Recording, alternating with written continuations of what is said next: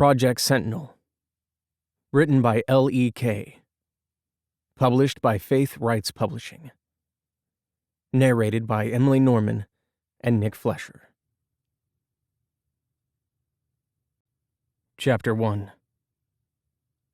Elijah Knight knew Faith had the files. Her husband told him as much before the crash that took his life. Confronting his friend's widow might only make things worse, but he wouldn't stand idly by when someone else was after that evidence, and would use any means necessary to get it. He had to act before she was harmed. She didn't remember their shared history. In fact, she had no memory to speak of. He couldn't decide if that was a blessing or a curse. He stood on the edge of the cliff with his eyes fixed on the estate that housed her. The mansion, with its historic architecture, blended into the landscape, melding seamlessly with the rugged coastline, a testament to the life she'd married into. It didn't fit the woman he'd known. She would have been happy living in a shack as long as it bubbled with love and laughter. The farmhouse he'd bought for her suited her well. He'd never been able to convince himself to sell it. Now it stood empty and abandoned, a memorial to their lost love. The wind whipped his hair across his face as Faith emerged from the house. Waves crashed against the rocks in a steady rhythm, mirroring his heartbeat, and the pungent scent of sea and decay hung in the air.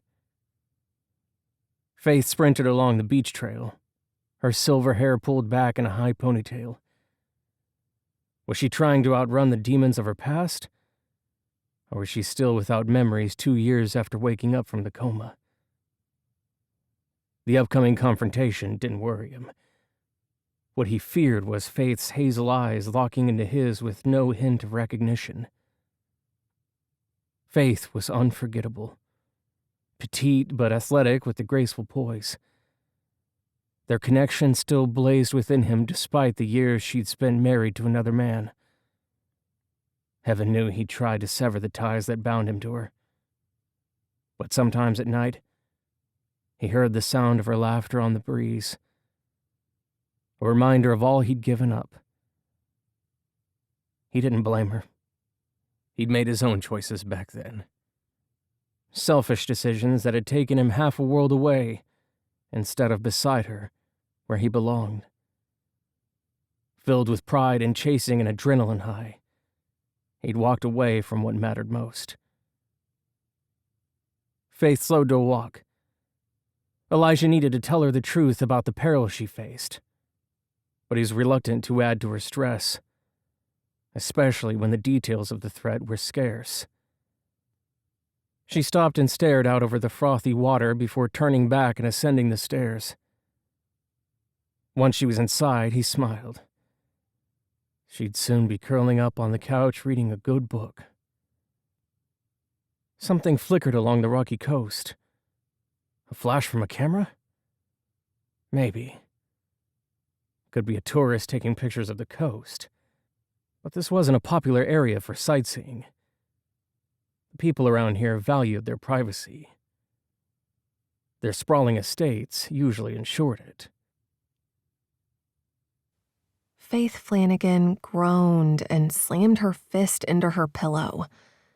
A man's face lingered in her mind, making sleep impossible. That same handsome face had haunted her sleep for weeks.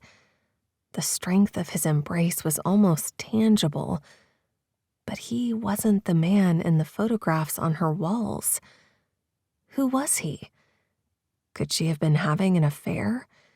How else could she explain these brief glimpses of another man? Was she the type of person who would cheat on her spouse? And if she was, what else did that say about her? What other memories would she be better off leaving buried? The idea made her stomach churn. If she had been unfaithful, she wasn't sure she wanted to know.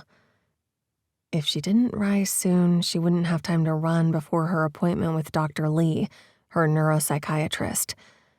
Her nails dug into her palm. The doctor would put her every thought and fear under the microscope, as if it were somehow the key to unlocking her past. Last time she'd been there, he'd drilled her about her relationship with Donovan. There was nothing to say. They were rebuilding their relationship. He hated that she'd forgotten raising him, and pain radiated from his eyes when he looked at her. She had no recollections of his first steps or the day he'd married Shani. She longed to have those snapshots from her life back. Had she been a good mom? Or was she cold and distant? Had she smothered him or taken a more hands-off approach? Even without her recollections, things were fine between her and her son. Better than her relationships with most of the people in her life, with the exception of her sisters. Her childhood memories remained intact, so she clung to those like the lifeline they were. Could her neurologist be right? He thought deep-seated emotional problems had caused her amnesia. His theory made no sense. Yet she'd followed his suggestion and gone to see Dr. Lee. Maybe it was time to stop playing the compliant patient. Time to say no more to uncomfortable conversations about uncomfortable things with uncomfortable people. Blunt force trauma left her in a coma for 4 weeks and in a wheelchair for 4 months. Her injuries were physical, not psychological. She'd suffered a traumatic brain injury in the car accident that stole her husband's life. It was the root cause of her memory loss. No question about it. Grief and anguish hadn't caused her amnesia. The loss of her past was affecting her emotions, not the other way around. Anyone would be stressed in her situation. Shoving aside the covers, she stood. Her memories might never return, so acceptance was her only choice. Sun filtered through her window, casting a warm glow on the dusty Bible resting on her nightstand. She lifted it and ran her finger along the embossing on the cover. Donovan claimed Thaddeus bought it for her shortly after they married, but it was unfamiliar. Moving it from its rightful place seemed sacrilegious, even though she didn't feel like God was part of her anymore. The book must have been important to her, back when she knew herself. Lord, please. She stopped herself. She didn't want to pray to a God who had taken her husband and stripped away the memory of the man she supposedly loved. Her entire 25-year marriage to Thaddeus was a blank. They'd raised a son together, but her mind wouldn't allow her to bring the spouse she'd spent her life with to the surface. The accident had stolen most of her adult memories. Faith threw on leggings and a tank top, then hurried downstairs. Her gaze lit on the portrait of a lion that hung in her living room. Acrylic on canvas, but the beast's golden stare bore into her. It was the only item in her home that felt like something she would have chosen herself. The vibrant colors were somehow warm and familiar, but something about the artwork stirred her spirit, leaving her unsettled. Maybe it was the way the eyes followed her, judging her. Shaking off the disconcerting feeling, she headed outside and sucked in a breath of salty air. The briny breeze felt gritty against her skin as she bounded down the stairs leading to the beach. She flew down the sandy trail, leaving her cliffside estate behind. As she slowed from a run back to a walk, the air shifted. Subtle, but unmistakable. Someone was nearby. She pivoted, scanning the horizon. No one was there. A shudder flew up her spine, and the hairs on the back of her neck stood at attention. She'd felt a presence yesterday, too. Was she losing it? Or was there someone out there just beyond the dunes? Surely her mind was playing tricks on her. A pair of sandpipers darted along the shore. Nothing to worry about. They were her only companions. Chapter 2. Every detail of his face was familiar, even from a distance. That didn't make sense for someone she'd never seen before.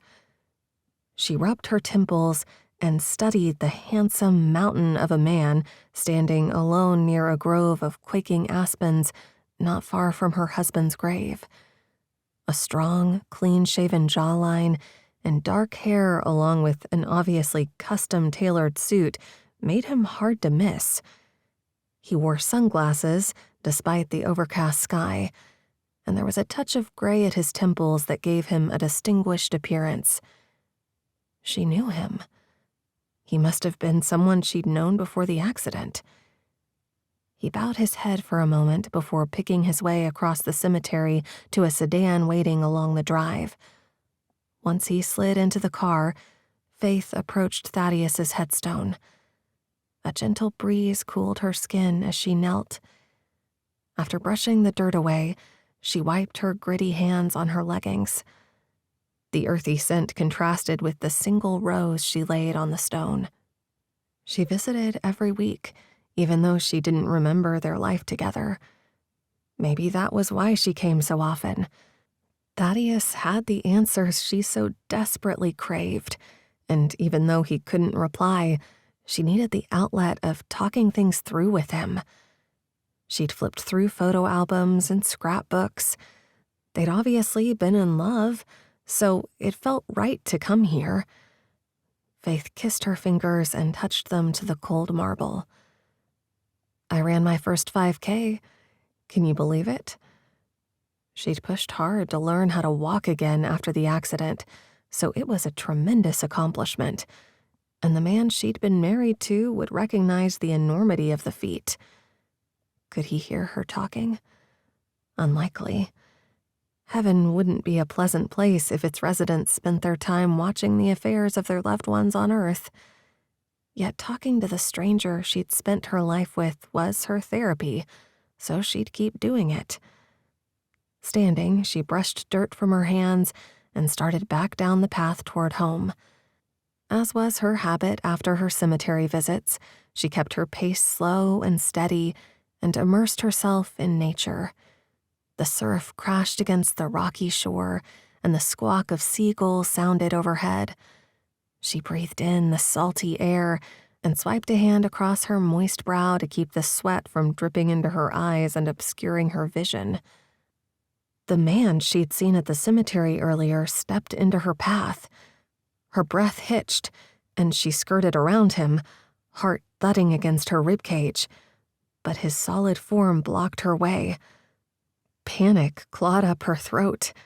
Her fingers twitched, but she'd left her pistol in the nightstand, never dreaming she might need it here.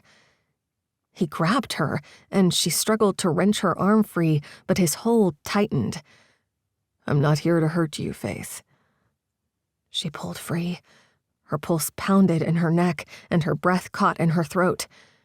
She was parched, so her words came out sounding hoarse. "How do you know my name?" His lips formed the barest of smiles. "You know me, Faith."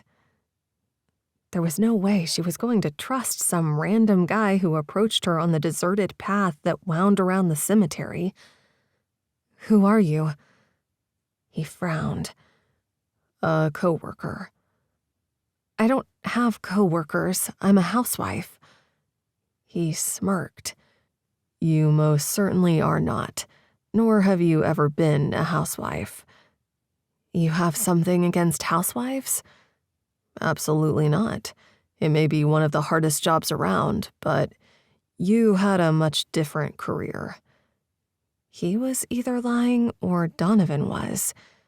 She'd prefer to believe her son over a stranger, but the word stranger didn't suit this man, did it? She couldn't reach below the surface to pull out exactly what their relationship had been, but his face was one of the few she recognized. Instinctively, she knew their connection had been special, even if she couldn't recall his name. If they'd had an affair, Had she loved him? Would she still, if only she could remember her past? Do you have a name, coworker? Elijah. He swiped a hand across his chin. I didn't mean to startle you, but you're no longer safe, so I came to warn you. Why would I be in danger? Do you recall much about your accident? She shook her head. The broken glass, the fumes from the fuel, the thwap, thwap, thwap of helicopter blades. That was the sum of what she remembered of the accident. I was there. What do you mean you were there? It was a single car accident. No witnesses according to the police. I was in the helicopter. The cops and psychiatrists insisted she'd imagined the chopper. She'd refused to embarrass herself further by sharing that detail with anyone else. So how did he know? Her nerve endings tingled. Maybe he was telling the truth. It was a possibility, a remote one. It was real? Part of her wanted to believe him, but he could have gotten that detail from the police report. She'd told them everything she'd remembered or thought she had. It had seemed so real. Even now, she could hear the rhythmic whirring of the blades and feel the wind whipping through her hair. The authorities hadn't believed her, but they must have written down what she'd told them. Or he could be telling the truth. And if that was the case, she might be in trouble. The presence on the beach. Was someone watching? She bit the inside of her cheek. Could have just as easily been Elijah watching her. A metallic taste flooded her mouth as she searched his eyes. If it was a lie, he didn't have a single tell. She'd known deep down that she hadn't imagined any of it. Emergency personnel and doctors insisted her brain trauma was responsible. They claimed her mind conjured up fake memories from the accident, filling in false details to help make sense of the trauma. We were there to whisk you both away, take you someplace safe. But there were 2 dark SUVs, one coming from the south and another from the north. They forced that off the road and over the embankment. I repelled from the chopper and pulled you from the wreckage, but couldn't stick around to answer questions. Why didn't you pull Thaddeus from the car? He shut his eyes before slowly opening them and shaking his head. We were too late. He was gone. While I was on the ground, my pilot followed one of the culprits. Did he catch them? Yes, but the man didn't go down without a fight, and he was killed. What about the other vehicle you claim was there? Got away. It was found burned out in a parking lot in Bar Harbor. No evidence remained to tell us who was driving. And what about you? If the chopper took off, where did you go? I stayed out of sight until the emergency vehicles left the scene. Then I collected the evidence I needed and hightailed it out of there. How? You didn't have a car. I commandeered one. She rolled her eyes. Why should I believe anything you tell me? I was hoping you'd remember me and would realize I only came here because it was a necessity. This is too much to digest. Faith glanced away, then back at Elijah. Why would it take you 2 years to contact me? I've been keeping an eye on you to make sure you were safe. Now that I know your life is at risk, I can't stay in the shadows anymore. What does that even mean? It means I hung around when I could to ensure they wouldn't come after you, but I chose not to make my presence known until I had no other choice. You're some kind of psycho stalker, aren't you? Leave me alone. She put her hands on her hips. I need to get home. There's nobody waiting for you there. How do you know that? She shook her head. Never mind. This conversation is ridiculous. I'm out of here. I wish you would trust me. Faith hesitated. There was something in his eyes that made her want to believe him, but he was a stranger. It was too dangerous to let him into her circle. She let out an unladylike grunt. "Why do you care? What would compel you to want to stick around here in Emerald Bay keeping an eye on me?" "I haven't been here the whole time. My job takes me overseas more than I'd like. But I'm here now because the people Thad's files implicate now know he gave them to you before he died." How could they learn anything new about missing evidence after all this time? "An email from the week before your husband's death resurfaced on a dead asset's computer. Thaddeus told him he was giving you files to keep safe. He realized the danger he was in and believed if he gave you the evidence to hide, you'd be able to protect it. I'd known you had the files all along, but thought you'd be safe as long as nobody else knew. You have a knack for concealing things, so Thad trusted you to put the files where nobody connected with our agency would ever find them unless you wanted them to. The people responsible for Thad's death want to find and destroy that evidence, and they're willing to kill as many people as necessary to get their hands on those digital records." Are you telling me we were intentionally run off the road and my husband was murdered over some kind of digital evidence? She frowned. "I have no idea where anything like that might be." "Have you regained any of your memories? You might recall something that'll help us locate them. They were likely on an external hard drive or possibly a flash drive." "I don't know anything about any drives, and I'm not interested in getting involved in whatever this is." "You likely remember more than you realize. If you have any idea where you might have put them, you need to tell me." "Did you listen to anything I said?" Faith felt like they were in a bad movie script, and she didn't trust him any more than the people he claimed killed her husband. For all she knew, he was the one who killed Thaddeus. If he was even murdered, there was no way for her to determine if this man was who he claimed to be. "If any of what you're saying is true, you should have come forth sooner and told the cops what you saw." "The agency I work for wouldn't take kindly to me sharing that information with the local police." "And who do you work for?" "I worked with you and your husband."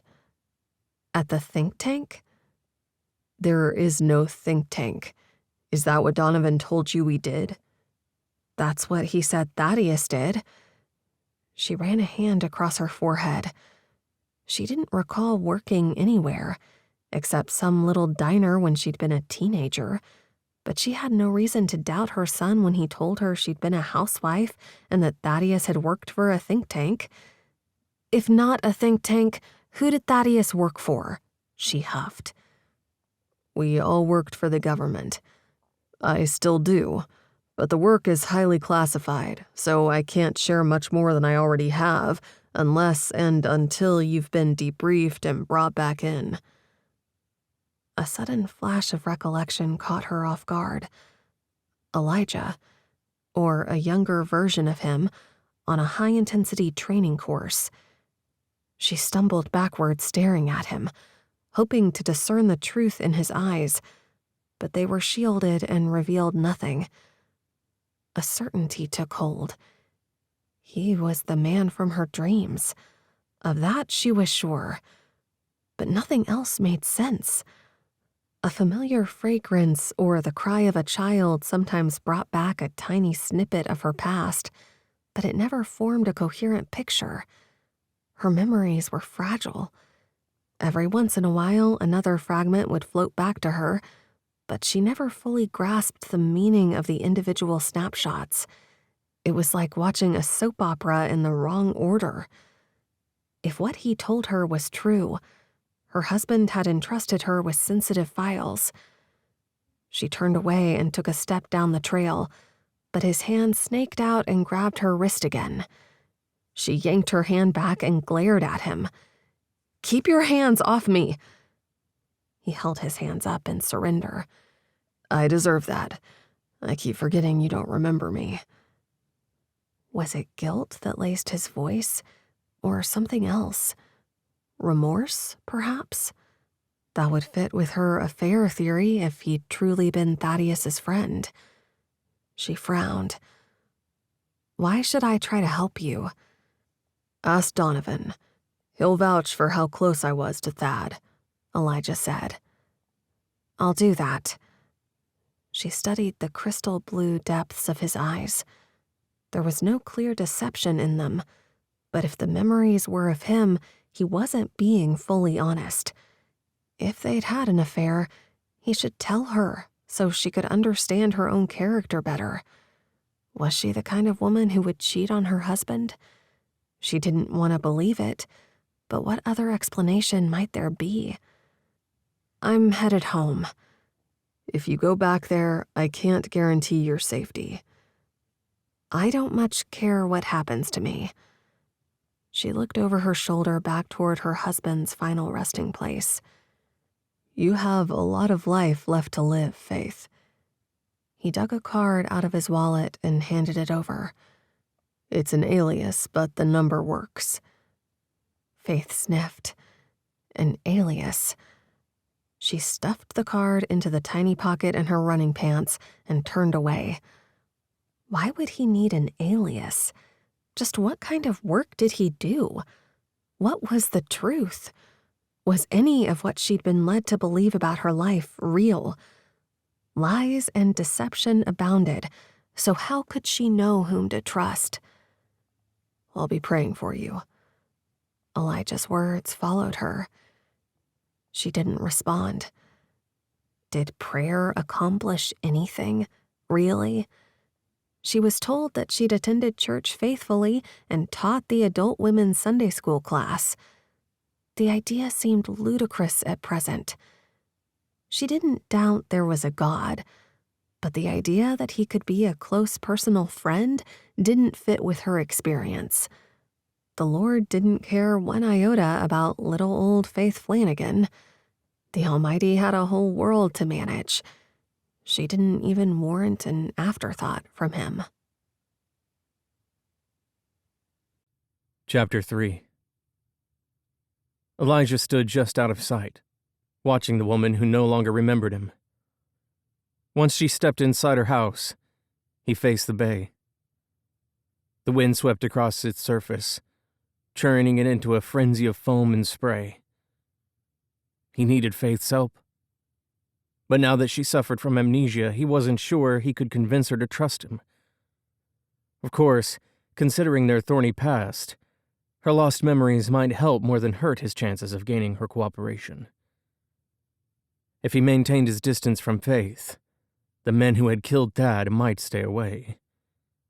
Unlikely, but possible. It wasn't Elijah's responsibility to protect Faith. He shook his head. If he believed that, he wouldn't be here. Without access to her memory, she couldn't possibly fathom the threat against her. It was up to him to make her see the danger, even if it was the hardest thing he ever had to do. He had been right about how it would feel for her to look through him, to not see the truth of what they'd meant to each other when she looked into his eyes. He swallowed a lump in his throat. The emptiness of her stare had destroyed a piece of him. Elijah retraced his steps down the trail back to his car, slid behind the wheel, and started the engine. Most of his time was still spent overseas, and sometimes he went back to his place near Langley. But he'd been renting a house near here since Thad's death so he could keep a watchful eye on Faith. He had 6 hours until wheels up. The drive up Route 182 toward Eagle's Nest Pass filled him with a sense of déjà vu. He pulled onto the shoulder near the hairpin turn where Thad had gone off the road. A massive boulder loomed at the top of the steep embankment, the spot where he'd waited for emergency personnel to clear the scene 2 years earlier. Memories washed over him as he stood there. The smell of burning rubber and gasoline filled his nostrils, even though the wreckage had long been cleared away. The whir of the helicopter blades echoed. The weight of the rope as he rappelled down to the car, desperately trying to reach them in time. The blood spatter on the dash and the death rattle of Thad's final breath haunted him. His throat squeezed, and his eyes welled. He'd been too late to save his friend, but he could save Faith. The warm breeze caressed his skin, bringing him back to the present. He closed his eyes and inhaled, focusing on the present. Faith was in danger. It might not be his duty to protect her, but he wouldn't simply stand by and wait for them to come for her. He owed it to Thad, to himself, and most of all, to her. But what if he'd pushed Thad harder when he was alive instead of accepting his plan to involve Faith? What if Thad had mentioned the corruption sooner? Would his death have been prevented? Too many what-if statements. Not enough answers. When Thaddeus was assigned as his handler, they'd formed a tenuous working relationship. Faith was a wall between them that kept them from growing close at first. But over time they became friends, and their bond grew tight. Their third year working together, Thad led him to the Lord. It was a gift he couldn't repay, but he would honor his friend's memory and sacrifice by protecting his widow. That's what he kept telling himself. But no matter how many times he repeated it, it didn't ring true. His past with Faith was tangled, but the more time he spent remembering, the more obvious it became that she was far more than a mission. She might not believe she had the evidence, but if he could convince her to help him, together they might find them. But as things stood, he needed to persuade Faith to believe him. He frowned. As long as her memories remained buried, he might have a fighting chance of gaining her trust. A stab of guilt shot through him at the deception by omission, but he couldn't let his feelings keep him from doing what was right. He'd simply have to hope she'd forgive him for manipulating her. He climbed back into the rental car and took off for the airport. As he pulled onto Route 182, Faith's face surfaced. But he didn't have time to dwell on his concerns over her. The mission wouldn't wait, and neither would his flight. So he'd have to make contact again when he returned to the States. In the meantime, he'd be praying that the Lord would protect her while he worked to get to the bottom of the conspiracy surrounding her husband's death. When he arrived at the airport, the military flight was ready to board. They'd fly into Camp Lemonnier, and from there, the rescue mission would be launched. These missions were nothing new, but each one brought a surge of adrenaline. Life and death stakes helped one realize the value of every moment. 24 hours later, Elijah swiped his sleeve over his brow and pulled his goggles down to cover his eyes. The Navy SEAL jumpmaster, Marcus Collins, gave the signal that they'd reached altitude, and Elijah watched as one by one the SEAL team hopped out of the safety of the aircraft. He pushed thoughts of Faith from his mind. When his turn came, he almost missed his cue. He spread his arms and legs to create lift and maintain control. The sensation of free-falling and the exhilarating rush of the wind was intense as always. After a few seconds, he deployed his parachute and felt a jolt as the canopy opened. Relaxing into the jump, he floated down, centering himself for the mission ahead. By the time they reached the ground, the whir of the helicopter blades was lost to the night, and there was no sign of the bird that had deposited them into hostile territory. The Karen Mountains rose before them like a jagged fortress. He drew a breath of thick, heavy air and followed the team leader, Jackson Jax Hunter, across the barren landscape. Jax was the kind of man Elijah trusted implicitly. Jax's life hadn't been an easy one, and Elijah wasn't sure the other man could count the personal losses he'd experienced on both hands. But instead of hardening him, his difficulties rounded out his edges and made him empathize with others on a whole new level. When they drew closer to the cave system his team had scoped out on a previous mission in Somalia, Elijah steeled himself for what lay ahead. Failure was not an option. His fiancée, Ava, had given her life for this mission, and he would see it through. It was the least he could do. The stench of stale air and human sweat filled his nostrils as he and 3 SEALs breached the opening to the underground passage that led to where they believed the captives were being held. They might have been moved or killed, but he hoped not. Al-Shabaab hadn't released an execution video, so he believed Senator McCutcheon was alive. Half the SEAL team was using a secondary access point. They hoped to cut off any chances of escape for the terrorists, while avoiding the bloodshed of innocents.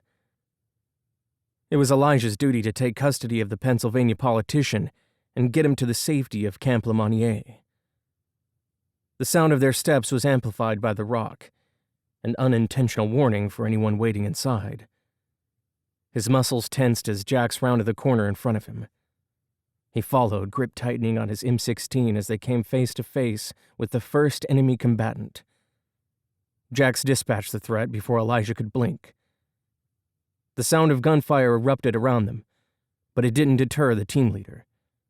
He kept moving until they reached a large chamber filled with hostages. Elijah caught sight of the senator just as a man grabbed him and held a knife to his throat. More hostiles appeared with AK-47s, and the gunfight intensified. Elijah dove behind a boulder as another hail of bullets ricocheted off its stone surface. He peered around the rock. Several enemy combatants exited through a tunnel that would likely intercept the rest of the SEAL team. Nothing to worry about. They were more than capable. He aimed his rifle at the man holding the knife to the senator's throat and exhaled. He couldn't afford to miss. He weighed the risk of taking the shot. Just then, the politician dropped to the ground. Elijah hesitated a beat. The target shifted as he pressed the trigger. The shot sunk into the jihadi's shoulder instead of his chest. The terrorist staggered back. How had his shot gone wide? Too much on his mind. Either that or he was losing his edge. Spycraft was a young man's game. Maybe he was getting too slow to stay in it. The terrorist raised his knife, the glint of the blade sparking in the beam from Elijah's headlamp as the senator scooted backward. The knife clattered to the ground, followed by the man who'd been wielding it. Jackson eliminated the threat. Elijah joined him at the senator's side. "You okay?" Jax asked, his eyes trained on Elijah. He nodded. The senator puffed out a breath.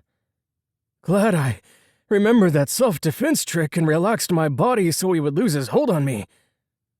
Elijah's jaw clenched and his shoulder muscles tightened as he processed the senator's actions.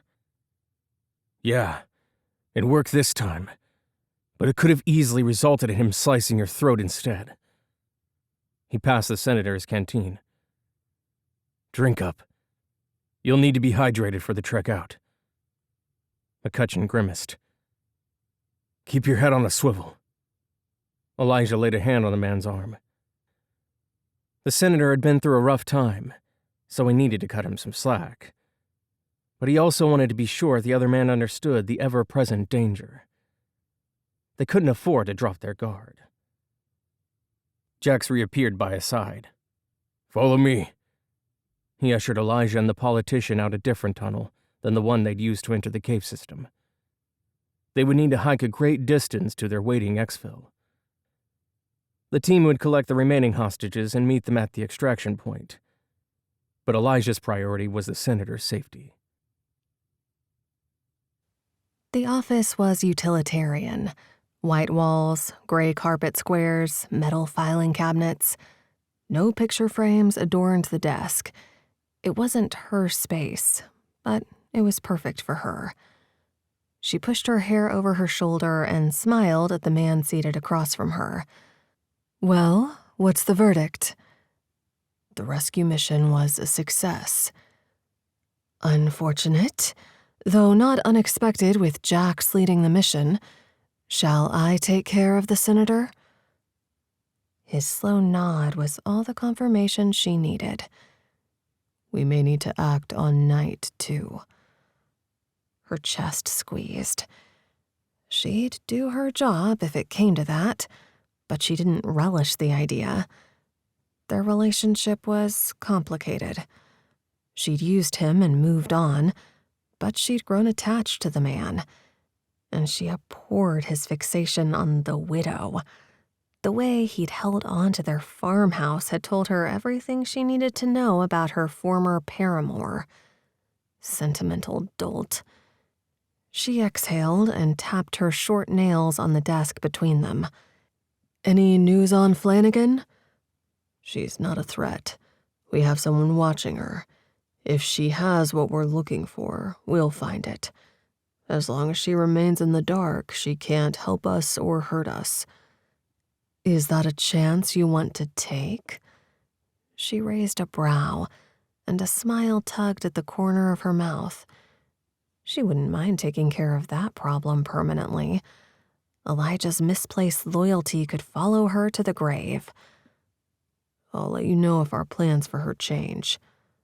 "Make sure you do." Chapter 4. The shrill ring of Faith's landline interrupted her Pilates workout.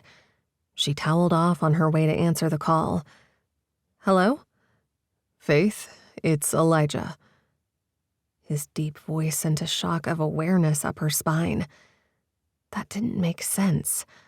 Or maybe it did. The affair, if that's what it was, might explain her physical reaction to the sound of his voice. Her body remembered him, even if her mind couldn't bring him fully back to her consciousness. All the more reason to avoid him. She rolled her eyes at her own melodrama. "How did you get my number?" "I told you, I was friends with your husband." "Right, you did." She picked up his business card and tapped it against the countertop. "I'm calling to make sure you're safe." "I don't need a guardian angel. I'm perfectly capable of taking care of myself." She balanced the phone between her ear and shoulder and filled a glass of water from the dispenser on the refrigerator.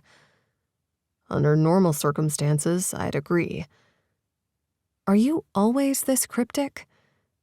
She took a long drink, then hit the button to put the call on speaker. She plopped onto a stool and rubbed her temples.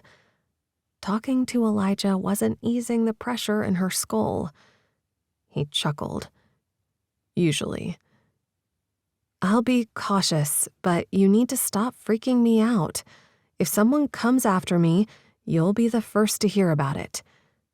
"If you get the tiniest inkling something may be wrong, call Donovan, then call me immediately afterward." Her brows drew together. "Why should I involve my son?"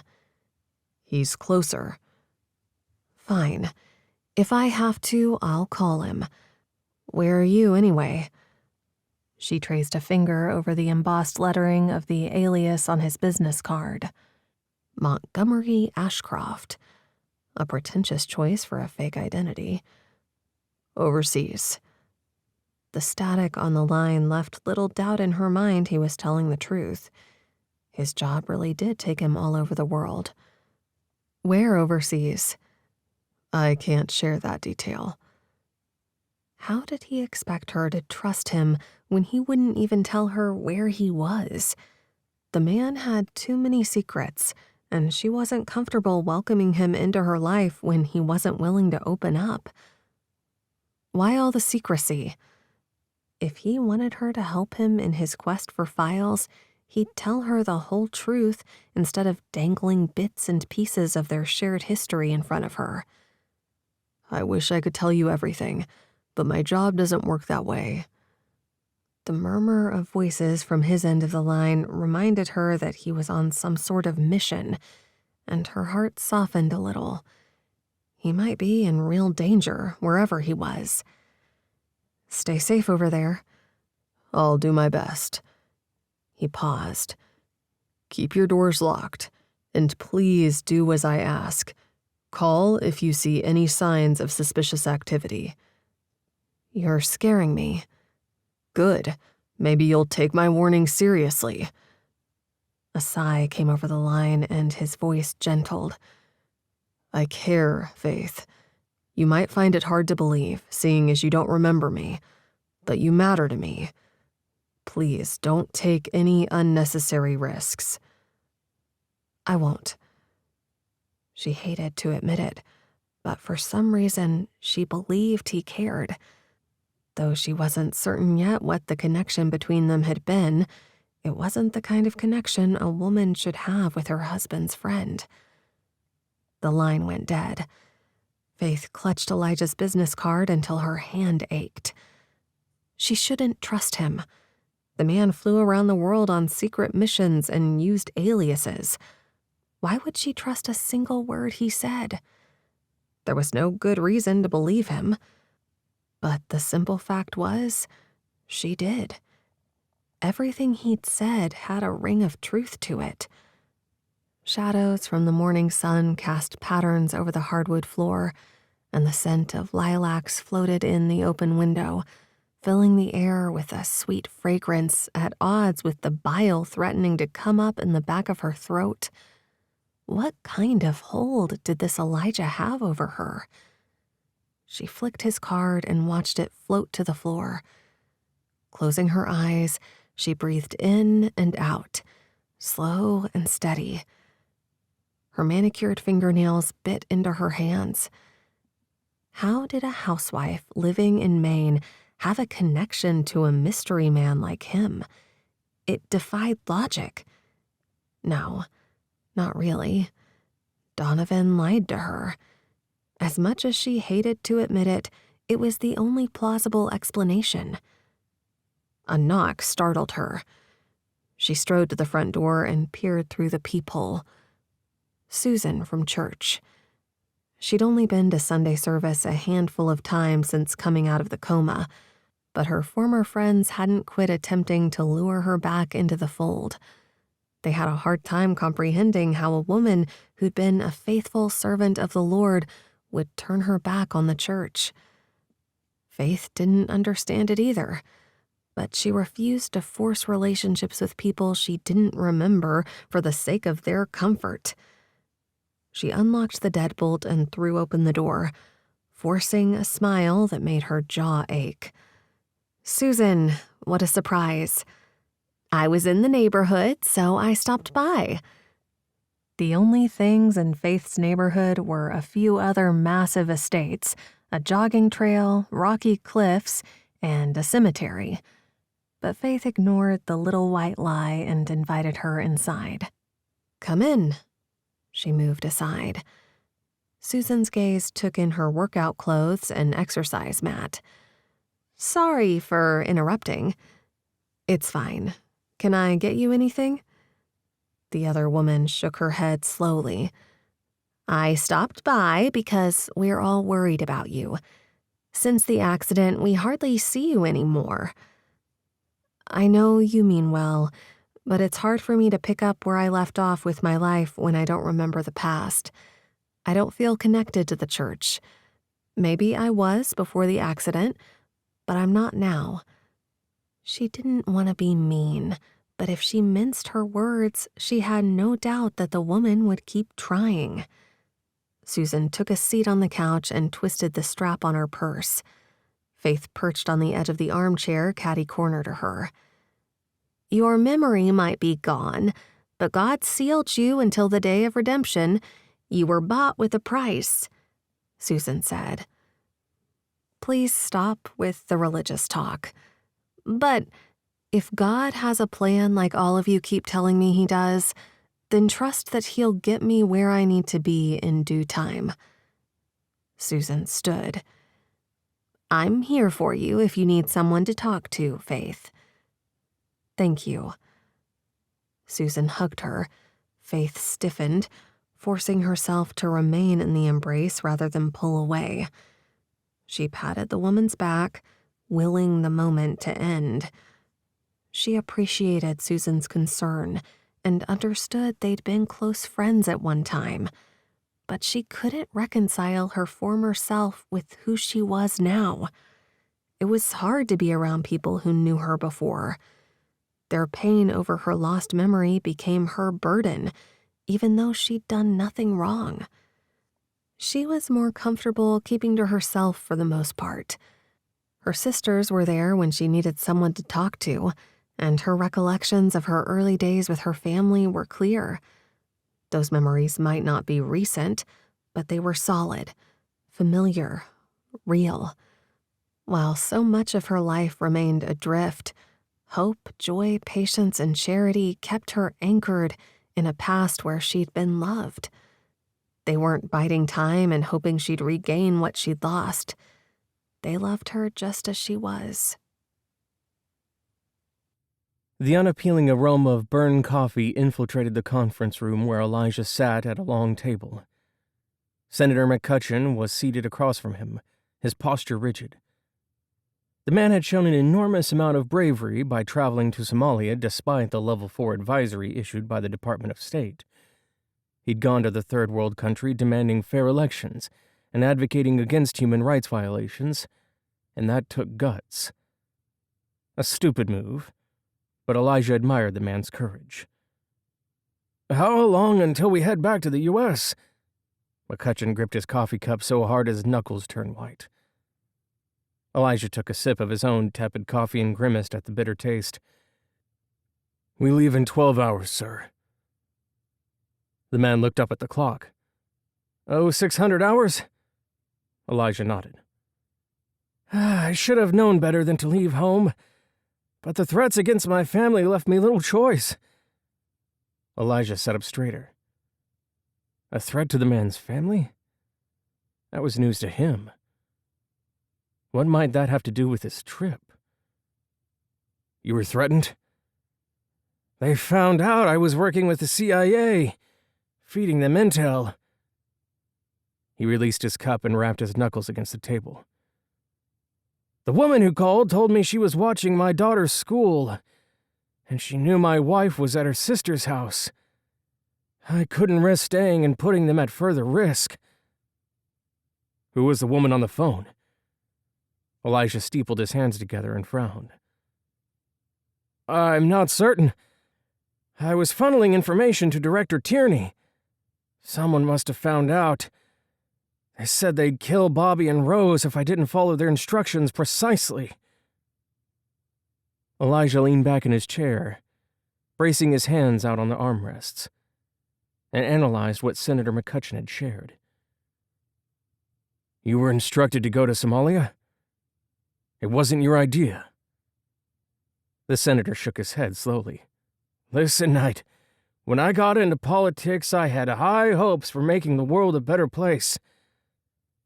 I remember watching our daughter Bobby playing middle school ice hockey and thinking about how I wanted things to be better for her when she graduated high school.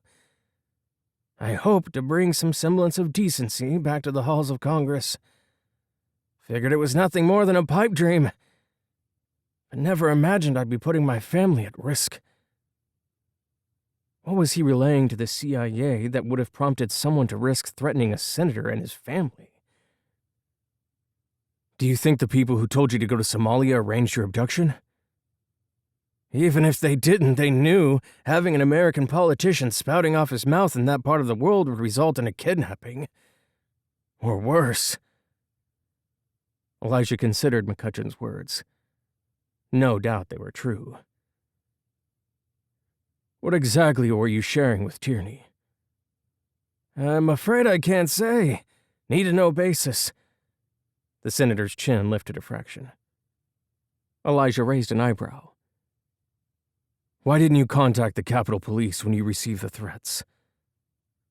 "Too risky. Still is. As things stand now, they'll probably get to my wife and daughter unless you can get them protection before I return to the States. Can that be arranged?" Elijah rubbed his chin. Arranging protection was simple enough. "Certainly. There probably isn't any way to avoid coordinating their detail with the Capitol Police, but I'll contact Director Tierney myself and see what we can figure out." Elijah pulled out his cell to make the call. The senator pushed his chair back and rose. "I'm going to go lie down for a—" The sharp report of a gunshot shattered the calm. McCutcheon dropped to the floor. Elijah's heart slammed against his ribcage. Who was shooting at them on a military base? He dove under the table and scanned the room to determine where the shot had come from. A distant door creaked open. Footsteps pounded on the marble flooring. But if he took chase, he'd lose the senator. A sailor and a naval officer appeared in the doorway. "Get a medic and find that shooter!" Elijah stripped off his dress shirt and scooted close to McCutcheon, staying low. He pressed the material to the open chest wound. The senator's blood soaked through his shirt and warmed his hands, its coppery scent coating his nostrils. It was futile. How had the shooter gotten into the restricted area where they were holding him? What about the other hostages? Were they all right? If they weren't secure on a naval base, where were they safe? Faith's skeptical face surfaced in his mind. Would the empty look she gave him be the final one? So different from her teary gaze at the airport so many years earlier. No open trust and fathomless love shone in the depths of her eyes during their last encounter. Would she be okay until he could reach her side again? Only God knew for sure. Less than a minute passed before a corpsman pulled him off of McCutcheon and attempted CPR to no avail. They lost him. When the attending physician arrived, he was pronounced dead. Elijah had blown the operation, allowed the senator under his protection to be assassinated. Elijah swiped his bloody palms against his slacks and stood beside the senator's lifeless body. He'd promised the man protection for his family, but would he be able to follow through? Even if he could arrange it, McCutcheon's mind hadn't been put at ease before he'd been taken out. He'd never know if Elijah kept his word. Naval officers, military police, and medical personnel swarmed the area.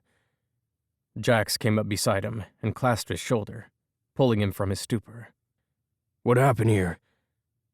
He relayed the events, hating the steadiness in his own voice. "Sounds like you did everything you could to save him," Jack said. "I did, but it wasn't enough." His spine stiffened as he pulled his cell from his pocket to call Director Tierney. Whoever assassinated the senator was unlikely to come after his family now that he was no longer a threat to their plans, but it wouldn't hurt to make the call and arrange for a little extra protection. "I have a phone call I need to make on the senator's behalf." Let his boss ream him out later for not going through proper channels. Some things were more important than protocol. "Go ahead." Jax held his gaze. "I'll be around if you need to talk." "Appreciate it." Sweat dampened Elijah's brow as he dialed. The call connected. When the assistant director's secretary connected the call, Elijah spoke. "We have a situation, sir. Senator McCutcheon's been assassinated." "How?" The concern in Tierney's voice came through across the miles. "The kidnappers?" "No, sir. He was rescued. This happened on base, right after he mentioned threats to his family, and told me he'd been slipping you information." "I see." "Someone doesn't want what he's sharing to get out. I thought you might want a heads up. This was a straight-up execution on what's supposed to be a secure base." "I'm glad you called, Knight. I'll arrange protection for McCutcheon's family." "Thank you, sir." He exhaled as he ended the call. Now that Tierney was taking care of the threats to the senator's family, he could focus on the here and now. There was a traitor on base. Chapter 5. She straightened in her seat as recognition slammed into her. Of all the people on this flight, why him? Clay Stanton. Her one-night stand. He dropped into the seat beside her, bringing with him the spicy scent of aftershave. Forcing a smile in his direction, she cinched her seatbelt tighter. "What happened to you last night?" "Boss kept texting me for my article, so I had to get back and email him the latest draft from my laptop." "Article?" Her fingernails dug into her palms. If the man was a reporter, she had a new problem to deal with. "I've been embedded with a unit for the past 3 months. I'm finally headed home." Embedded. No way. This couldn't be happening. "Aren't you a Marine?" She kept her tone light despite the twisting in her gut. "Once a Marine, always a Marine. But I'm a journalist these days." She'd left him alone to roam her space while she showered. He wouldn't have seen her notes, and even if he had, they were cryptic enough to be indecipherable, at least for most people. But reporters were nosy by nature. If there was even the remote possibility he saw them and decoded them, unlikely as that might be, she couldn't let it go. Groaning inwardly, she resolved to do what was necessary to make sure anything he might have seen wouldn't see the light of day. "What's your article about?" "It was going to be about the senator's rescue, but now that he's been assassinated, I have a whole new angle." "And what's that?" "How about you make an educated guess?" His eyes met hers, steady, unwavering. He knew. A frisson of unease slid down her spine. His own words sealed his fate. He wouldn't be disembarking when they arrived back in the States. Faith hopped out of the shower and wrapped herself in a terry cloth robe, pulling it snug. The luxurious fabric offered comfort, and she welcomed every ounce she could get. The silver dress her sister picked out was bolder than she would have chosen, but since Hope worked for a fashion magazine, she deferred to her expertise. Once dressed, she applied her cosmetics. The task came easily thanks to muscle memory, even if the delicate creases around her mouth and eyes were unfamiliar and seemed to grow more pronounced every time she glanced in the mirror. They added a maturity to her features that belied her age and reminded her that she'd lost so much of her life. She dabbed J'adore behind her ears. Like so many things from before the accident, she didn't remember where it came from and hadn't had many occasions to wear it. Her neurologist seemed to think her memories would return in time. She hoped he was right. She was brushing her hair when the sound of her 10-month-old grandson's laughter filtered up through the floorboards. A smile touched her lips. Her boys had arrived. "Mom, you here?" "Yes, I'll be right down." She finished sweeping her hair into a French twist in record time and hurried downstairs. Her son had stayed with her for months after the accident before returning to his home in Maryland. Donovan lifted his son above his head and placed raspberries on his tummy, making him squeal with laughter. "How was your flight?" "Exhausting. Kyle threw a fit on the plane." She kissed her son's cheek and held out her arms for Kyle. "Come to Grammy." She extricated her grandson from Donovan's arms and breathed in the clean scent of baby magic. "Are you sure you want to hold him dressed like that?" "Most definitely." She smiled down at Kyle. "I hope it's all right that I brought him. My nanny had an emergency come up at the last minute, and I didn't want to miss the gala." "I'm glad he's here."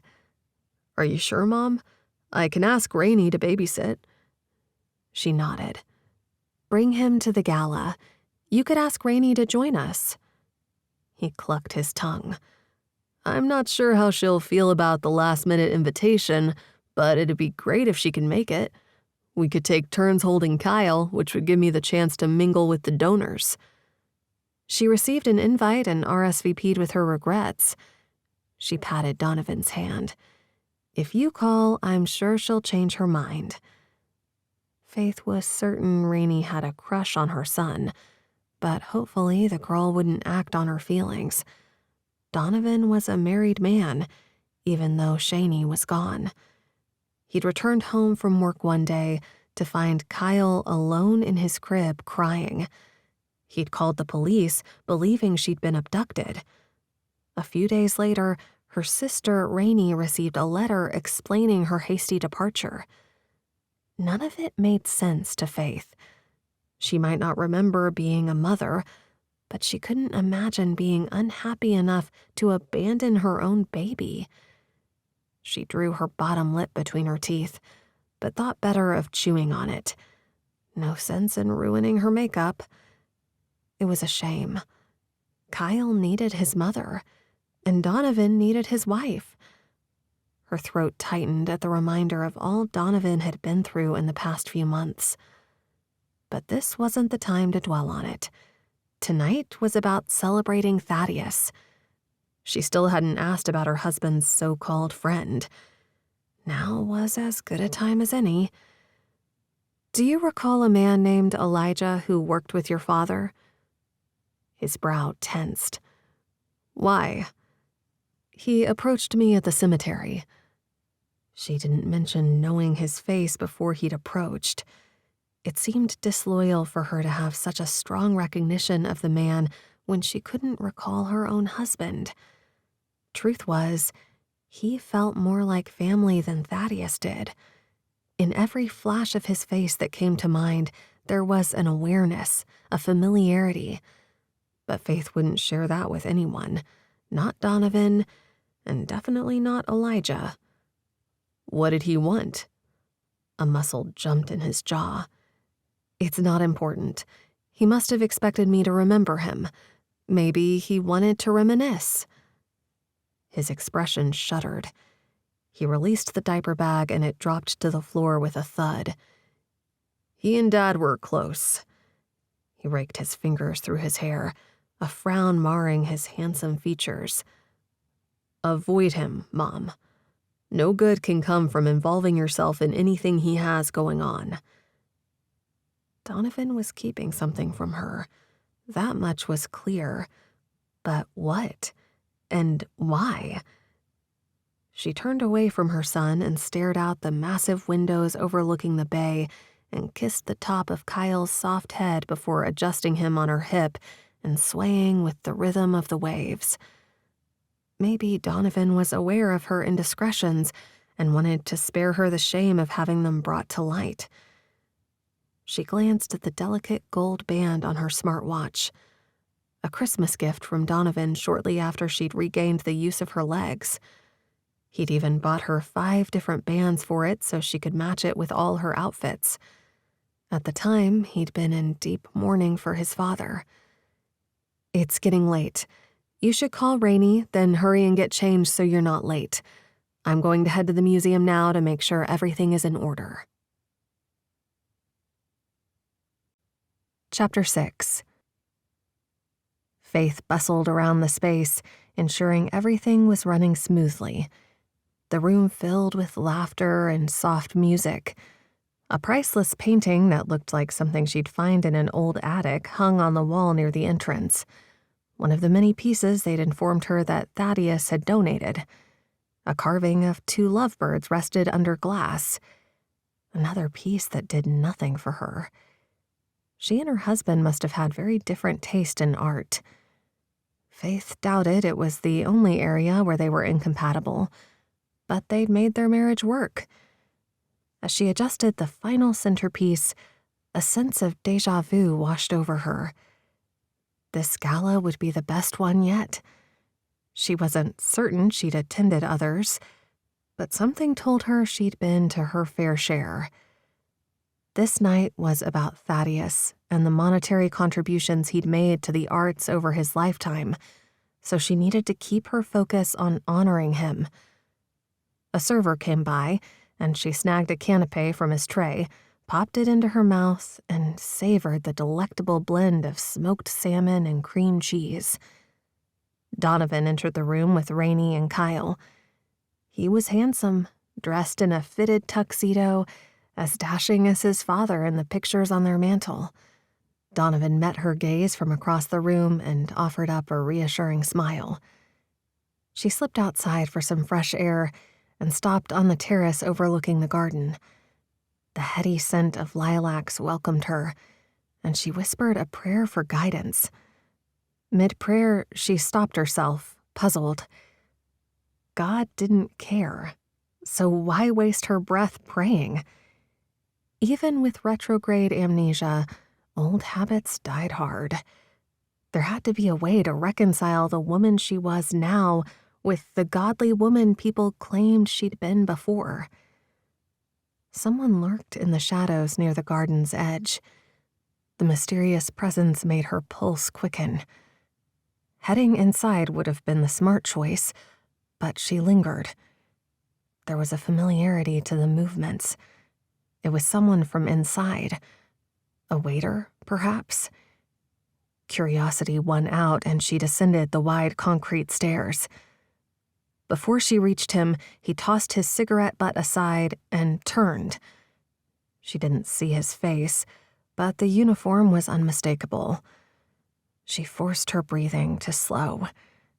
No threat, simply a staff member on his smoke break.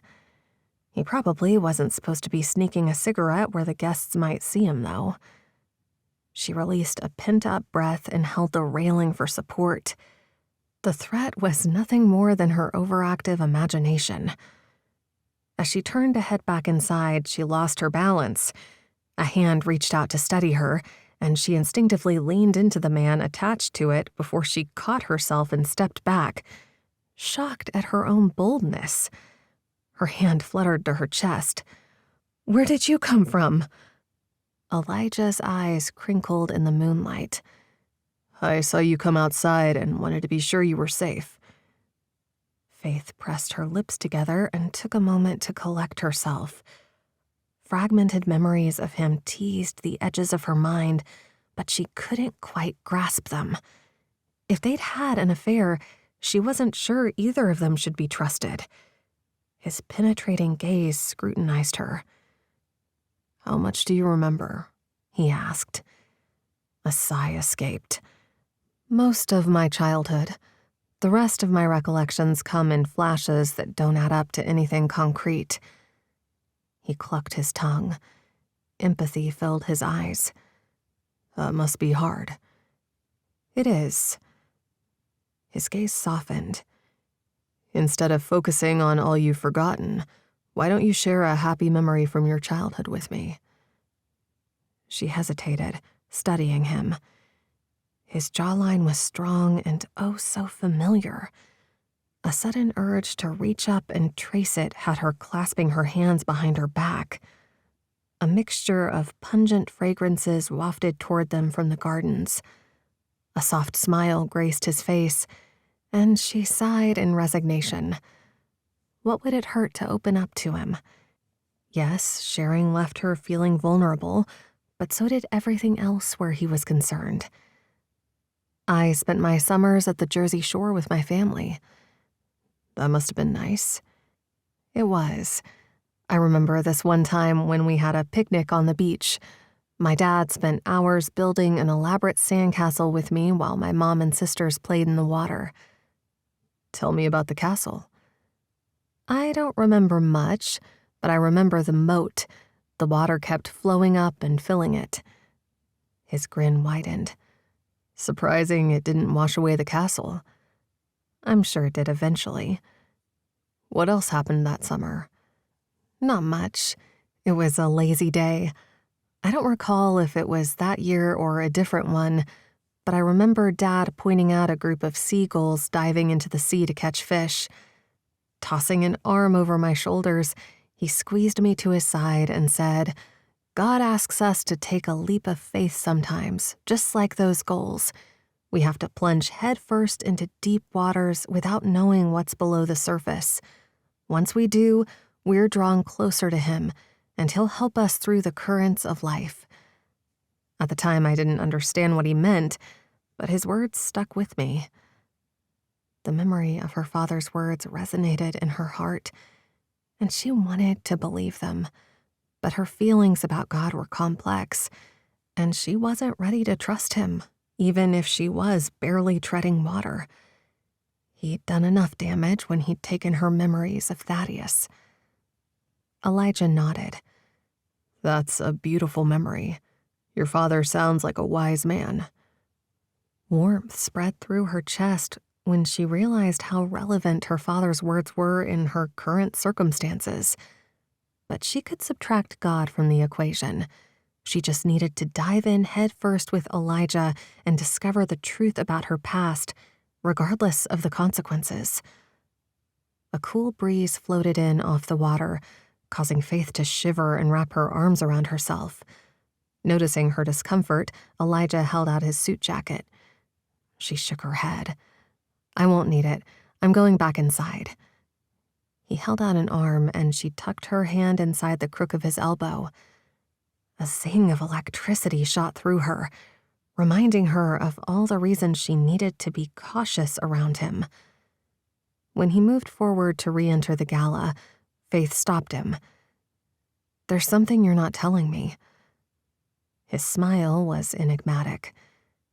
"That might be true, but I'll share more when I think you're ready to hear what I have to say." She saw the secrets hidden deep within his eyes. But what if he told her everything? What if his words confirmed her worst fears? Did she really want answers? She couldn't live in the dark forever. "How about enlightening me now?" She cocked her head, scrutinizing him. "All in due time." He pulled the door open, and the sounds of happy chatter, tinkling glasses, and soft music greeted them. She lifted her eyes to his, and the intensity of his gaze bore into her soul. Why couldn't he share now? Just what was he keeping from her? She wanted answers, and she wanted them soon. Back inside the art museum, Faith traced Elijah's handsome profile with her gaze. When she'd brushed past him, his spicy scent triggered a memory. A leisurely walk through a park with city sounds surrounding them, their arms wrapped around each other. Any lingering doubts about the nature of their relationship dissolved with that recollection. The prospect of regaining more of her memories intrigued her as much as they disturbed her. So she decided to keep Elijah close, despite her worries. There was something comforting about him, even if trusting him wasn't without risk. As her former life collided with the present, she found herself drawn to him. He held the key to her past, a link to the life she'd forgotten. But letting him in might be riskier than remaining in the dark. Elijah stood by an enormous marble fireplace. Soft classical music filtered through the speakers, and diverse artwork adorned the museum walls. He'd attended his share of black-tie affairs since joining the CIA, so he was accustomed to the refined atmosphere the upper crust cultivated. But he felt like an imposter each time he showed his face at these events.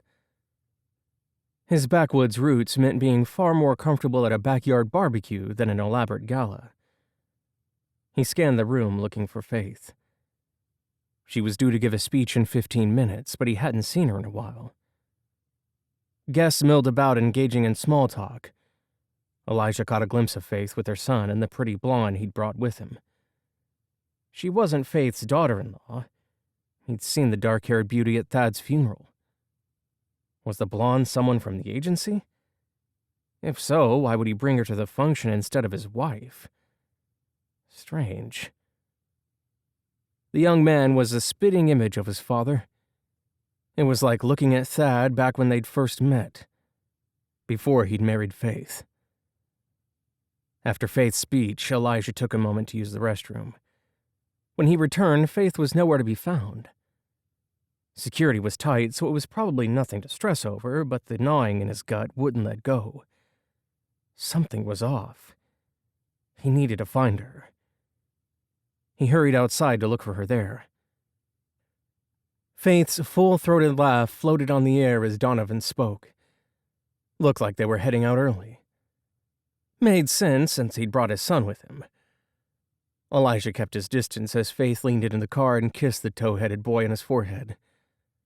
Donovan kissed her on the cheek. "Good night, Mom." "Good night. Drive safe." Her son slid into the driver's side and drove off. Watching Faith felt intrusive, yet Elijah couldn't make himself walk away. His cell buzzed and he peeked at the screen. Private. No surprise there. He turned down an assignment feigning illness.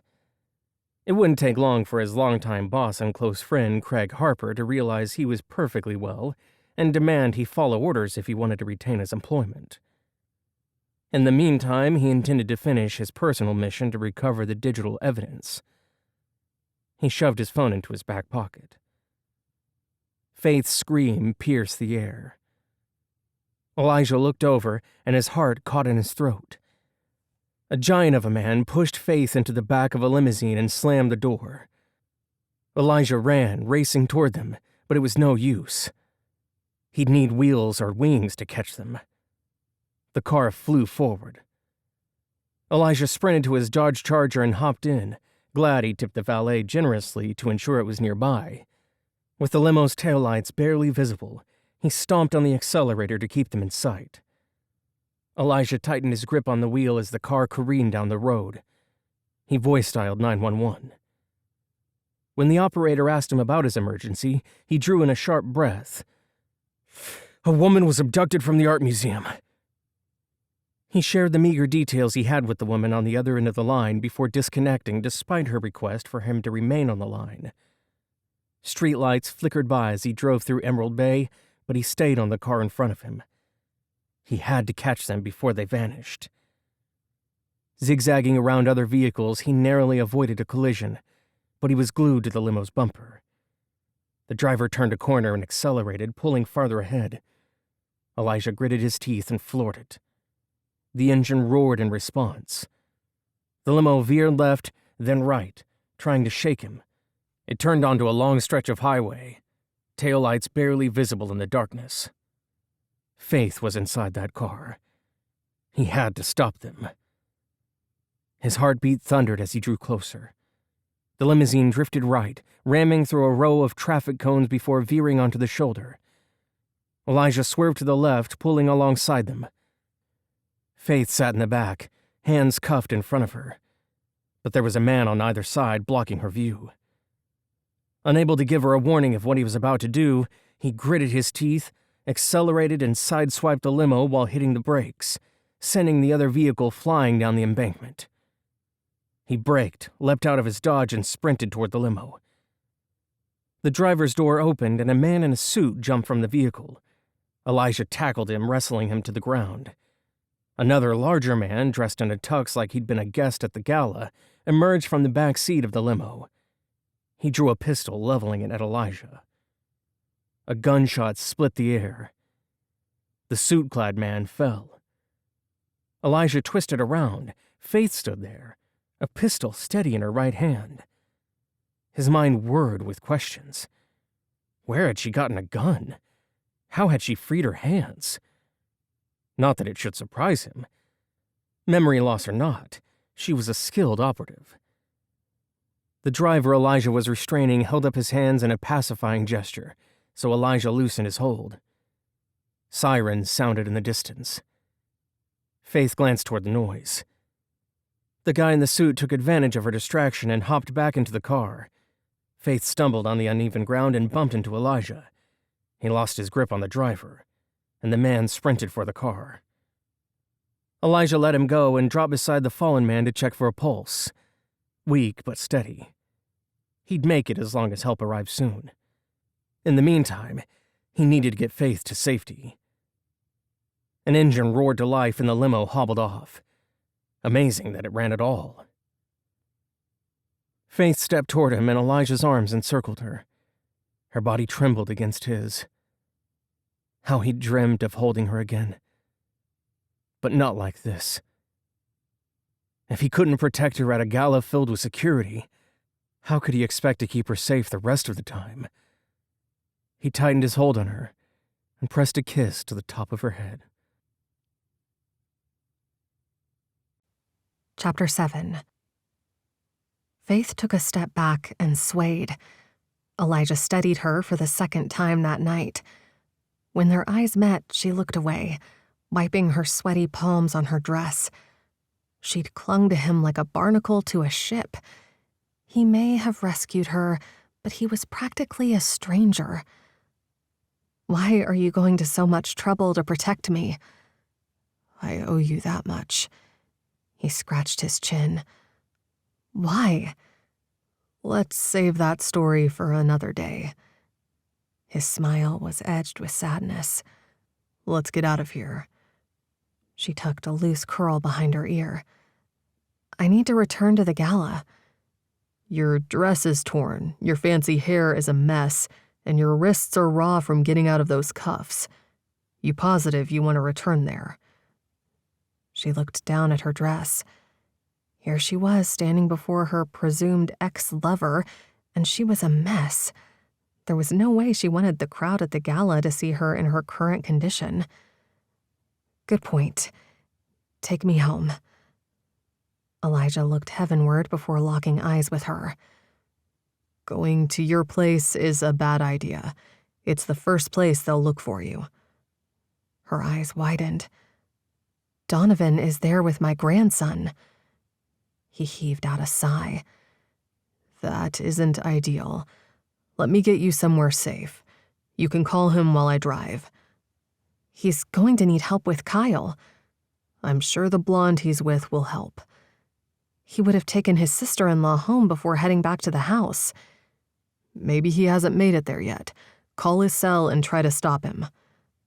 Faith followed Elijah to his car, and he opened the passenger door for her, then handed her his phone. He climbed into the driver's seat and started the car. She dialed her house, but nobody picked up. Donovan was probably putting the baby to bed. She tried his cell. Unease roiled in the pit of her stomach as she settled into the seat. Elijah had saved her life, but he remained an unknown quantity. Yet she couldn't reach out to Donovan for help without putting him and her grandson at risk, so she didn't have anyone else to turn to. Elijah had tried to warn her of the threats, but she hadn't heeded his counsel, and now she was forced to rely on him for protection. He raised an eyebrow and gave her a half smile. How did you manage to escape those cuffs? I'm honestly not sure. The move seemed instinctual, like I've done it before. She had no idea why she would have needed to get out of handcuffs in the past, but anything was possible. Oh? His knowing smile made her squirm in her seat. What did he know that she didn't? Can't explain it. He raised his chin a fraction and gestured to the road. I'll drive somewhere and get you a hotel room under a fake name. Faith paused a moment, chewing her bottom lip. I guess that'll work. Elijah was quiet while he drove. He pulled into a motel parking lot, then turned to face her. I may have a better idea.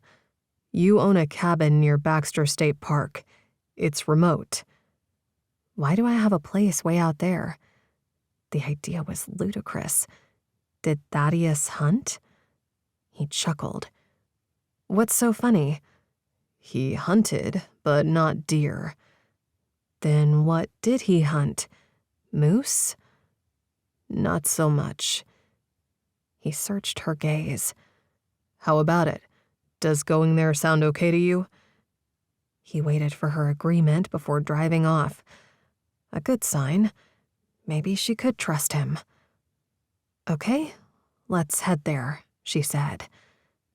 As they cruised down the highway, she called Donovan again, but her call went straight to voicemail. In such close proximity, she couldn't help but observe the attractive man seated beside her. He remained cool and composed, despite the chaos of the evening. For some reason, he was willing to risk his life to ensure her safety. The notion that she could forget him was unthinkable, but somehow she'd done so. Though she hadn't really, had she? Unlike the rest of the people in her life, he had a way of breaking into her memories, offering glimpses of the past she'd forgotten. They were 2 hours into the drive when the smooth asphalt roads gradually gave way to rough, unpaved ones that wound their way through the dense, foreboding north woods. The trees above created a thick canopy, making it impossible to see beyond their headlights. The silence was broken only by the sound of the gravel beneath their tires. As they ventured deeper into the wilderness, Deciduous trees loomed over them, forming a tunnel. Faith's gut tensed. What would happen if she needed help out here in the middle of nowhere? Her wild notions needed reining in. Must be after effects from the kidnapping causing her to see shadows lurking around every corner.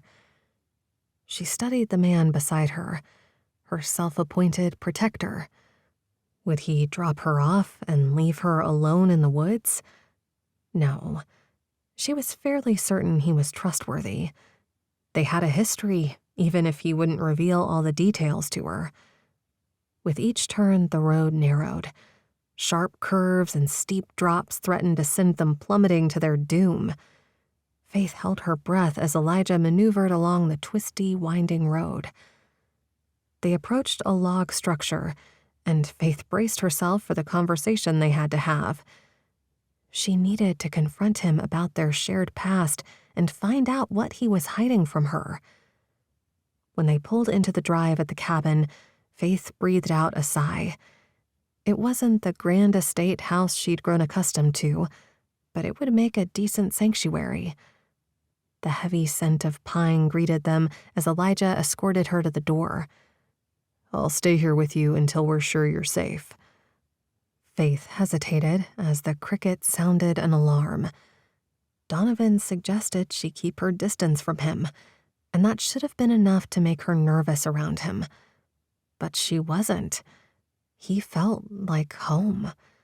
It might not make sense, but it was the truth. Still, she didn't want to be a burden. He probably had work, missions to attend to, bad guys to apprehend, who knew? He hadn't exactly been forthcoming about his job. But she didn't relish the idea of being alone, and she wanted answers only he could provide. "You don't have to stay. I'll be fine." "It's the least I can do. Besides, I'm not comfortable leaving you here by yourself." "Thank you." Faith smiled gratefully and placed a hand on his bicep, wanting to step into his embrace and allow her worries to melt away. That wasn't going to happen. He looked down at her tattered gown. "Why don't you shower and change? I'll grab my go bag from the trunk and do the same." "I didn't bring any clothing." "It's your place. I'm sure you'll find clothes in the master bedroom." "Oh, right." After showering and changing into leggings and an oversized t-shirt, Faith rejoined Elijah in the living area. The air felt stale, so she opened some windows. He had changed into jeans and a black t-shirt and was reclining on the couch with a book in his hand. This might all seem like a normal Saturday night to him, but she was more than a little thrown. Faith walked around the house and tried to get service on Elijah's cell phone. She found a weak signal by the kitchen window, so she dragged a chair over near it and dialed Donovan's number. "Hi, honey, it's Mom. I need you to listen to me closely." Donovan's voice came through, slightly muffled but audible. "Mom, where are you calling from? Are you okay?" "I'm fine, but I won't be home for a while. There's a situation, and it's not safe for me to be there right now." "What's going on?" Donovan asked. "You and Kyle need to stay away from the house for the time being. Do you understand?" There was a pause before Donovan replied. "We're here now." Her stomach clenched and she tightened her grip on the phone. "I figured as much, but I need you to leave Emerald Bay. Go back to Maryland. It's not safe in Maine." "Where are you?" "At our cabin in the woods. I'm with Elijah." He muttered something under his breath, but she didn't catch the words. "What was that?" "I said it figures he's behind this. I told him to keep his distance, and now he's gone and put you in jeopardy." "That's not how it played out, Donovan. If it wasn't for him, well, I don't want to think about what might have happened." "Fine. Put him on the phone, will you?" "We don't have time for that. You need to gather Kyle and get out of that house. Now." "I understand, but tell me what's going on. What kind of danger are we talking about here?" Faith glanced in Elijah's direction. Was she making the right decision by trusting him? I'll explain later when I understand things better myself, but for now, go home to Annapolis. Can you do that for me? Her son's voice was edged with frustration, but he agreed. Fine, okay. Do me one other favor? Of course. Contact your aunts and tell them I'll be out of touch for a while. Make something up about where I went so they won't worry. I don't want to lie. Then just be vague. Okay, stay safe. Give Kyle a kiss for me. I love you both. Call Elijah's cell when you make it back to Annapolis. If we don't answer, leave a message. I need to know you arrived home safely. Incompetent fools. The lot of them. They had one job: grab a tiny woman and bring her here. Only a complete imbecile could have failed such a simple mission. And for one of her men to be injured in the process? Unforgivable. If it hadn't been for Elijah's interference, she wouldn't be suffering this inconvenience. Why did he always stick his neck out for Thad's widow? The man was insufferable. He believed himself to be unpredictable, and he might have been for another operative. But she knew him well and knew how his mind worked. With Project Sentinel's help, she'd find him. With her input, it could calculate the probabilities with such precision, it was almost like reading his mind. And if that didn't work, they should have another way. The satellite image of a property near Baxter State Forest appeared on her screen. She smiled at the outlined property. The AI surveillance system gave her a distinct advantage. She couldn't have found him this quickly without it. Now all she had to do was eliminate Faith. She planned to move up in the agency, and in order to do that, she needed to get the job done. And she didn't believe in failure. Chapter 8. The following morning, Elijah woke ahead of the sun and sat at the edge of the bed. He stared at the floor. The night before, Faith had pressed him for answers. A part of him wanted to keep their past a secret, but that wasn't fair to her. He slipped out of bed and dressed quietly. In the kitchen, he brewed some coffee and pulled out his notebook to jot down some thoughts. He needed to figure out his next move. He wasn't sure how much to share. If he told her too much too fast, it might overwhelm her.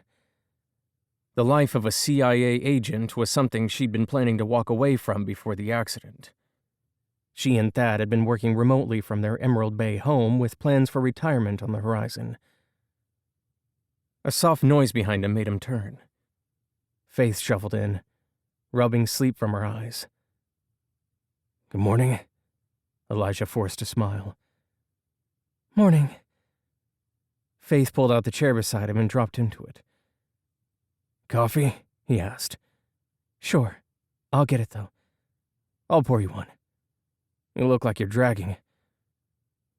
He filled a cup and placed it in front of her. "Rough night?" He walked over to the window. "Barely slept." Faith stood and joined him by the window and peered out over the lake.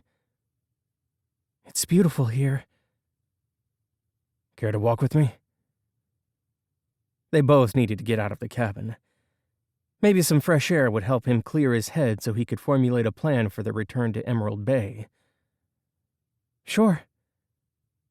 He held open the back door and she walked through it, bringing her coffee with her. Birds chirped and the sweet, spicy scent of witch hazel wafted on the breeze. They walked in silence, enjoying the peace of the woods. Eventually they came to a stone bench. Faith sat and gestured for him to join her. The view was spectacular. A cow moose grazing in the water lifted her majestic head. "I'm never tired of watching the wildlife." She turned to face him. "How is it that you knew about this place if it's mine?" Elijah hesitated, staring out over the water. The truth would come out eventually, so honesty might be best. I helped Thaddeus secure it. It's a safe house. Technically, it's owned by a shell corporation, but if anyone looks closely enough, they'll find out you're the real owner.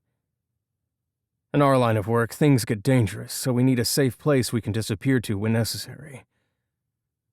Faith gasped. Is this where he was bringing me the night he died? Yes. Elijah kept the rest to himself. Faith stood and walked to the edge of the lake, staring out over the glassy surface. I don't understand why anyone would want to harm me. I'm certain it has to do with the files Thad claimed he gave you before his death. Faith returned to the bench and sat beside him. How can I help them when I don't recall anything from the last 25 years? Elijah looked out over the water, avoiding eye contact. It could be my fault. What do you mean? They were leaving you alone. Maybe they saw you with me and thought I was trying to get the files, so they had to get them first. But the only reason you were there was to protect me from them, right? And to secure the files. She squeezed the edge of the bench. What was the priority? He turned to face her. I can't answer that. Then I'll assume it was the files. They're important, Faith. But it doesn't mean you aren't.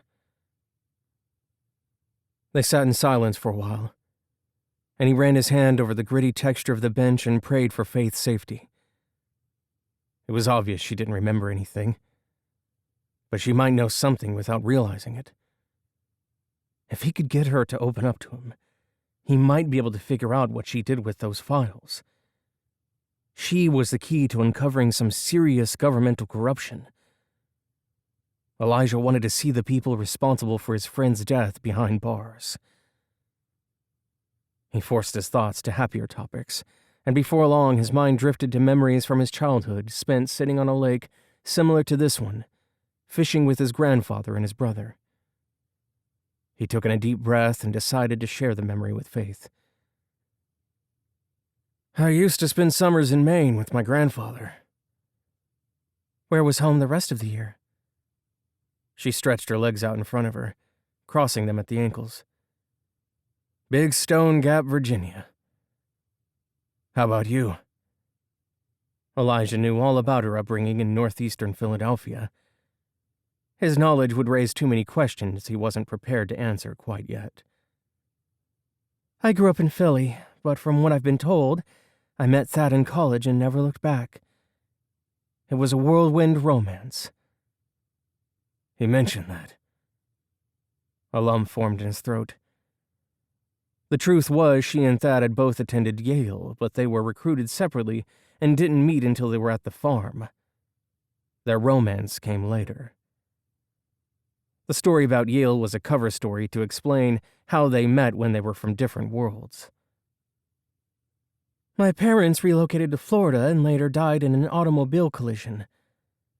When I awakened from the coma, I didn't remember that they had passed. It seems strange that I lost Thaddeus in the same way.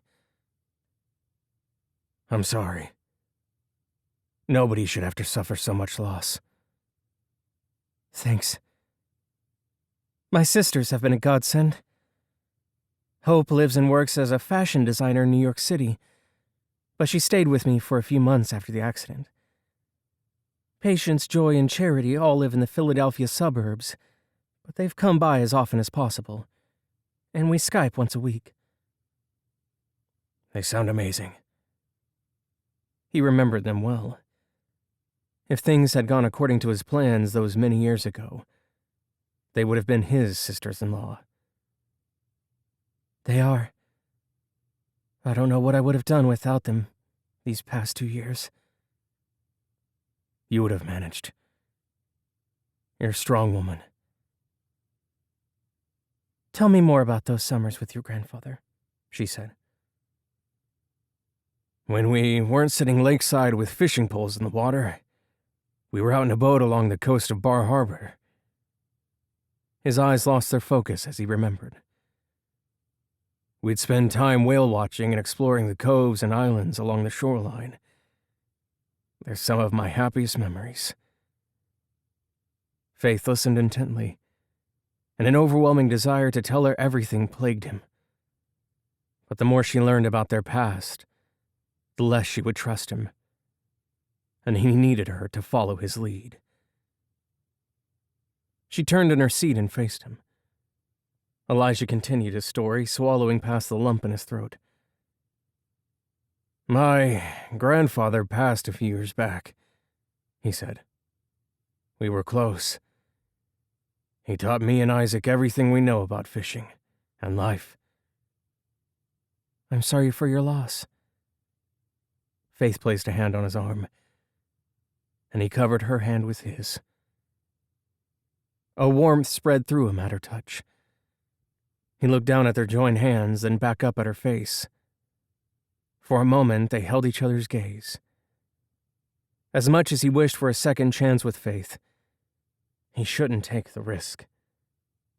The moment her memory returned, she'd remember what had driven them apart in the first place, and she'd realize why she'd chosen Thad over him. Then she'd break things off again. Faith glanced at her watch again. Donovan should have arrived back in Annapolis by now. He'd called the night before to tell her he booked a flight. It should have landed more than 2 hours ago. It wasn't like Donovan to forget to call. Even if his flight was delayed, he would have let her know. She paced the room and tried to call him once again, but her call went straight to voicemail. If she didn't reach him soon, she'd have to find someone to go check on him or head to Maryland herself.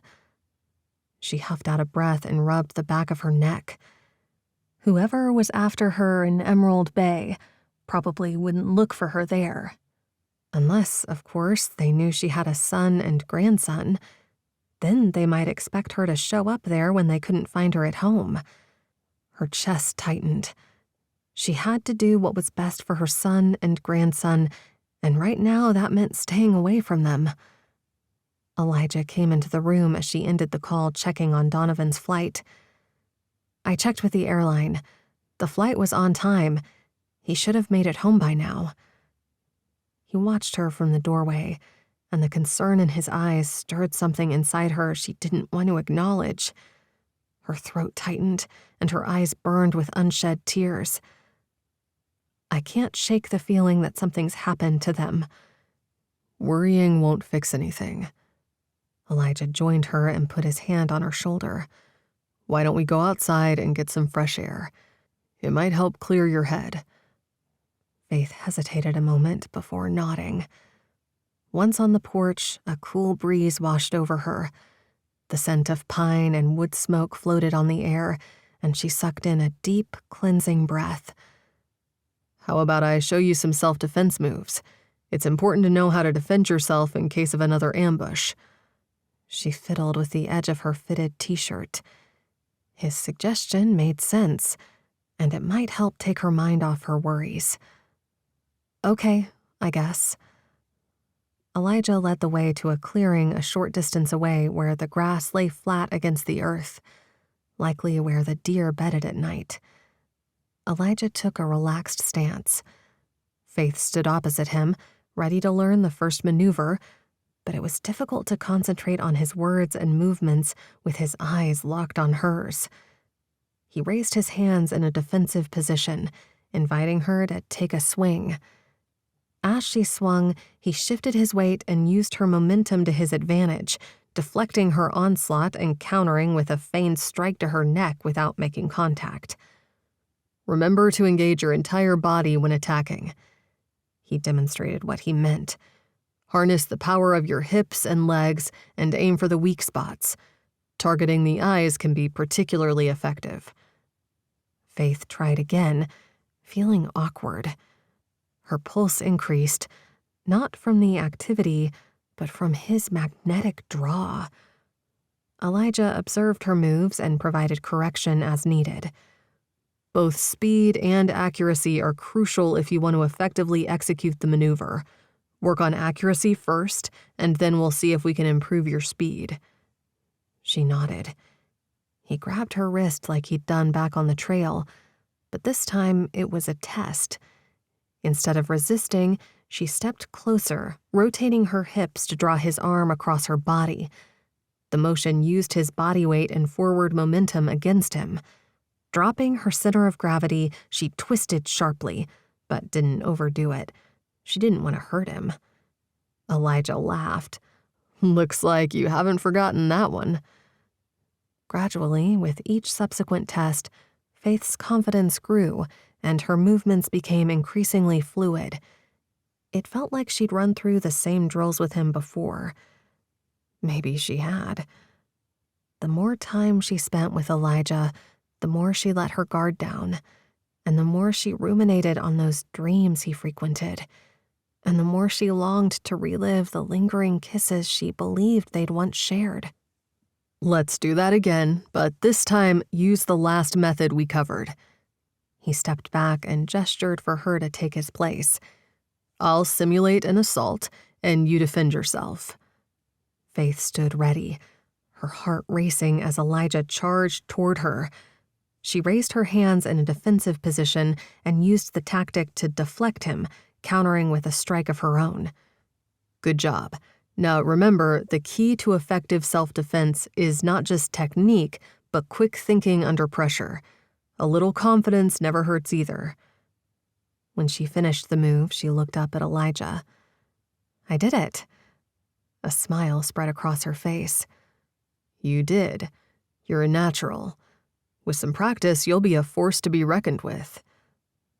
Elijah's eyes softened and he smiled, reaching a hand out to tuck a piece of hair back behind her ear. The gesture was innocent, but the air crackled between them. Chapter 9. Elijah sat on the wide front porch of the log cabin, watching the sun drift below the horizon. Frogs competed with a chorus of crickets, and a harmonious symphony broken only by the haunting call of a loon out on the lake. Faith was showering, so he discreetly made a few calls while she was preoccupied. Donovan had never boarded the plane home. He dreaded giving her the news, but couldn't keep it from her. Her son clearly hadn't told her he was an analyst for the CIA. And after their confrontation at the gala, he was certain Donovan wanted to keep his mother as far removed from their work as possible. Elijah wanted the same thing, but it wasn't possible to protect her without first finding those files. Whether Faith realized it or not, she was the key to unlocking the mystery behind Thad's death and the corruption in the agency. He walked back inside and searched the bookshelves for something to occupy his mind. His eyes lit on a leather-bound copy of the King James Bible, so he carried it to the oversized recliner. The margins of the Bible were filled with handwriting, so he flipped through and read a few of the notes written in his friend's familiar script. Someone approaching behind him made him startle. He jumped to his feet. A sheet of paper dropped to the floor along with something heavier. "Sorry, didn't mean to startle you," Faith said. "You didn't. Merely shook me from my stupor." "Looked like you were quite interested in whatever you were reading." "Just some notes in your husband's Bible." "Anything interesting?" "Yes. Thaddeus was exceptionally insightful. I found some fascinating comments in the margins." He bent to grab the stuff that fell when he stood. He snatched up the paper that had fallen from the Bible and noticed the other thing he'd dropped. A key. He scooped it up and turned it over in his hand. The weight of the cool metal on his palm reminded him that Faith wasn't the only one with unanswered questions. "Any idea what that's for?" she asked. "None," he frowned. Thad kept him in the loop on most things, and Elijah hated being in the dark, which gave him the tiniest glimpse into what Faith must be going through. "This is for you." He'd only read the line addressed to her. He handed her the note. She read the note silently. He was aware of the danger we were in. There is always some level of risk in our chosen career field. Faith pursed her lips. One more piece to fit into the puzzle. I've been playing catch-up since the accident. I wish I could help. You can. Stop keeping things from me. He blanched. I'm not sure what you mean. If he told her about their previous relationship and how he'd chosen espionage over her, she'd never forgive him. That much was clear from her choice to marry Thad instead of waiting for him. I know full well that there is some kind of history between us. I may not understand exactly what it was, but you haven't told me everything. Instead of responding, he studied her, noting the laugh lines around her eyes and the worry creases in her forehead. They didn't detract from her beauty in the slightest. But he couldn't help but think the stress of the amnesia combined with the abduction were getting to her. When I sleep, I see glimpses of the past. You're in most of them. He flinched. She was closer to remembering than he'd guessed. It might be wise to tell her everything before she remembered on her own. But it was too risky. She needed him whether she knew it or not.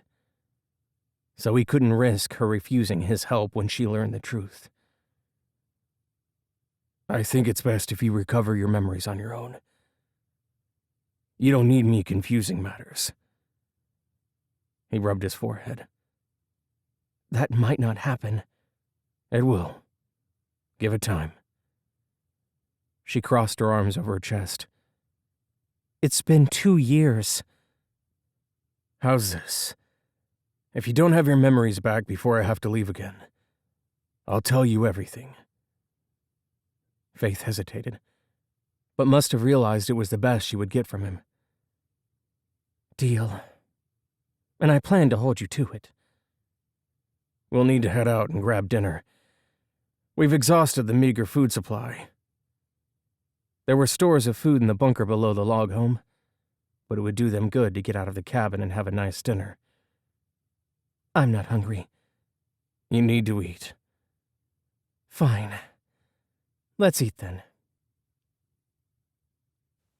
A sense of unease gnawed at Faith as she waited for Elijah to rejoin her. He'd gone inside to get his wallet and keys. She admired the sunset sky and listened to the sounds of the forest. A cow moose stood by the tree line, a calf by its side. She smiled at the sight. Eventually, he would press the issue about the files again. He seemed to believe she knew more than she was letting on, and she could tell he was frustrated with her. But she didn't have the information he wanted.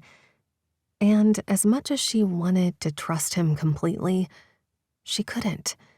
Not while he was lying. If not overtly, he was guilty of deceit through his silence. Elijah pulled the door closed and gestured to his car. Food was the last thing on her mind, but he was right. Sitting around fretting over things she couldn't control wasn't helping anyone. The crunch of tires on gravel cut through the quiet evening air, followed shortly by a low rumble of an engine. Elijah's head snapped toward the sound. He scanned the tree line. The vehicle's growl grew louder, and Faith's heart thudded. Headlights cut through the darkness, blinding her. "Faith, we have to move. Now!" Brakes screeched.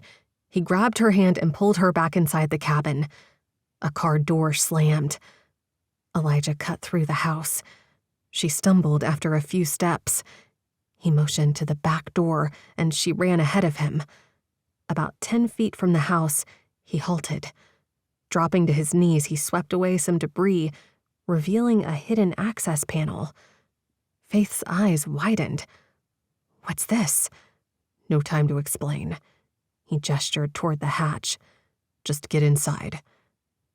Faith frowned down into the hole and looked back at him. She felt like she'd been transported into a spy thriller. He flexed his hands and narrowed his eyes, his growing impatience palpable. He hadn't steered her wrong so far. She stepped onto the ladder and climbed down, her pulse roaring in her ears. As she descended, the sound of their pursuers became muffled, replaced by her ragged breath. Faith surveyed the dim space in the bunker. Shelves packed with emergency supplies lined the walls, and there was a single exposed bulb hanging from the ceiling. She tried to make sense of the concealed space. Elijah descended after her, swift and agile. When his feet touched the floor, he hesitated, head cocked. Footsteps. Their pursuers weren't far, and they were trapping themselves underground. Her heart slammed against her ribcage as Elijah tugged the hatch shut, plunging them into darkness until he pulled the chain on the light illuminating the underground space. Faith crouched, her back pressed against the cold, damp wall. The space was too tight to leave much space between them. A heavy silence surrounded them. She wedged herself into a corner to give him room to move. He readjusted his weight and peered through a vent. They're probably searching the cabin. His whispered words sent shivers down her spine. If she'd been a few seconds slower, they'd have been caught. A spider crawled across her hand and she shook it off, scrunching her nose. We can't stay here. We need to wait for the right moment. There's another exit, but we have to be careful. He moved closer, and Faith leaned into the warmth emanating from him. Minutes dragged by, each one an eternity. The sounds from the intruders subsided, but Elijah remained tense. Faith's muscles ached from crouching, and she prayed their ordeal would end soon. After what seemed like forever, Elijah pushed aside an old blanket and retrieved a metal box. He popped it open and took out a pile of cash. He knew too much about this place. Why? She drew her bottom lip between her teeth. He gestured for her to follow, then pushed through a wooden door that brought them into a narrow tunnel. She stayed close to him. Her skin crawled as she strained to hear the sound of their pursuers. But in the eerie silence, her own ragged breathing was the only thing she heard. Chapter 10. When they reached the end of the tunnel, Elijah exhaled, pushing the heavy steel hatch open. A welcome breeze brushed across his skin. He scanned the tree line for intruders. Satisfied they were in the clear, he hoisted Faith to the surface. He secured the access door, concealing it beneath a layer of dirt and leaves, then stopped to listen for the telltale sounds of men interrupting the solace of the forest. Nothing but the chirping of a catbird and the chattering of a nearby chipmunk. "Follow me," he whispered. "There's an ATV stashed not far from here." "I'm right behind you." A carpet of pine needles and damp leaves covered the uneven ground as they pressed their way through the forest. Elijah looked left, then right, then left again. Everything looked the same. What if he couldn't find the ATV in the dark? Thad had considered adding a few well-placed reflectors when they'd stashed it there, but they'd nixed the idea since it would lead others to the hiding place.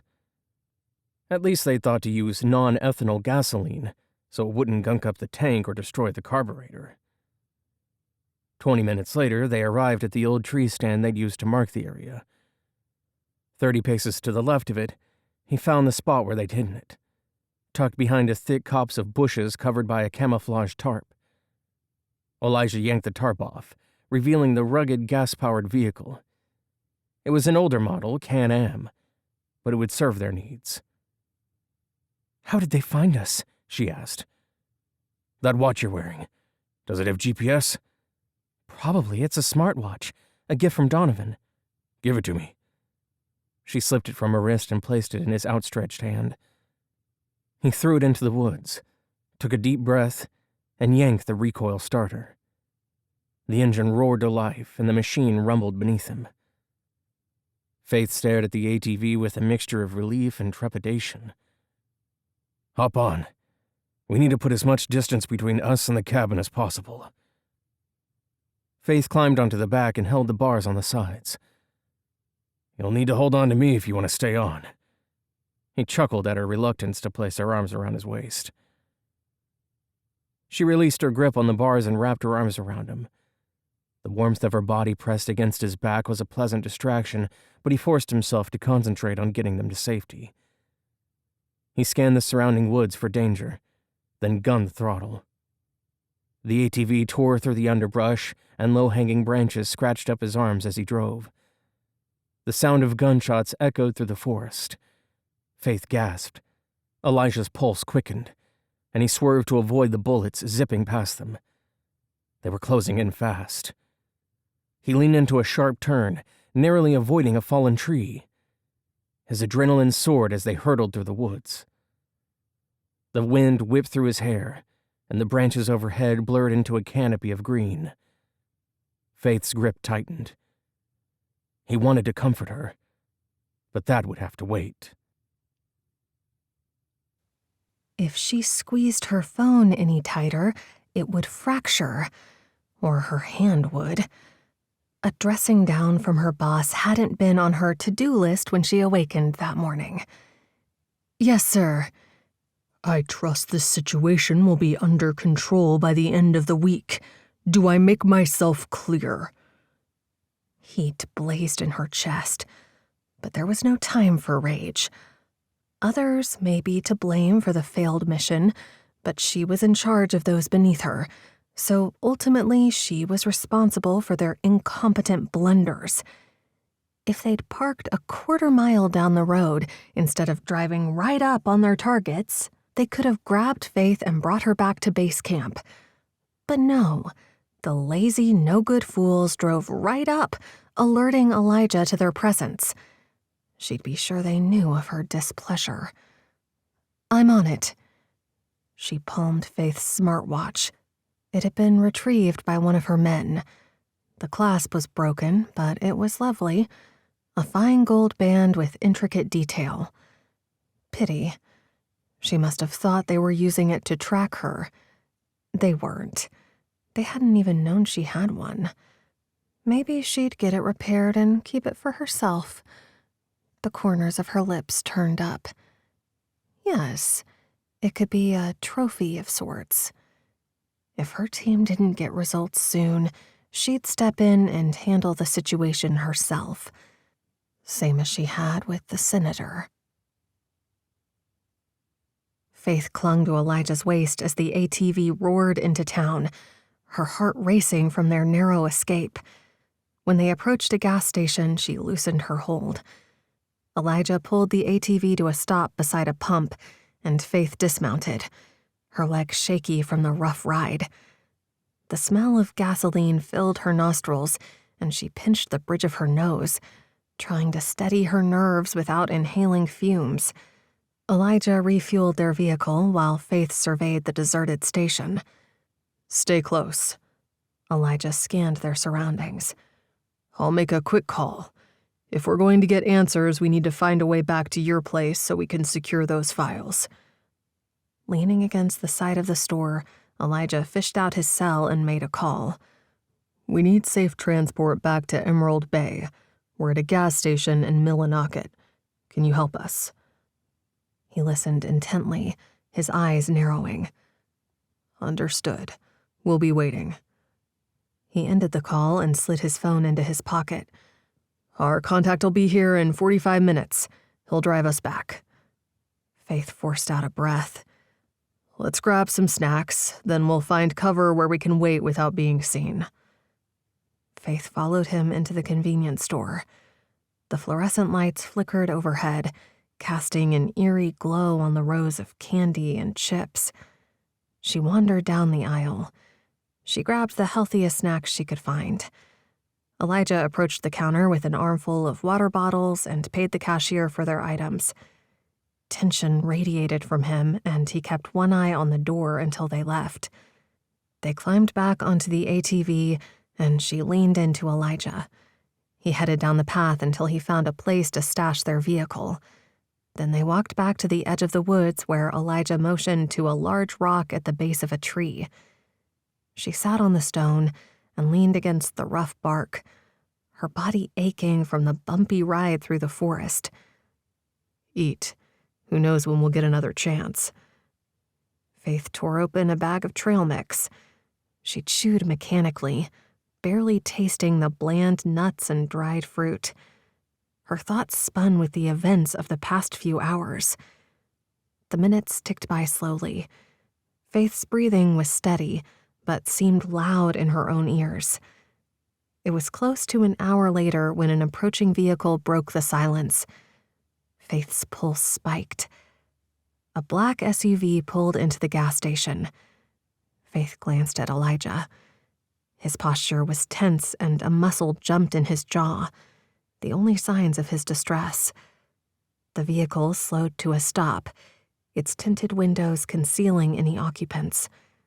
The driver's door opened slowly. Faith held her breath. Lord, please let us get away from here. Would God listen? She hadn't exactly been on the best terms with him, but she didn't fight the prayer. She needed the Lord on her side, whether or not she was ready to surrender herself to him. Elijah stood beside her, his gaze locked on the vehicle, waiting to see who would emerge. When the driver hopped out, Elijah grinned. Relief flooded through Faith, and she let out a shaky breath. They emerged from the woods, and the driver grimaced. "You two look like you've had better days." "Thanks for coming to our rescue, Jerry." Elijah held out a hand, but his contact ignored it. "Get in." He opened the back door. "We need to hurry. I listened to the scanner on the way here. It seems they've convinced local law enforcement that you've gone rogue, Knight, so they have help scouring the area from the people who know it best. We don't have much time." The urgency in his words had Faith hurrying to the car. She climbed into the back seat, and Elijah did the same as Jerry slipped in behind the wheel. A few seconds later, the engine purred to life, and they pulled away. Jerry gave her a tight smile in the rearview mirror. "Welcome back, Flanagan."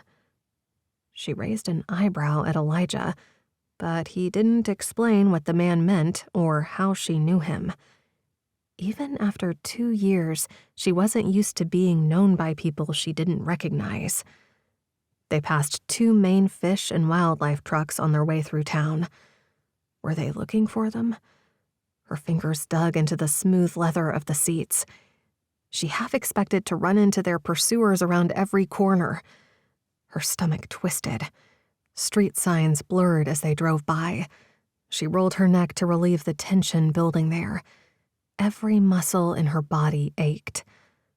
Elijah placed a reassuring hand on her arm. "We'll make it back to Emerald Bay safely." He offered a faint smile. "They can't possibly know we have help." Faith leaned back in her seat, her body exhausted from their escape. She steeled herself for whatever lay ahead as the SUV navigated the winding road. Her mind wandered back to the cabin, and she rubbed her throbbing temples. Thaddeus had placed his note in God's word, expecting she'd find it there. Her husband would have been disappointed to learn that she hadn't cracked the spine of a Bible since the day she awakened from the coma. The boiling resentment in her gut wouldn't let up, and she'd directed most of it toward her heavenly Father. "You okay over there?" Elijah asked. Faith squeezed her eyes shut, unsure how to answer. When she opened them, she examined Elijah's profile in the dim light. "I'm struggling to trust." "Trust who? Me?" "No. Weirdly enough, I'm starting to trust you. Not completely, but somewhat. It's God I can't bring myself to trust." "You need him now more than ever before." In her mind, she brought up an image of her son and grandson from the gala. They'd been so happy. She blew out a puff of breath. How can I have faith that he won't take Donovan and Kyle from me? He took Thaddeus. "We can't know God's plans, but he didn't murder your husband, and it's not his fault we can't reach your son. He may allow evil people to do horrendous things at times, but he can see a larger picture we aren't able to fathom. I promise you, the Lord loves you, despite how you're feeling right now." What happened to me? I'm told I had such strong faith. He squeezed her hand. The small gesture of kindness brought tears to her eyes. She needed the human connection, and he'd sensed it somehow. When they drew closer to Emerald Bay, she sat up straight. A long line of cars waited to cross. "What's the plan once we get across the bridge?" He frowned and made eye contact. "We try to figure out why your son didn't get on his flight." "Wait." She narrowed her eyes and pulled her hand from his. "How do you know Donovan didn't fly home?" "While you were in the shower, I made a call." "And you didn't think to mention it?" Her voice sounded shrill in her own ears, but she'd just opened up to him and he'd been keeping things from her. Important things. "I had planned to tell you over dinner, but we got sidetracked running for our lives, so it may have slipped my mind to mention it." She swallowed her frustration. They were on the same side, and they had to remain focused. "Now what?" "First, we checked to see if his rental car is at your house." "Right, that makes sense." "Do you normally have backup like this to get across Emerald Bay Bridge?" Jerry asked, raising an eyebrow. "Almost never." She frowned. Chapter 11. Elijah's eyes narrowed at the line of traffic and the flashing lights of the roadblock ahead. "Jerry, this isn't good." Faith looked equally unsettled. "It's probably best if you two hide." Jerry's lips tensed into a thin line. "I've got a hidden compartment under the floor in the back. It's cramped, but it should hide the two of you while I get us through." Elijah's mind raced. It wasn't an ideal situation, but it was their best chance of getting through the roadblock without drawing attention to themselves. Faith's features tensed, and she stared at the floor as if puzzling out how it was possible that it had a hidden hatch. When Jerry came to a stop in the line of traffic, Elijah reached down and felt for the edge of the fake floor, then pried the edge up to reveal the concealed compartment. It would be a tight squeeze. Elijah met Faith's gaze. "It'll be okay." Faith gave a slight nod. A surge of protectiveness filled him. While he admired her fortitude, he wished he could shield her from all this craziness. He climbed into the compartment first, his body contorting to fit into the confined space. Faith followed, her breath warm against his neck as they squeezed together. Jerry reached back and replaced the floor panel, plunging them into darkness and cutting off the outside world. The car inched forward. Muffled sounds outside the vehicle filtered in. His muscles tensed at the murmur of indistinct voices. Faith's heart pounded against his back. The driver spoke calmly, but he couldn't make out his words. Jerry was a master at the game. He had the situation under control. Elijah ought to trust him. And trust God with the situation.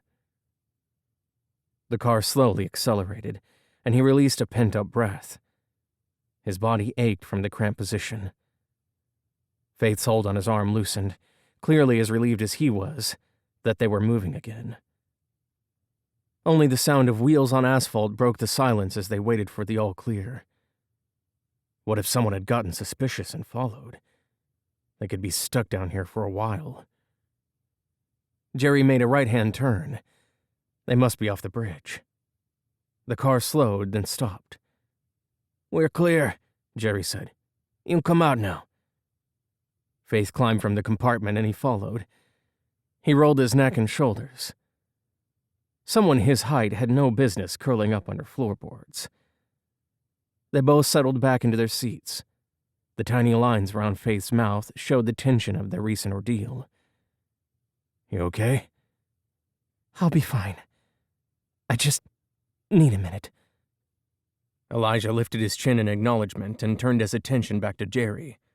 who kept his concentration on the road as he drove them deeper into Emerald Bay. "Where are we headed?" Jerry asked. He opened a window and the smell of the briny sea filled the vehicle. "My house." Faith provided her Bayside address. "I'm not sure that's wise," Elijah frowned. "We can get a couple of rooms. Jerry can book them under fake names." "If you're so sure I have those files, they're probably at my house. So it makes the most sense for us to head there while the people who want me dead think we're in the North Woods. Besides, you said we would check the house to see if Donovan's rental car was there." Elijah didn't like putting Faith back in harm's way. But if they found the files, they could end this thing. And if Donovan was at the house, it would give her some peace of mind. Although finding the files might mean the end of the growing bond between them. Once he had the evidence in his possession, he'd be able to enlist his boss's help and let Faith get back to her life. If she had feelings for him, they were based on lies, and would collapse once she remembered him. He wished there was a way to protect both of their hearts from what lay ahead. Donovan's car wasn't at the house when Jerry dropped them off at the house, and there were no notes or voicemail messages from him. Faith reached for the cordless phone and punched in a number. Elijah snatched it from her, shaking his head as he ended the call. "They'll be watching your telephone lines for activity." "How will I check on my son if I can't make a phone call?" "I'll pick up a burner for you first thing in the morning. In the meantime, if you want to check on him, you can use my secure line." He handed her his cell. She dialed Donovan's number, and it went straight to voicemail. He might have talked to his sister-in-law. I'll try her. Rainey was out of breath when she picked up on the fourth ring. "Thank goodness you answered. Have you heard from Donovan since the gala?" Faith asked. "Yeah, he dropped Kyle off here on Sunday morning and asked me to watch him for a few days." Faith's mental gears churned. Leaving Kyle with Rainey made no sense. Donovan had a regular babysitter in Maryland. If Kyle was at Rainey's place, Donovan hadn't left Maine. If you hear from him, ask him to leave a voicemail letting me know he's all right. "Your house number didn't come up on the caller ID. Where are you?" "I'm home, but I'm going on a trip, so I'll be out of touch for a while." Faith said goodbye and disconnected the call. Faith stared out over the shimmering bay. The moon cast an eerie glow onto the dark surface of the water, lapping along the faintly lit shoreline. She drummed her fingers on the windowsill. She understood how they'd found her at the gala, since everyone knew she'd be there, but her smartwatch was the only way they would have found them at the secluded log cabin. Elijah had tossed it into the woods, so he must have believed it to be how they'd been located. He'd also mentioned that they might be able to trace the place to her through the Shell Corporation, but that should have taken more time. But what did she know? The roadblock on their way back to Emerald Bay had been another surprise. One thing was certain. Her pursuers were persistent, and she needed to be ready for their next move. Elijah stood by her side, his eyes scanning the room. "We need to find the files Thad gave you before he died. Since you don't recall what you did with them, we'll have to analyze how you think and see if that leads us to them." She drew in a ragged breath. "Okay. But first, why don't you pack a go bag in case we have to leave in a hurry?" "I was just thinking about that disturbing possibility. They'll find me again, won't they?" "Doubtful that they will tonight, since you're right. They wouldn't expect you to go home when you're running for your life. But let's not take any chances." "Do you think you'd fit in Thaddeus's clothes?" He grunted. "He was taller than me, but not by much, so maybe." Donovan boxed up his belongings. They're in Rubbermaid tubs in the spare room. 10 minutes later, they each had a bag sitting by the door. Elijah followed her into the living room. "You ready to get started?" She flopped down on the couch and rested her weary head against the cushions. "Where do we begin?" His gaze flicked to a shelf lined with an assortment of novels, travel guides, and photo albums. Let's start with your interests and hobbies. That might give us an idea of where you would have hidden something important. You loved reading thrillers, right? I guess. The ones in our library are well worn, though I'm not sure who read them. Could have been any of us. Elijah gave her a knowing smile that had the effect of sending her pulse racing. Trust me, it was you. Thad only read tomes on war and history, and Donovan prefers science fiction and fantasy. His knowledge of her and her family's reading interests only piqued her curiosity about their past relationship. If he were simply an acquaintance Thaddeus worked with, he was unlikely to know so much about their reading habits. But a man she was intimately involved with might. She chewed on her bottom lip and steeled herself to ask the question that had been burning in her heart since the moment she saw him at the cemetery. She might not want to know, but if they were going to spend this much time together, it might be better if she faced the truth, no matter how painful it might be. Did I cheat on my husband with you? His eyebrows shot up. What? Why would you ask me that? Faith groaned. Don't play games with me, Elijah. Did you and I have an affair? He looked like he'd been slapped. Where is this coming from? Her hip jutted out and she tapped her foot against the hardwood. Just answer the question. A muscle jumped in his jaw. No, we did not have an affair. I get these flashes of memory, and they don't seem innocent. I'm afraid I'm not the good, godly woman my son believes me to be. He pulled her down to join him on the couch and stared into her eyes. I'm sure I was much younger in those recollections, Faith. We were involved before you were married, not after. Why didn't you tell me? She whispered. She wanted him to tell her everything, but she sensed his walls going up. He looked at the ceiling before shifting his focus to her. I was afraid if you were reminded of our history, you wouldn't trust me. I knew there was something between us from the moment I saw you on the trail by the cemetery. Before that, even. She laced her fingers together and took a steadying breath. My memories don't make much sense. They're scattered and confusing, but I get flashes, and you're in more of them than I care to admit. Why didn't you bring this up before now? I did. I asked you to tell me everything. She bit her bottom lip. But in all honesty, I didn't push the issue because I wasn't sure I wanted to know the truth. He drew her hands into his own and rubbed circles on her palms with his thumbs. Being with you these last few days has been torturous. Why? You broke my heart when you married Thaddeus. I did? I'm not sure I ever got over you, but I swallowed my feelings. You weren't free, and I'm not the kind of man who trifles with a married woman. God has been too good to me for me to reject his will to go after my own selfish desires. And now that I'm widowed, she searched his eyes and saw her own passion reflected in them. He released her hands and gently cupped her face, his thumb stroking her cheek.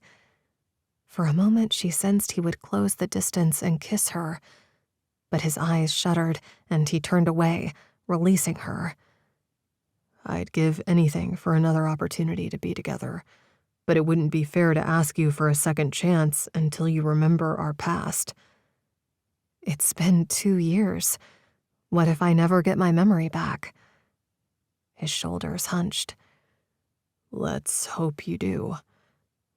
She blinked away tears. You could fill me in on what I've forgotten. I'm not a masochist, Faith. Was whatever you did truly that awful? You thought so at the time. I already vowed to tell you everything before my next mission. Would you mind if we dropped it for now?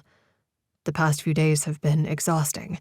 So I'd prefer to pick up this conversation when I'm better able to handle your wrath. I wish you felt secure enough to be open with me. I can't imagine I'd be that angry over whatever happened between us. I'm sorry if I made you feel like you couldn't talk to me. Just know that nothing in our past was your fault. Trust me on that." The sadness in his eyes pierced her heart, but she shoved down the guilt at causing him pain and forced herself to focus on the task at hand. "Okay, you want to look for clues?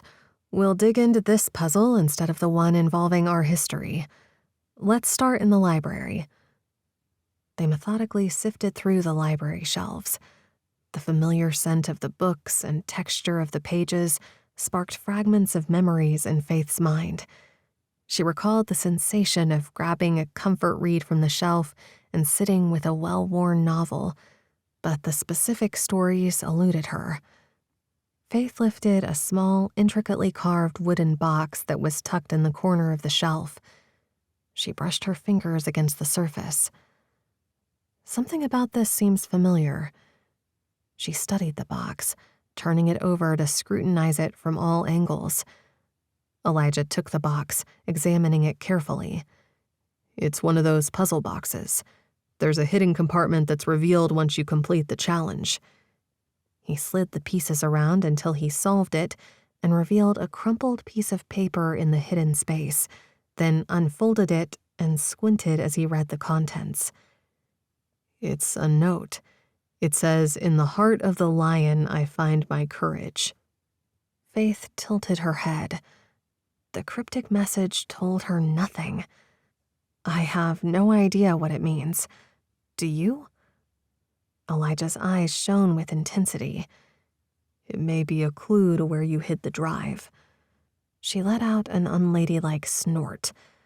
"Or it may mean nothing at all." A slow smile tugged at the edge of his mouth. "Let's do our best to find out."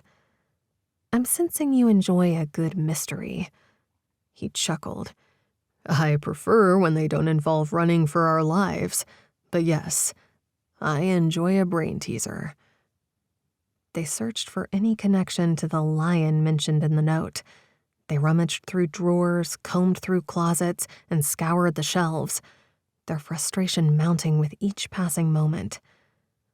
"We need to get some sleep." Elijah gestured to the hallway. "We can stay here tonight, but first thing in the morning, we'll find somewhere safer." They moved back into the massive living room. The painting above the mantel called out to her. She sensed that she'd bought it herself and hung it in its prominent location. It depicted a majestic lion, its mane flowing like a golden halo around its head. A crown of thorns could be seen in the halo when the light hit it just right. The lion of the tribe of Judah. How did she remember the painting was a depiction of Jesus when she didn't remember anything else about her relationship with the Lord? Nothing made sense anymore. Not just a lion, but the lion. She turned to Elijah. If the message in the puzzle box is a clue, this may be the place to look. Her pulse accelerated with anticipation. Elijah studied the painting, his gaze tracing the contours of the lion's face. "It's worth a try." He lifted the painting off the wall. Behind it, they found a small, dust-covered keypad. A shiver of recognition hit Faith, a glimmer of memory. "I think I set a trap," she whispered. "A way to protect the drive from anyone who might try to take it. If I remember correctly, it'll release a gas if we put in the wrong code." Chapter 12. Elijah continued to hold the painting awkwardly and narrowed his eyes at the keypad. "Any idea what kind of gas?" Faith shook her head. "I can't imagine you using anything lethal. The worst it'll do is put us to sleep." "Which could be deadly when we've got psychos chasing us," she grimaced. He set down the painting and cracked his knuckles before punching in a series of numbers. Nothing happened. Maybe it'll only trigger after multiple failed attempts, he said. That makes sense. A sigh escaped from her parted lips. Faith ran her tongue over her lower lip, and Elijah forced his focus back to his task. He shot her a lopsided grin, attempting to ease her tension. She leaned in beside him as he tried another set of numbers. He hoped she was misremembering the whole gas thing. Even so, a mask or two would be nice to have about now. A hissing sound proved she'd been correct, and a faint, sweet odor permeated the air. The colorless gas swirled around them, leaving him lightheaded. The growing urge to laugh helped him recognize the effect immediately. He grabbed Faith's arm and pulled her from the room. They headed back into the library, closing the door behind them. A few giggles escaped Faith's lips as they settled into side-by-side armchairs that were more decorative than comfortable. Guess I set it to only allow a single wrong answer. She succumbed to a fresh wave of laughter. Nitrous oxide. He shook his head, and a slow smile formed. You rigged the device with laughing gas. A grin spread slowly across her face. I could have done much worse. No doubt. His knee bounced impatiently. We'll need to give it time to dissipate before we try again. He studied her as she tried to regain her composure. What did you try so far? She asked. Your birthday and your wedding anniversary. Both of those are too obvious, she said. We could try Donovan's birthday. No, that wouldn't be it either. I'm running out of ideas. He lifted his gaze to the ceiling, but it offered no answers. It could be a family member's birthday, your sister's, or possibly your parents' anniversary, your house number. Doubt it. None of those sound right. They continued to run through ideas while the nitrous oxide dissipated. Elijah stood, and she followed suit, preceding him back into the living room. We'll have to be careful. The first trap was relatively harmless, but you may have set another more toxic one. One wrong move, and we could trigger it again. Faith edged past Elijah and studied the keypad, her fingers hovering over the numbers. I can enter the numbers for you, Faith. Just tell me what combination you want me to try. She shook her head and pressed in a sequence of numbers, letting her fingers remember for her. Elijah drew in a sharp breath when he saw what she entered. The keypad beeped, the sound echoing through the silent room. His hands formed fists at his sides. It was impossible. She couldn't remember her husband, but this she remembered? A hidden compartment within the wall slid open, but the weight of what just transpired was too much for him to delve into the discovery quite yet. Why would the code be the anniversary of our first date? That date holds no other significance for you as far as I'm aware. They'd spent the day at the National Zoo, and then he'd taken her to the Rigsby in the Embassy Row Hotel for dinner. It was one of the most memorable days of his life. A celebration after completing their first big challenge at the farm. I pressed the keys by instinct. He frowned as he studied hazel eyes that reflected only innocence. There's something in there. Faith's hands trembled when she reached inside. Elijah's gaze locked on the pale blue envelope. Be careful. A lighthouse adorned the flap that Faith cautiously peeled back. She pulled out a ring. It's not the drive. She ran her finger around the inside of the band. It's engraved. Recognition dawned. I know it is. It's a promise ring. The one he'd given her before leaving for Somalia the first time. Back when he'd believed intelligence officers could make a difference in foreign civil wars. Back when he'd been convinced that the light from the love he and Faith shared would never dim. Her eyebrow shot up and she licked her lower lip. How do you know that? He swallowed hard. I'm the one who gave it to you. The simple sapphire stone surrounded by diamond chips bounced light around the room as she scrutinized it. He stilled her hands with his and took the ring from her. Her eyes brimmed with questions he couldn't bring himself to answer yet. He turned away and ran his finger along the gold band, tracing the engraving inside. Simple words. Faith, my love, my light. He turned again to face the woman he'd once loved and watched as she read the words on the card she'd found with the ring, and then locked eyes with him, bouncing up and down in place. It is a clue. He hunched over her. What does it say? Their fingers brushed as she gave him the note, sending a tingle of awareness up his spine. He scanned the words. Where promises were made, you'll find what you seek. Just what he needed. More reminders of their past together, and all the reasons he couldn't risk loving her again. Looks like we'll be driving to Williamsburg in the morning. That's where I gave you the ring. He took her hand in his and placed the ring into her palm, closing her fingers around it. You should hang on to this. Silvery moonlight filtered through the gauzy curtains, casting an eerie glow across Faith's bedroom. The faint scent of salt water and seaweed wafted through the open window. If she closed her eyes, she could almost forget the past few days and all that had come to light since she'd first seen Elijah at the cemetery. A flicker of movement outside Faith's window quickened her pulse. She hurried downstairs and found Elijah staring at the painting he'd returned to its spot over the mantel. Someone's outside. He turned to the window, and she stood beside him. Shadowy figures edged closer, their silhouettes warped by moonlit foliage. Adrenaline coursed through Faith's veins. Elijah grabbed their go-bags and gestured toward the hall. We need to leave. He followed her through the darkened house.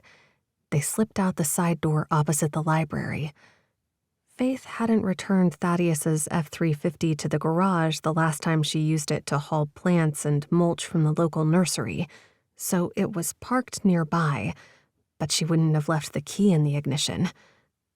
I didn't think to grab the key, she whispered. Where is it? Elijah dropped the bags down beside her. Right-hand drawer of the office desk, off the library. Stay here, but keep watch. I'll go back for it. Her heart hammered against her ribcage. A minute passed. 2. Then Elijah slipped back through the door and returned to her side with the key and a pistol. He motioned for her to go ahead of him, and he slung their bags over one shoulder. Faith's breath was shallow as she crept along the garden's edge, hugging the shadows. Their pursuers were close enough that they could be heard calling out to one another. They were close. When they reached the pickup, Elijah said, "Get in, you're driving." She was in no shape to drive. Her vision was blurry, and every part of her ached after 24 sleepless hours.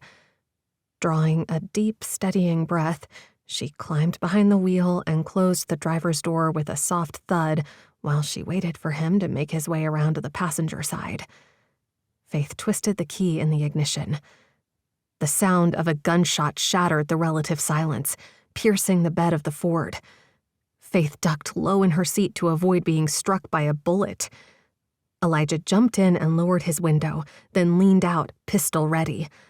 Another shot shattered the passenger side mirror, just missing him. Faith pressed down on the accelerator and the car jolted forward as Elijah returned fire. The tires screeched against the drive as she peeled out of the drive. The smell of burnt rubber filled the air. Her hands trembled on the steering wheel.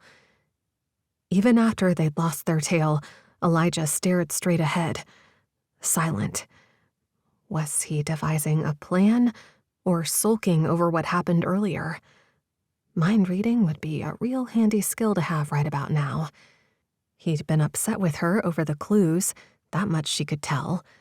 But this wasn't the time to delve into his feelings, or hers. But she could break the tension by initiating conversation, even if it was about the things she least wanted to consider. How could they have known we made it past the blockade at the bridge? She asked. Wish I had the answer to that. He clenched and unclenched his fist beside her. Where to? We probably shouldn't head to my rental house. If they found us here, they might find us there, especially since we're driving this bright blue monstrosity. Just put some more distance between us and them while I think. Chapter 13. Faith waited in the truck for Elijah while he checked them in at the motel. Her eyes were gritty from lack of sleep, so she was ready to collapse into a warm bed. A low hum of an approaching vehicle made her check the rear view. A sleek black Escalade drove slowly through the lot, as if searching for someone. She was confident they hadn't been followed, but something was off about the vehicle pulling in. She reached for the door handle, ready to bolt from the car to warn Elijah. Before she pushed the truck door open, a man dressed in dark clothing emerged from the SUV and strutted toward the hotel entrance. She pushed the door open, but when she saw Elijah emerge from the lobby, key cards in hand, oblivious to the approaching threat, she honked the horn. "Elijah!" His head snapped up at the sound of her voice, and his eyes widened when he spotted the dark-clad man closing in on him. For one agonizing moment, he seemed glued in place, but then he raced toward the truck. Faith punched the gas. Her tires screeched as she barreled toward Elijah. The other man broke into a sprint, closing in fast. Brakes squealed as she came to a stop. Elijah yanked the door open and jumped in. The attacker's hand collided with the window. Faith flinched, and a strangled sound caught in her throat. She punched the accelerator. The man stumbled. She floored the gas, and the car lurched forward with a squeal. They sped away from the hotel, and their would-be assailant disappeared from sight. Dread threatened to overwhelm her. "How do they keep finding us?" she asked. "We've been careful." Elijah rapped his knuckles on the console. His face revealed nothing. Could it be Jerry? Did he betray us?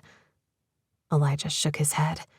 He's a trusted confidant, and he didn't know where we were until after they found us at the cabin. Plus, he doesn't know where we are now. Then who? Faith gritted her teeth. Someone is always one step ahead of us. I don't understand how. They drove in silence, the tension in the car thick and oppressive. Elijah rapped his knuckles on the console between them. There is one possibility, but it's a long shot. What is it? Faith asked, her eyes never leaving the road as she navigated the winding streets. Elijah hesitated, grinding his teeth as he weighed his words. What if there's a tracking device on your person? They might have planted it when they took you from the gala. It would explain how they always seem to know where we are. That's not possible. I've showered and changed since then. Faith shivered. I know, Elijah admitted, his frustration evident.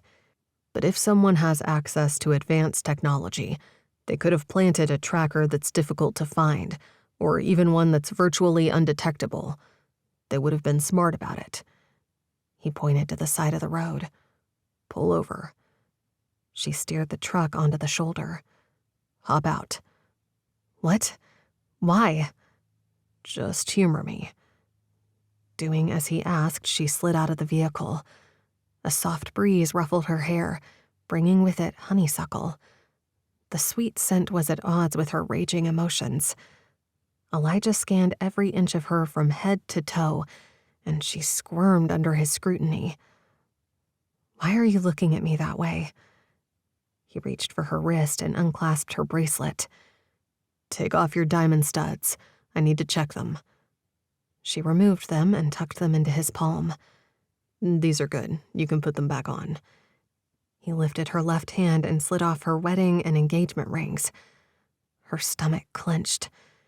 As intimate as their history was, it had to be hard for him to acknowledge her marriage to another man, his friend. She sucked in a breath and waited as he examined her rings. Using his fingernail, he pried loose a tiny chip from the inside of her platinum wedding band and handed it back to her. It was flexible, slightly thicker than a piece of Scotch tape. That would be how they keep finding us. He took it back and disposed of it in a puddle on the side of the road. It wouldn't be caught by a standard bug sweeper since it isn't a listening device. It's similar to the chips they put in dogs in case they get lost. But how did they get it in my ring? They didn't take them off when they abducted me from the gala. They may have planted it while you were in the hospital after the accident, in case they ever needed to take care of you. They'd been watching her for 2 years, waiting for her to remember the files and lead them to the evidence. Was that even possible? Seemed like something from a Jason Bourne movie, not something that would happen in real life. By take care of me, you mean kill me? Her nostrils flared.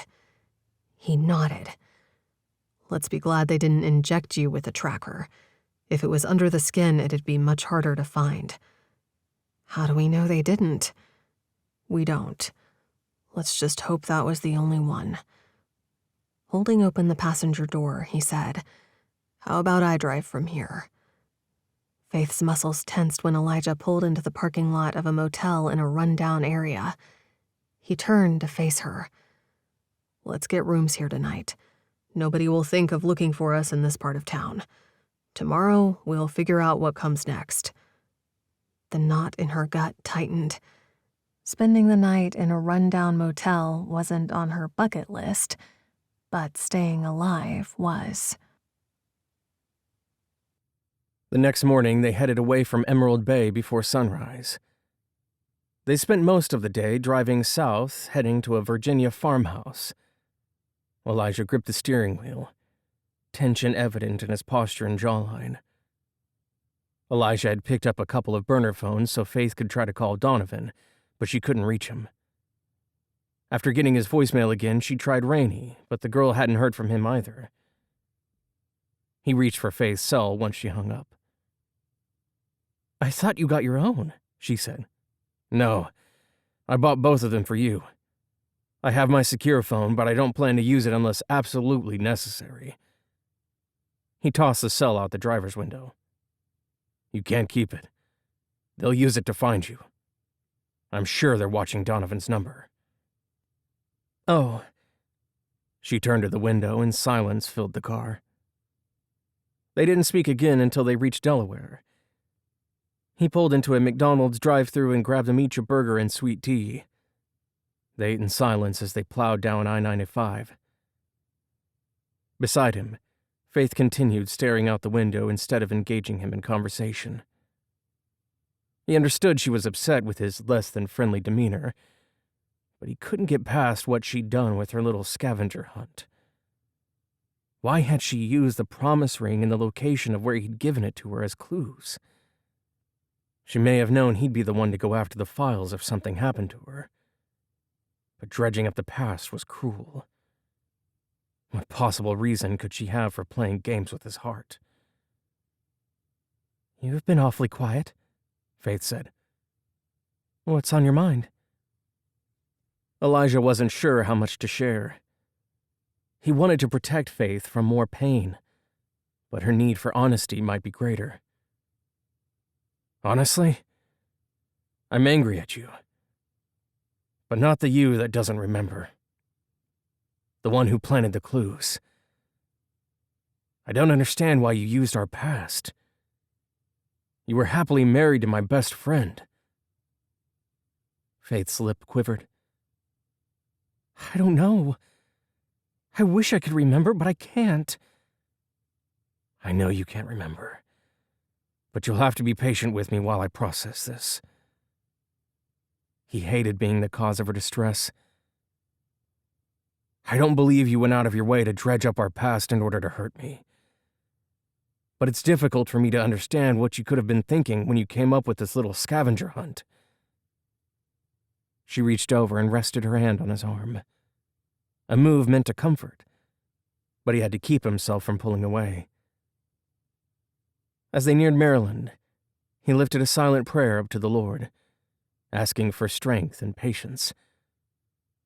Time hadn't dimmed the beauty of the woman beside him, and her ability to cope with everything that had been thrown at her in the past few days only heightened her allure.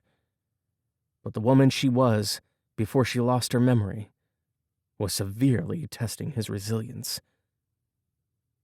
When they finally reached their destination in Virginia, they exited the highway and followed a winding country road bordered by trees. "Does this area look familiar?" Faith shook her head, peering off into the distance. "No, but I feel a strange connection to it." They approached a weathered sign proclaiming, "Welcome to historic Williamsburg." Elijah inhaled as memories flooded in, giving her the ring, the promises they'd made, the kisses they'd shared. They continued down the road, jostling over uneven ground, finally arriving at a charming farmhouse nestled among rolling hills. Surprise flickered in Faith's eyes. Was she remembering? Maybe it would be best if she did. Rip the Band-Aid off. She could go back to resenting him, and he could regain some emotional distance from her. "Is this it?" she asked. His heart banged against his ribcage. "Yes. This is where I asked you to wait for me 27 years ago." A tear slid down Faith's cheek, and she wiped it away. "It feels like home." Elisha swallowed hard. The bittersweet sting of the past threatened to overwhelm him. It was home. Our home. He let out a mirthless laugh. He should have sold the property a long time ago, but he'd never been able to let it go. If Ava had known he was clinging to the past, she never would have accepted his ring. But it hadn't taken her long to realize he was still living in the past.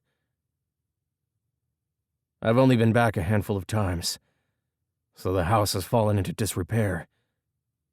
Let's head inside, and maybe we'll find that drive." They picked their way across the worn stone path and up uneven flagstone steps before coming to a sagging front porch.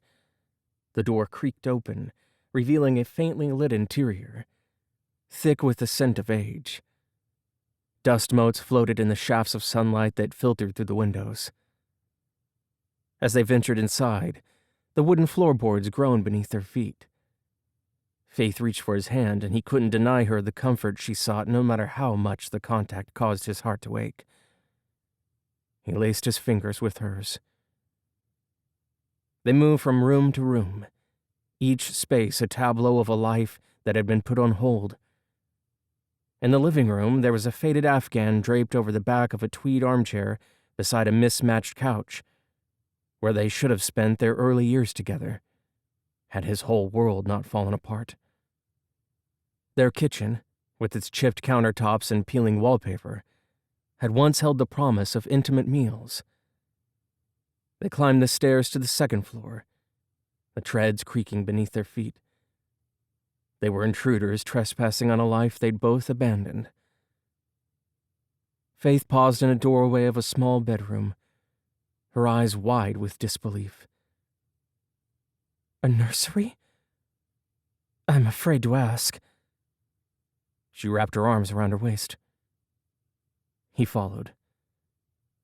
A simple wooden crib stood on one wall, faded Winnie the Pooh wallpaper peeled at the edges. A changing table was covered in dust. She'd picked the items herself while he was away. He backed out, unable to bear the painful reminder of their agonizing loss. He strode into the master bedroom and she followed.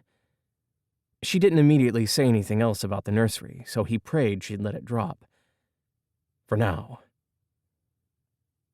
On the small writing desk in the corner, a journal lay open, its pages yellowed with age. Faith approached it and turned the pages. He moved closer and placed his hand on her shoulder. What does it say? Her fingers traced the lines of her own handwriting as she read aloud. I know I shouldn't hope, but I can't help it. I want to believe that one day Elijah will do as I asked and take a desk job instead of working covert operations overseas. He'll return to me, and we'll have our happily ever after. When her voice broke, his eyes welled up with tears. But he wasn't about to break down now, and guilt her for making an impossible choice. She closed the journal. The words she'd read left a heavy silence in their wake. A full minute passed before she spoke again. So that's the big secret you wouldn't share with me? You're CIA? He pinched the bridge of his nose before meeting her gaze. Yes. It was one of the things he'd kept from her. Thaddeus, too? When you asked me if Thad hunted, that's an apt description of what he did for the CIA. He hunted the worst kind of men. Then he sent me to where they were, and I infiltrated their networks and reported back to him. She rubbed her forehead. Wow. I realized you guys were involved in something top secret, but I never imagined anything like this. As I told you back at the cemetery, you worked with us too. Elijah said the words gently, knowing they might be hard for her to hear. We met at the farm. Me? She crossed her arms, doubt lacing her voice. An intelligence officer? Doubtful.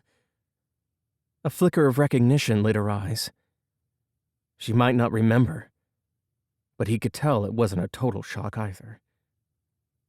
Yes, you. He took one of her hands in his. Her chin raised a fraction. Donovan told me I was a stay-at-home mom and housewife. He was doing what he thought best. Why overwhelm you before your memory returned? I don't believe it. You were the one off playing spy games. I wouldn't have run around the world lying for a living. That wasn't me. You had a desk job. Not all CIA employees work abroad. She blanched. But you chose covert missions over a life with me. It was never my intent to hurt you. He wrapped his arms around her, pulling her close as her tears soaked his shirt. I planned to return, but by the time I arrived back on U.S. soil, you'd already married Thad. She pulled away from him.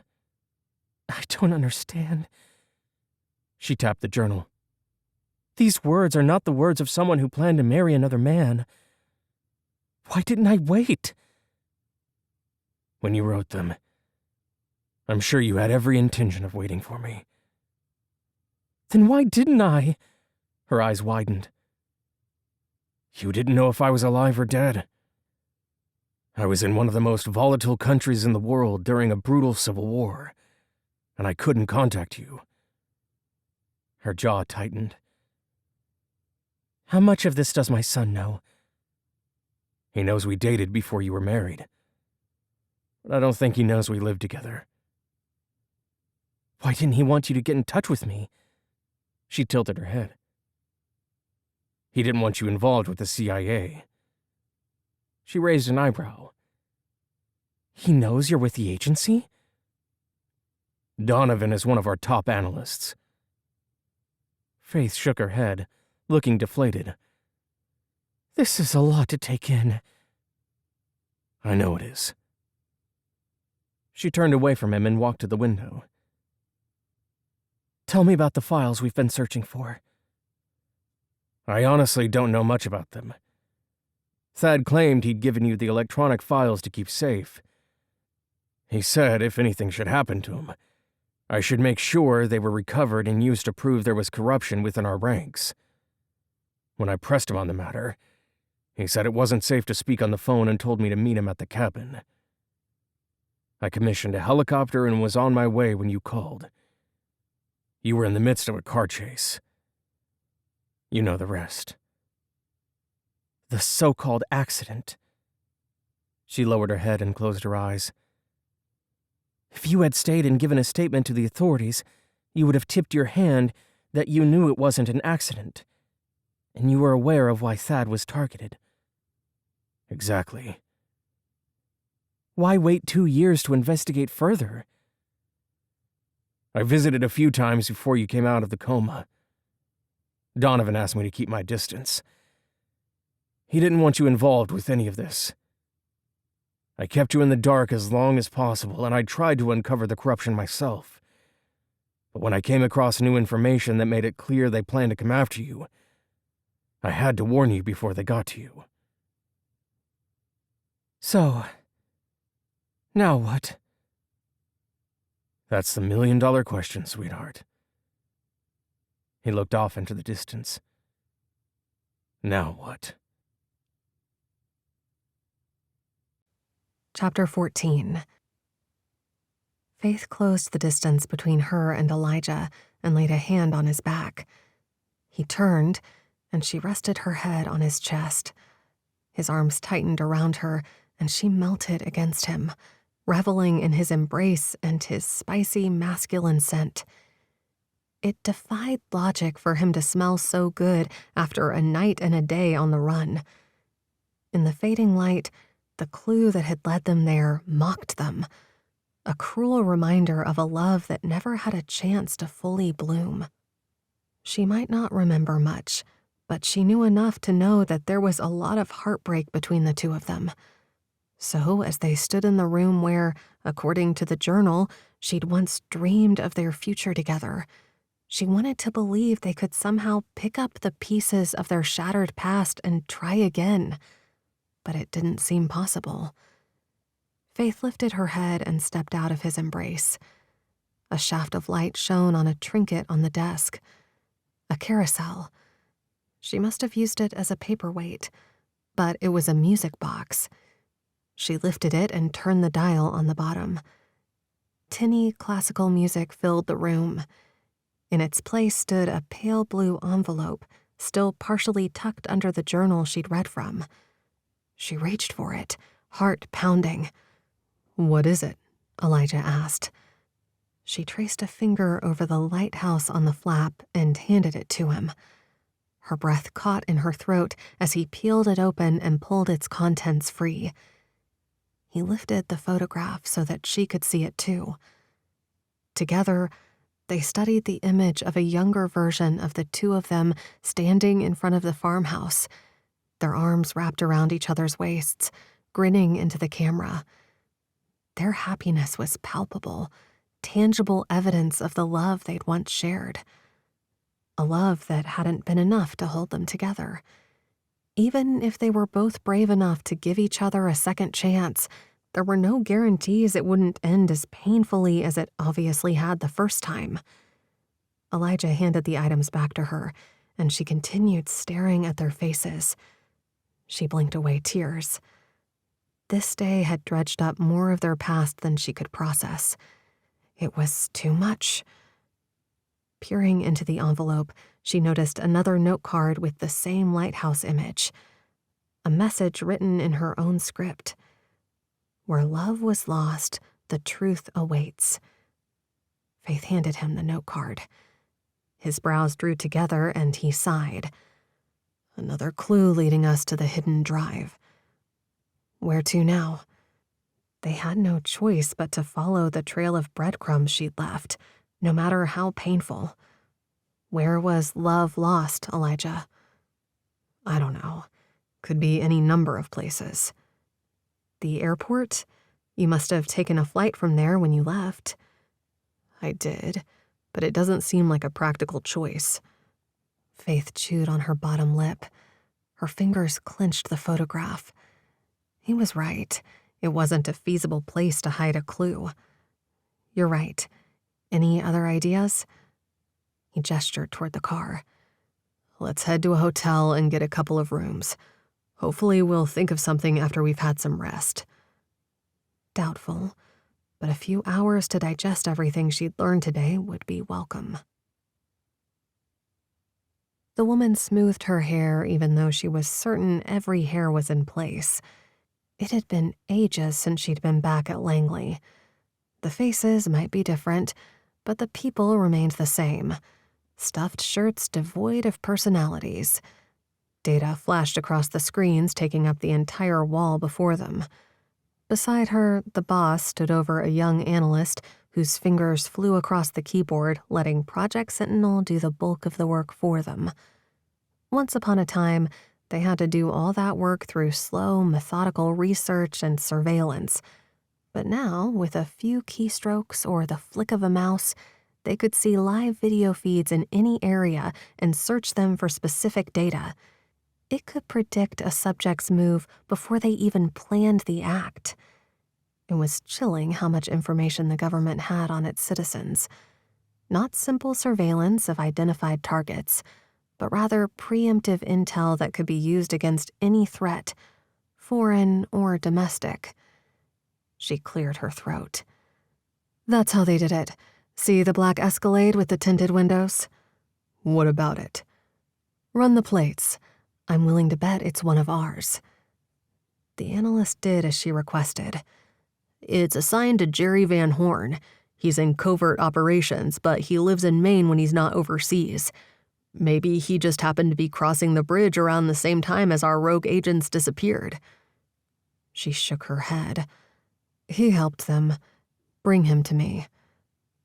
Technically, they weren't even supposed to operate on U.S. soil, but that wasn't stopping her boss. He would eliminate anything that got in his way. She hadn't hesitated when it came to killing Thaddeus, and she'd pull the trigger on Faith without losing sleep. But Elijah, he was different. It was an occupational hazard of field work. You could get attached to your target. They hadn't given her any proof that he'd crossed the line, and she wasn't about to take that shot without absolute certainty. Unless, of course, he got in her way. If he did, she'd do what she needed to. She stuffed her hands in the pockets of her dress slacks. I have something, sir, the analyst said. Go on. I used predictive analysis to see where they might go for assistance. Elijah has a brother. And is Elijah with him? No, doesn't look like he's called his brother yet either, but I searched the area around his house in ever-widening circles, and we got a hit on the truck they were driving in Bar Harbor. Don't keep us in suspense, kid. Where are they? Traffic cameras spotted them on I-95. From there, I tracked them to Williamsburg. Project Sentinel found a property Elijah owns in the area, an old farmhouse. Her gut twisted. Elijah still owned that dump, and this time, his sentimentality might get him killed. The streetlights cast an eerie glow over the hotel parking lot, their flickering light reflecting off the puddles left by the earlier downpour. Faith sat beside him in the truck, tracing the outline of the photo from the farmhouse. Her brow creased in concentration. Their whole sordid history sat just beyond her grasp. But what would happen when it all came flooding back? Would she hate him? The forgiveness she'd seemed freely willing to give might be withheld once she was privy to the whole truth, and all the ways he'd failed her. Elijah tapped the steering wheel. The most likely place for the note to refer to would be the airport. But as you pointed out, that's not likely. It was too public and exposed. The other clues had been personal. Designed, it seemed, with him in mind. Somehow she'd known he would be the one looking for the drive if something happened to her. Maybe there was a chance for them. A slim one. But he was holding on to that thread like a lifeline. It has to be a more personal moment. A place you connect with the end of our relationship. Faith pressed her lips together, her eyes scanning the darkened lot like the answer might be hiding among the parked cars. We're missing something. From what you've told me, you weren't even in the country when I moved on. She touched her wedding ring, and the action twisted his guts. "We should look for somewhere we went before I left. A place you see as the end of us." Elijah rubbed his chin. "Give me time to consider it. I'll figure it out." He hurried inside to get the rooms, leaving her waiting in the vehicle. The hum of the vending machines and the stale smell of lingering cigarette smoke invaded his senses as he stood at the front desk. He'd gotten rid of the tracking device, but their adversaries were clever. They'd find them again, if given half a chance. Elijah returned with the room keys and found Faith still waiting in the truck, her knuckles tapping a nervous rhythm on the window pane. He opened her door, and the scent of old French fries filled his nostrils. "We've got adjoining rooms. We can keep the door between them unlocked in case something goes bump in the night." Faith took both his hands in hers and kissed his cheek. "Thank you." They strode across the empty lot. When they reached the third floor, Elijah used the keycard to open her door and handed it to her. He took a step back, and their eyes locked. "You up for reviewing what we have before retiring for the night?" "Sure," she said. They pored over the clues they'd discovered up to that point. Their fingers brushed against each other as they passed the envelopes and note cards between them. They'd spent many nights sitting together like this before he'd gone abroad. Maybe if he'd given her an engagement ring instead of the promise ring, she would have waited. But he'd tortured himself over past mistakes long enough. It was time to concentrate on the present.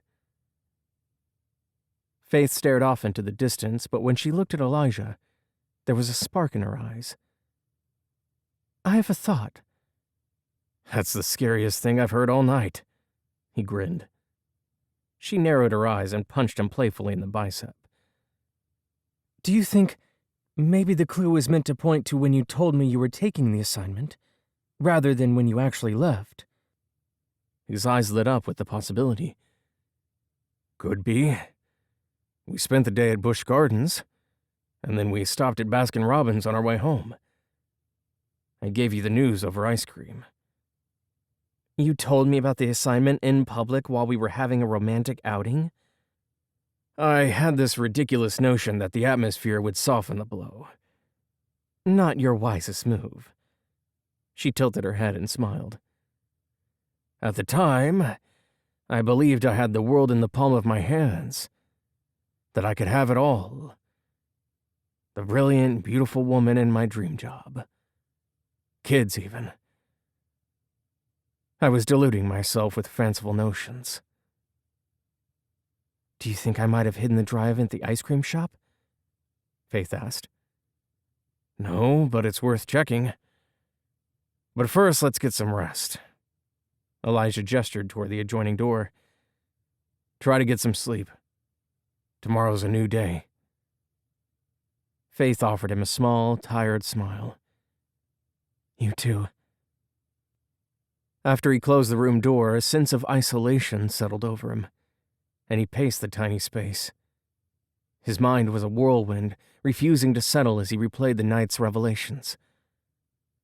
Eventually, he climbed into bed and found himself staring at the wall separating him from Faith. It served as a metaphor. Thaddeus had been the wall between them for 25 years. She'd made her choice, and he'd respected it. Hated it, but understood. Now his friend was gone, and as much as he despised the idea of being Faith's second choice, he didn't want to spend the rest of his life without her. But maybe it'd be for the best for them to go their separate ways once the files were located and she was safe. There was too much baggage between them. Well, they had little choice but to dredge up the pain of the past, since she'd come up with her ridiculous clues forcing him to relive his heartbreak. He didn't have to open himself up to letting her hurt him all over again. He wasn't sure he was up for the risk, even if Faith was. But being around her was sweet agony. His defenses were nearly obliterated from the time they'd spent together over the past week. The hum of the air conditioner provided little relief. He sighed. turning his head toward the bedside table where he'd laid the photograph of him and Faith from the farmhouse. He should have left it in the truck. Tossing aside the top sheet, Elijah swung his legs over the side of the bed. The red glow of the clock taunted him. He rose and stepped outside, hoping to find some solace in the night air. The warm breeze brushed against his skin. It carried with it the scent of damp earth and fresh grass. He approached the railing before noticing Faith standing on the adjoining balcony. "Can't sleep either?" Faith shook her head. "How can I move on from a past I don't remember? I can't shake loose the memories I need to access to free us from this mess." He reached through the bars separating them and took her hand in his. "We'll figure this out." She squeezed his hand. "I want to believe that, but I don't know how much more I can take." "You're a trooper. I'm amazed by the strength you've shown through all of this." Every curve of her face, the way her lashes fluttered against her delicate cheeks, the fullness of her lips. He wanted to memorize it all before she slipped through his grasp again. Something flickered in her eyes. "I'm trying." "We'll keep searching until we can put an end to this nightmare." It would be a relief to get the data on those files. But at the same time, once they found them, their time together would be over. And the idea of losing her again pierced his heart. Faith lifted her face to look into his eyes. "We will. We have to confront our past and follow the clues to the truth, regardless of how painful it is. Right?" "That's right. You should go back to bed. Tomorrow we'll drive out to the ice cream shop and rediscover just how angry you were with me for taking that assignment in Somalia." A tiny smile tugged at the corner of her mouth. "I'm sure you deserved my wrath." "You bet I did. But I'm praying you'll find it in your heart to forgive me when you remember all the details." "I don't see what good praying about it will do." "Give it a try." He studied her features, searching for the faith he knew was present before the accident. "Taste and see that the Lord is good." Psalm 34:8. She lifted a brow. "Yes." "How can I remember the chapter and verse of a psalm when I can't remember my wedding day?" "I don't know. But I do know that God will give you what you need. Just trust Him." "That's easier said than done." She gave his hand a final squeeze and released it before heading back into her room. This wasn't only about the files anymore. It was about helping the woman he'd never stopped loving recapture her faith and learn to trust God again. Chapter 15. Faith's grip tightened on the wheel as they drove toward downtown Williamsburg. Elijah stared out the window, jaw clenched. He'd suggested she drive while he made some long-overdue calls on his secure CIA phone. All she'd learned since coming to Virginia pressed in on her. If she didn't get past her resentment over him choosing a career path over her love, they couldn't rekindle what they'd lost. He'd told her in no uncertain terms they couldn't do that anyway, unless her memories returned. Of course, none of it would matter if the people determined to kill her found them before they found the drive. They parked in the lot of the Baskin-Robbins. The familiar pink and blue signage tugged at something deep inside her, and the faint scent of waffle cones wafted through the air, teasing her with the hint of a memory. But it was just out of reach. Nothing concrete. Elijah turned to face her, his eyes reflecting his own internal struggle. "Are you ready for this?" If only it would come back to her. But that wasn't going to happen. So she sucked in a ragged breath, and her fingernails dug into her palms. "As ready as I'll ever be." They made their way to the booth where Elijah believed they'd sat. He claimed the space had been remodeled since then, but he gave her his best estimation. She tried to recall the past, but she couldn't unearth it. It felt like the memories were close to the surface, but she couldn't push past the curtain to access them. The cheerful shop mocked her as Faith examined the corners of the booth, running her hand along the underside of the table. A few pieces of dried bubble gum and what she could only hope was congealed ice cream were the only things she encountered. At least the shop was empty, save a harried young woman with 2 toddlers in tow. She scanned the surrounding tables for any sign of the hidden drive. Elijah did the same, all the while keeping watch over her. What did he see when he saw her? A woman well past her prime? That much she knew. But the way he looked at her warmed her from within. When she ran out of places to search, she stood frowning down at the floor, motionless with her arms hanging limply at her sides. Elijah strode over and touched her arm gently, offering comfort. "Let's get ice cream." He placed an arm around her shoulders and steered her toward the long counter. "How can you think of dessert at a time like this?" "How can you not? We're in an ice cream parlor." She tilted her head to the side and gave him a resigned smile. "Fine. I'll take mint chip, but I need to wash my hands first." After getting their ice cream, they returned to the car. "Do you want me to drive?" She nodded. He opened the passenger door for her and she slipped inside. Always the gentleman. Hard to believe he hadn't married. Had she been the reason? She hoped not.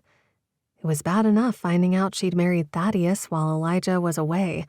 She'd hate to think she was the reason he hadn't found someone. The thought was ridiculous. Of course there had been other women. He might not have married them, but he certainly must have dated. He wasn't the kind of man who sat around pining for a lost love. It had been love, hadn't it? The cards seemed to suggest it was, and the feelings that were resurfacing confirmed it must have been. As he pulled out of the lot, Elijah frowned. What was he thinking? Did his brain turn things over the way hers did? He had the benefit of memories, something she desperately craved. A few minutes later, he broke the silence. "There was a used bookstore we used to visit near here. We'd spend hours browsing the shelves and talking about our favorite thriller novels. If I remember correctly, you insisted we stop there before we drove home." That explained how he was so familiar with her reading tastes. She shook her head. "I can't remember the details, but I feel like I should know the place." "It's called the Colonial Quill," Elijah said. "It might be where the drive is hidden." The jingle of the door chime announced their arrival as they entered the bookshop. The wooden floor creaked beneath their feet, stirring flickers of memory. It was the first truly familiar place she'd found since the accident. She crossed to a shelf and breathed in the scent of aged paper and ink. She ran a finger over the spines of large tomes. "Do you think it could be here?" Elijah made eye contact. "No clue." "Why would this be the place where love was lost?" she asked. "It's connected to the day I left for Somalia." A flash of the past came back to her. "That day, I returned here hoping to find something to read to take my mind off everything. At least, I think I did." Elijah made eye contact and clasped her shoulder. "It's coming back, isn't it?" "Only fragments." "Let me drink in these precious moments with you before you hate me again." "I must not have hated you. The clues I left suggest a far different emotion." "Well, you know what they say about the thin line between love and hate." He dropped his hand and turned his attention back to the heavily laden shelves. The loss of his touch affected her more than she cared to admit. They searched each shelf methodically, looking for any clue to where she might have hidden the drive. A heavy silence fell over the store as they scoured the bookshelves. They wandered around until they found themselves in the Christian literature area. Faith paused before a shelf filled with aged copies of classics. Something drew her heart toward a worn paperback copy of Pilgrim's Progress. Elijah moved closer. She pointed, her hand trembling. This one seems familiar. She pulled the book from the shelf and ran her finger along the crease in the spine. Elijah's eyes widened. He pointed to a small plaque engraved First Edition. "They have a first edition. I'll ask the bookstore owner if we can see it." She flipped through the paperback while Elijah spoke with the owner, then slid it back into place and pressed a hand to her stomach to settle the flutters. If they didn't find anything here, she didn't know where else they could look. They were at a dead end unless her memories returned. After a brief conversation with the owner, Elijah returned to where she waited by the case and the owner unlocked it for them. With his permission, they opened the book. As Faith turned the pages with great care, a memory card fell onto the table. Her knees buckled, breath hitching as she stared down at the tiny sliver of plastic and metal. All along, she'd been trying to figure out why she would have gone to such lengths to hide something. Part of her had wondered if she'd ever finished creating the scavenger hunt or if she'd lost her memory before completing it. She picked it up. The physical weight was insignificant, but its true weight was immeasurable. It contained secrets for which men had committed murder to keep buried. Her chest ached. It was all too much. Too much loss, too many questions, too many dead ends. Maybe this tiny device would put an end to it all. Time would tell. Elijah placed a hand on her shoulder, his touch comforting. "We were looking for a drive, but this could just as easily hold the files. I think this is it." "Any clue what's on it?" she asked. He frowned. "Something worth killing over." Faith stared at the square piece of plastic. This tiny object held the key to her husband's murder. With a deep breath, she handed it to Elijah. "Let's find out what's on this thing." He scratched his chin. "We'll need a computer with a memory card reader," Faith said. They left the bookstore and headed to the local library, hoping they'd have what they needed. They found an unoccupied computer station nestled in a secluded corner. Elijah inserted the memory card into the machine. She pulled up a chair beside him. A flyer taped to the cubicle announced a donation of a Gutenberg Bible to the Smithsonian by a wealthy uncle of Senator McCutcheon. She smiled. The sharing of such a treasure with the world was a beautiful gesture. Elijah groaned. A password-protected folder appeared on the screen in front of them, its contents inaccessible.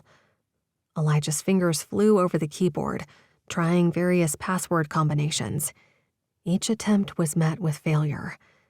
He sighed. "I don't have the proper tools for decrypting this here." Her shoulders sagged. "What now?" Elijah tugged at his earlobe.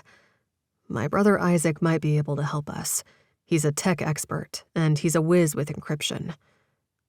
Faith wasn't sure it was wise to involve more people in their perilous quest, but the need to find answers and uncover the truth about her husband's death had her nodding in agreement. "Let's go see your brother." Chapter 16. When they arrived at his younger brother's modern, upscale Maryland home near Washington, D.C., Elijah climbed from the truck and swiped his sweaty palms against his slacks. The oppressive heat immediately brought beads of sweat to life on his forehead. He opened Faith's door and they walked up the stone path to the front door. A warm breeze carried the scent of freshly cut grass and the hum of traffic provided their soundtrack. Faith swallowed. Let's hope Isaac can access whatever data that memory card holds. They approached the imposing front door, but before he could knock, It swung open to reveal his tall, wiry sibling. Isaac's eyes locked on Elijah's. "It's been too long." Elijah took his brother's outstretched hand. "It has. We need your help." Isaac's gaze flicked to Faith. A glint of recognition shone there. He looked back at Elijah with a raised brow. "You remember Faith?" Elijah asked. Isaac nodded, but his eyes shuddered. He'd seen the worst of the wreckage of Elijah's life post-Faith. "Come in." He moved aside to allow them entry. The house was as he remembered, tastefully decorated with understated elegance that spoke of Isaac's success in the private sector before he transitioned into government work. The rich aroma of freshly brewed coffee infused the air. Isaac led them to his sleek living room. Faith perched on the edge of the couch, and Elijah sat beside her. He explained to his brother why they'd come to him, and handed the memory card over to him. "We need to find out what's on this. It's encrypted, and we don't know who at the agency we can trust." After studying it, Isaac nodded. "I'll do my best. Make yourselves comfortable. There is fresh fruit and coffee cake in the kitchen." "From another one of your admirers?" Isaac chuckled. "Sally Mae. The single ladies at church won't leave me be. You poor man. I can't imagine how you cope." His brother's grin widened. "I'll be in my office if you need me." While they waited, Elijah couldn't sit still, so he paced the room. The last thing he'd wanted was to bring danger to Isaac's doorstep. But he didn't know who else he could turn to, since he wasn't sure if any of the contacts he normally relied on were compromised. His brother was a known entity, someone he could count on no matter what. Faith stared at the modern art over the unlit fireplace. "Nothing like the lion in my living room, is it?" "That's for sure. I'm more into realism than this kind of thing. But to each his own." He sank back down beside her and ran his hand along the supple leather of the couch cushion. After what seemed like an eternity, Isaac emerged from his home office, his face pale. "I managed to crack the encryption. You won't believe what's on it." Elijah regarded his brother. "Try me." Isaac hesitated, shuffling his feet. "Evidence of illicit operations by the Director of Digital Innovation." "You're telling me Brian Tierney is involved in this?" He'd asked the man to provide protection for the senator's family. Could he have been involved in the assassination? Too ridiculous to even consider. Or was it? "Everything on here is connected to something called Project Sentinel." "Any details?" "They're using the program to plan and execute assassinations on political enemies." Isaac cracked his knuckles. "They've already followed through with many of their plans, but if this were brought to light, it could bring them down. I imagine they'd do anything to keep that from happening." "No doubt. Was there a plan to assassinate McCutcheon?" "There are mentions of eliminating him, but no details on how they plan to do that. There's also evidence of illegal surveillance of Americans, but that's not all. There were drone strikes on American soil." Bile rose in Elijah's throat. "It's no surprise they're willing to kill to keep the information from coming to light." He scrubbed a hand over his face. "But what has me worried is that if they're using Project Sentinel, they probably know we're here right now." Confusion clouded Faith's expression. He offered an explanation. "It's an advanced AI-driven surveillance and intelligence analysis system that assists the CIA in our missions." Isaac handed over the card. "This holds crucial information about its misuse and abuse right here in the so-called Land of the Free." "What do we do now?" Faith asked. Elijah made eye contact. "We expose them." Faith gave Elijah her order at the drive-thru. They'd eaten more fast food in the past week than she'd eaten in her life. Or she thought that was the case anyway. Maybe she'd been a junk food junkie, but somehow she doubted it. Elijah handed her a soda. As he turned back onto the highway, the lid popped off, sloshing liquid down her slacks. She rummaged through the paper sack looking for napkins, but found none. She'd stashed a bunch of extras in the glove box earlier, so she grabbed several, and as she did, something caught her eye. A paper written in Donovan's handwriting. Once she finished cleaning up her spill, she studied it. It was a note to Thaddeus with a door code. "I found something over here." Elijah glanced over before returning his focus to the road. "What is it?" "A code to get into Donovan's place in Annapolis. It's not far from here. We can go there. If he's there, I'll know he's safe, and I can stay with him while you visit your boss. If he's not there, I don't know what comes next." He squeezed her hand. "If he isn't there, we'll find him." She picked at her food on the drive over to her son's place. When Elijah pulled into the drive, she bolted from the vehicle without waiting for him to come around and open her door. The unassuming suburban home sat on a quiet street backing up to a wooded area. Faith entered the code, heard a click, and pushed the door open. She made her way deeper into the house and found everything clean and pristine, making it clear Donovan hadn't been home since the cleaning lady last visited. And if her calculations were correct, that would have been the day before the gala, since she only came once a week on Friday mornings. Faith clutched her roiling stomach, regretting the greasy meal.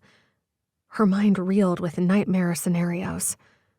What caused a trusted public servant like a CIA director to twist a project meant for their country's protection into a weapon against its own people? Was he behind Donovan's disappearance? Did they stand a chance against someone so powerful? Someone with access to Project Sentinel? Elijah's lips formed a tense line. "We need to go to my boss with the files." She wrung her hands. "Do you think that's wise? If they have Donovan and you turn over the information to the authorities, they'll have no reason to keep him alive."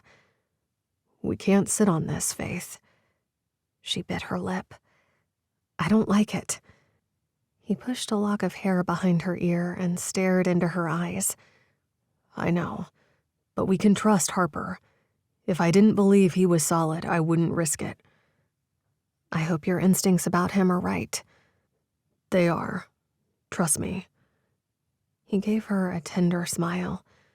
"With Tierney manipulating Project Sentinel, we need all the help we can get. But even if we don't turn over the files, now that we have them, they won't let us live. We know too much. We have to give this to the higher-ups." On cue, the faint sound of a door creaking open reached their ears. Faith's pulse surged. They exchanged a tense look before Elijah motioned her toward the powder room, his lips pressed in a thin line.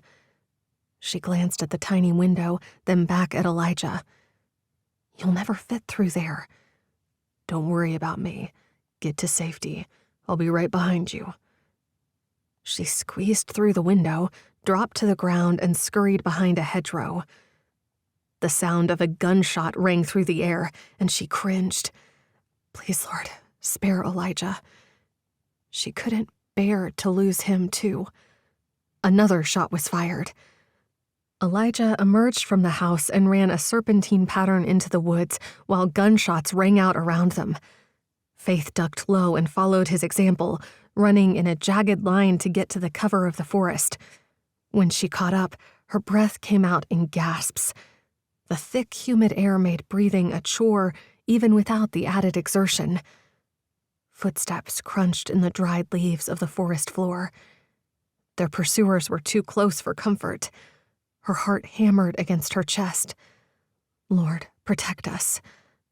Elijah touched her arm. Let's go. Stay close and don't look back. Faith nodded. At his signal, they quietly picked their way from tree to tree. Shouts filled with anger and frustration reached them as they crept deeper into the woods. She kept to the plan, following Elijah's lead as the sound of footsteps drew closer. Her foot caught on a tree root, sending her sprawling to the ground. Elijah turned back to help her up. His strong hands lifted her until she got her footing. "You okay?" he asked, his eyes filled with concern. "Yes." She winced at the pain in her ankle. "I'll manage." "Let's stay put for a few minutes. Hopefully they'll think we kept going. If they pass us, we can double back and get to the truck." Hiding in the dense forest, her shallow breathing seemed deafening.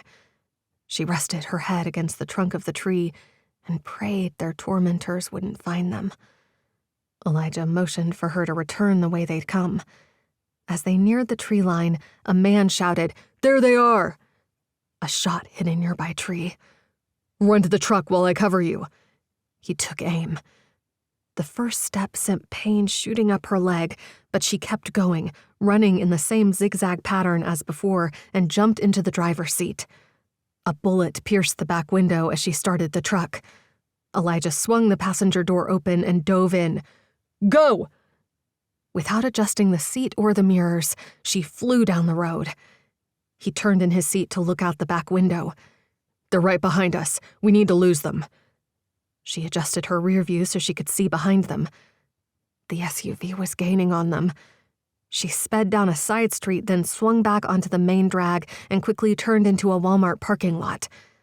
Hopefully their pursuers wouldn't realize they'd stopped. 10 minutes later, they drove back the way they'd come and didn't slow until they reached the interstate. "Let's find a safe place to regroup and plan our next move," Elijah said. I'm not sure such a place exists, but she knew someone who could help, if he was so inclined. Where was her faith? If she wanted to find her way back to him, she had to start somewhere. Lord, show us where to go, and give us the strength to endure. Chapter 17. Ava knocked on her boss's door. "Enter." A scowl marred the boss's face. "The situation's getting tiresome. You were supposed to have handled this by now." There were some unexpected complications. "What does that even mean? Whatever it is, handle it. While you're at it, take care of Faith's kid, Donovan." What happened to just holding him to get her attention? "I've learned he's complicit, part of the whole conspiracy. He needs to go." She blinked. "Yes, sir." The room spun, and she grabbed her desk to steady herself.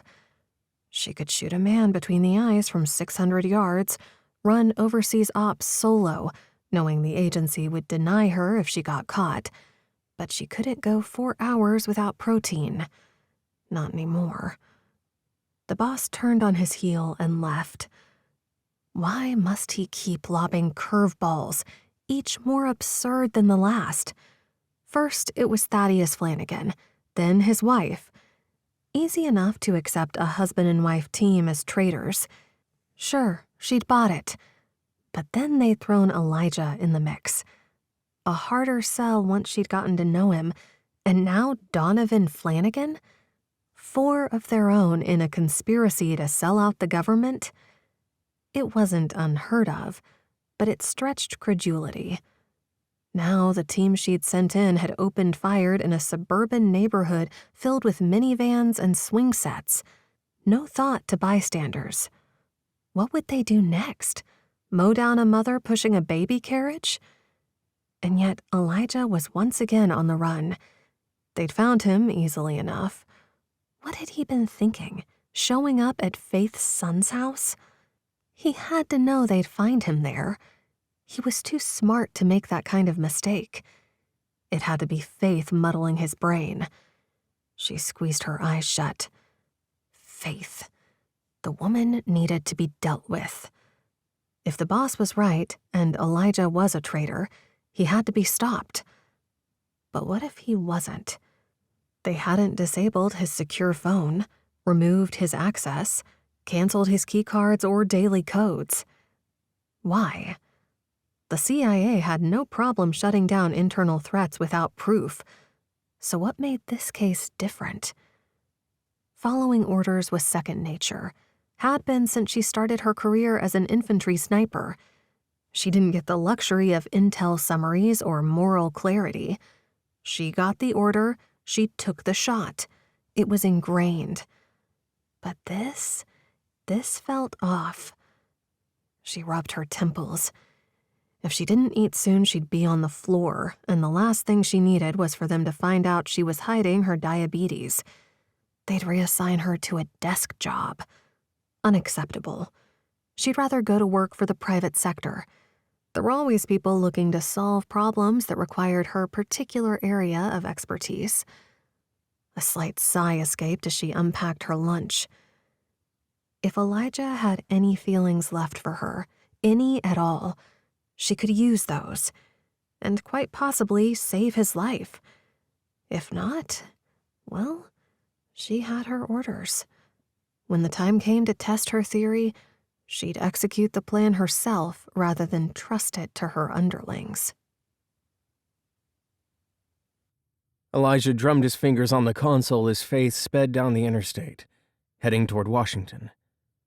When they reached the outskirts of the capital, he directed Faith to a secluded road leading to an underground parking garage. He'd used the spot before for clandestine meetings away from prying eyes. The concrete walls provided a level of protection against the surveillance capabilities of Project Sentinel. Faith surveyed the dimly lit garage. "You sure this is safe?" Elijah forced a smile to reassure her. "I've used this place before. It's one of the few spots where we can avoid being detected." "What's our plan?" "I'll contact my boss to set up a meet." He scratched the back of his neck. "He'll be able to help us navigate this mess." He tapped his foot on the floorboard. "Do you trust him? I mean, after everything we've discovered?" Faith asked. Elijah's shoulders sagged. "Craig's always had my back. He's been that way my entire career." She stared into his eyes before slowly nodding. "All right. Make the call." He grabbed his secure cell from the console and punched in his boss's number. It rang several times before Craig picked up. "Elijah? What's going on? Thought when you claimed to be sick to avoid going on assignment that maybe you were on vacation. You know, after the whole fiasco in Africa. Thought you might need a reset." Elijah's eyes closed as he pictured Senator McCutcheon's assassination. "A reset would be nice. But that's not what's going on. I need to talk with you in person, but not in the office. It's urgent." There was a brief pause on the other end. "I'll send you a location for the meet." The call ended, and Elijah stared at the phone, waiting for the coordinates to come through. A text appeared moments later, revealing a nondescript warehouse near the Anacostia River. "I have a location. You want me to drive?" he asked. At her nod, he walked around the car to switch places with her. Before long, the warehouse loomed ahead. He parked the truck and they headed toward the entrance. Inside, the warehouse was cold and damp, the air heavy with the scent of old machinery and rust. They wound their way through the maze of crates and equipment toward the designated meeting spot. A chill crept up his spine, but he shook off the eerie sensation. His phone buzzed in his pocket. The vibration startled him. Hadn't he turned it off? No number was displayed on the screen. Dread coiled in his stomach as he answered. "Hello, Elijah." Ava's voice sent shockwaves through his body. "Are you there?" She sounded the same as he remembered. He squeezed his eyes shut. "You're dead. I watched you get shot." His head buzzed as he tried to make sense of it all. Things aren't always as they seem. But why? There isn't time for me to get into all that right now. The Home Office is sending me somewhere else, and it was important that everyone believed I was dead. Was any of what we had real? She sighed. I had to get close to Thaddeus.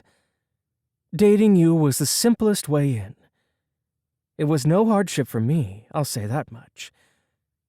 I cared. So much so that you let me believe you were dead. It was necessary. I mourned for you, he said. I know. Leave Thad's widow alone. You know we can't do that. But your hands will be clean. The agency is sending you to Progresso. It'll get you out of Dodge. Mexico? Why send him there? How would you know what my next assignment is? I can't answer that. Call headquarters and be on the next flight to Mexico. Consider this a warning. I'd hate to see you get killed interfering with a sanctioned mission.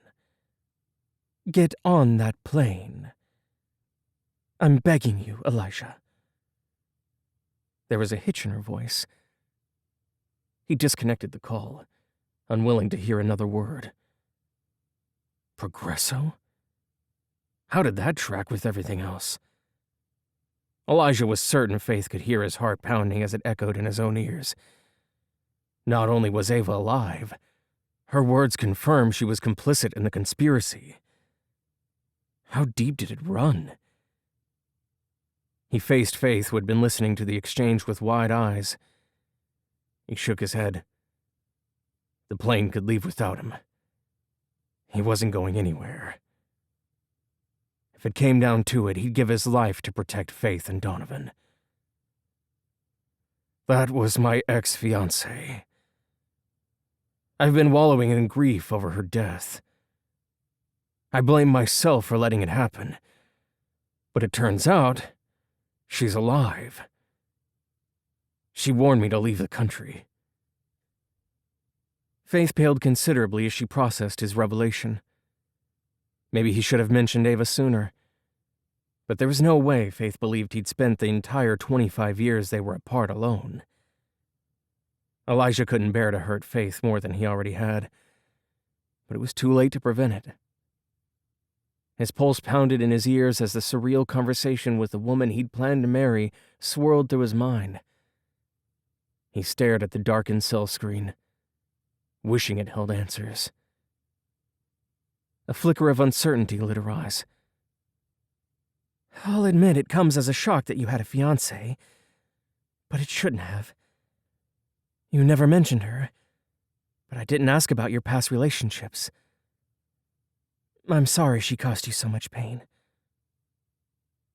Elijah flexed and unflexed his fingers, wishing he had his punching bag. The tension coursing through his body was at an all-time high.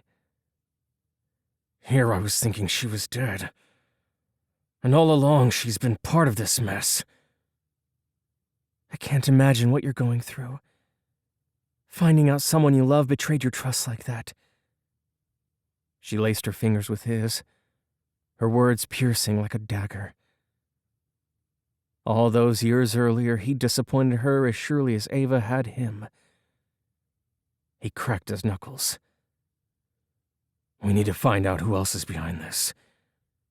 If both Brian Tierney and Ava are involved, there's no telling how deep the conspiracy goes. What's next? Faith asked, twisting a lock of hair around her fingers so tight he was certain it would cut off her circulation. We stick to the plan. He tapped his fingers against his thigh. We meet with Craig Harper and give him the evidence. Before he had time to process the first call, Elijah's phone buzzed again. The voice on the other end was unfamiliar. This is Agent Corrigan with DHS. Who is this? Shouldn't you know? You called me. I'm going to take a wild guess and say you're Isaac's brother. I am? He's been shot. Critical condition. Transported to Johns Hopkins. He swallowed his panic and concentrated on the words. Who notified you? Isaac did before he lost consciousness.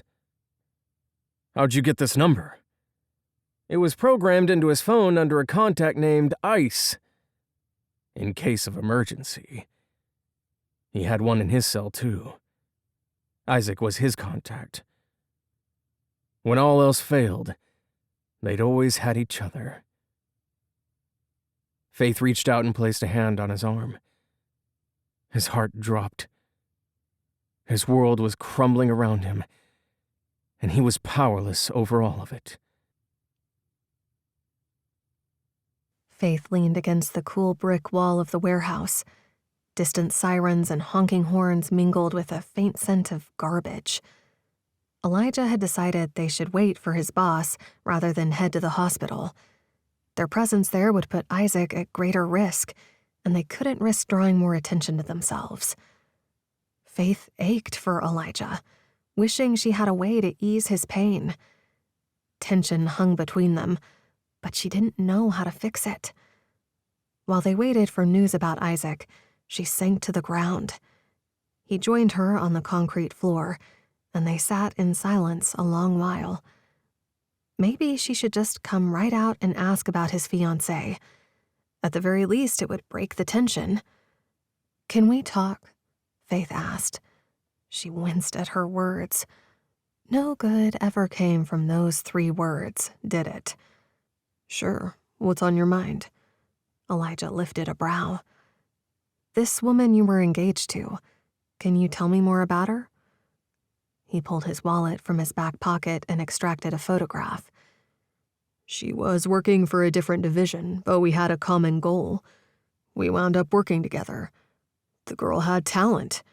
She expertly played several different instruments and had the voice of an angel, but she also knew her way around guns and explosives. It didn't take long for her to win me over. We fell in love. Well, I thought we did. Guess it wasn't as real as it felt." "Why did you think she was dead?" Elijah's emotions played across his usually stoic features. He stared at the ceiling and squeezed the bridge of his nose. "She was shot during an operation. I saw her go down and her team carried her away from the melee. They told me she didn't make it. I grieved for her, and now I learn that she's alive." He looked away, jaw clenched. His anguish was palpable, and Faith's heart ached to comfort him. She laced her fingers with his and kissed the back of his hand. He shook his head, a sad smile on his lips. "I don't know how to feel." She bit her lip, summoning the courage to ask her next question. "Do you love her?" His eyes searched hers for a long moment. "I loved the woman she led me to believe she was, but that woman wouldn't have lied to me, wouldn't have hurt my brother. That version of her is still dead." The buzzing of Elijah's phone echoed through the cavernous space.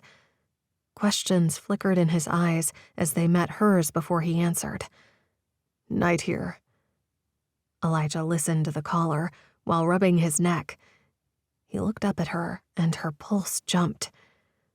"Thank you," he said, then disconnected the call. "Isaac's stable." Faith exhaled. "Praise the Lord." She reached for his hand. "He's going to be okay. I'm sure he's strong, like his brother." Elijah let out a mirthless laugh. "I wish I was there with him."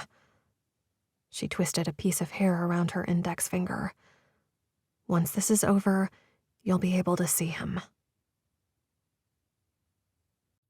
Chapter 18. Elijah paced the abandoned warehouse. He ground his teeth, trying to shake off his agitation. Clandestine meetings weren't new, but this wasn't just another mission. It was personal. Faith stood nearby watching the entrance. Something between them had changed in the past 24 hours. He wasn't sure what to make of it, but it coiled in his stomach in equal parts eager anticipation to see what would come next, and dread at the inevitable letdown. The nauseating smell of machinery mixed with a hint of old oil seemed to worsen the longer they stayed. A vehicle's hum filled the space, as headlights swept across the dimly lit interior, casting long shadows on the floor. Elijah stepped forward with his hand on his weapon. The car's engine died, and a tall figure emerged, silhouetted against the weak light filtering in through the warehouse's grimy windows. He recognized his boss's silhouette even before he drew close enough to see clearly. Craig's expression was grim as he approached. "Elijah?" He held out his hand. "I got here fast as I could." Elijah shook his hand and took a deep, steadying breath. "Did you hear about my brother?" His boss nodded. "I couldn't get much in the way of details from DHS. Do you know who shot him?" Faith took a step out of the shadows. "We asked him to decrypt some files. A few hours later, Elijah received a phone call that he'd been shot." "What did he find on the files?" Elijah recounted the events which led them to ask Isaac for help, and then detailed the evidence they'd uncovered, including the text messages, emails, and video proving the involvement of Assistant Director Tierney. Elijah could only imagine what Craig was thinking. "I'm supposed to send you to Mexico, but after what happened to your brother, you'll want to stick around. I'll send another intelligence officer." "Progresso?" "Yeah. How did you know that?" He shared that Ava, his ex-fiancée, was alive and involved in the conspiracy. "If I were you, I wouldn't send anyone to Progresso. They're probably planning something special for me, and I'd hate to see someone else get involved." Craig's face grew pale as Elijah spoke, and he ran his fingers through his hair. "I did know that Ava was alive, but I didn't know she was involved in anything nefarious. I was told she was going on a clandestine mission. I hated keeping it from you, knowing that her lies were tearing you apart." "I don't blame you. That's what we all signed up for. Lies, secrets, the whole shebang." Craig slapped a hand on his back. "The Progresso job came from the top, but I suppose Ava may have found out about it through Tierney. He may have even suggested to Bixler that you'd be the right man for the job. I wouldn't be surprised if they planned to arrange for me to be a kidnap victim like they did with Senator McCutcheon, or they planned to assassinate me. There isn't much that would shock me after the day I've had." Craig tugged at the knot on his tie. "Sounds like we have a lot of data to sort through." "Let's start by investigating the people who designed the large language model that supports Project Sentinel. We need names, connections, anything that can help us uncover the truth." Elijah formed a fist and then released it. Craig nodded, his eyes narrowing. "Agreed. I'll use my resources to dig up whatever I can, without letting them know we're onto them." "The original card is safe. We're not ready to hand it over. Isaac would have saved the files to the cloud, but with Tierney's reach, he may have wiped the data. We need to make sure there are several secure copies before we proceed," Faith said. Craig paused. "Agreed. It'll require discretion to keep the data you discovered safe. I can make the copies myself. Let's also focus on Ava Green. Since she's part of this thing, she may be the key to getting the information necessary to bring down this conspiracy. We need to find out who else she's working with and how they connect to Tierney." Elijah's jaw tightened at the mention of Ava, but his boss was right. "Understood. You should get moving. The longer you stay here, the more vulnerable you are. I'll secure those copies and start digging into Project Sentinel. You two stay safe, and keep me updated." Craig gave a final nod and disappeared into the dark. Moments later, the engine faded into silence. They'd taken refuge at a motel under the cover of darkness, hoping to prevent anyone from finding them again. Faith shifted on the creaky mattress. The stale scent of old smoke clung to the bedspread and drapes, making her throat itch. Elijah made a call. "We need a new vehicle, preferably something inconspicuous." He paused, listening intently before nodding. "Thanks, Greg. We'll be waiting." What did he say? She hated the idea of ditching her husband's truck, but Elijah was right. They needed to blend in, and that required driving something less attention-grabbing than a bullet-ridden peacock blue F-350. They would leave town and drive throughout the night to get back to Maine without being spotted. The idea of returning home with so many unknowns hanging over them left her in knots. Elijah pocketed his cell and turned to face her. "A car will be brought here in a couple of hours. We'll leave as soon as it arrives." She nodded, hands clasped on her lap. "Our first stop will be Rainey's house, right? I need to check on my grandson." "Of course." His eyes softened. "We'll make sure he's safe." While they waited, she paced the threadbare carpet, wearing it even thinner. When the knock came, Elijah opened the door, leaving the chain in place.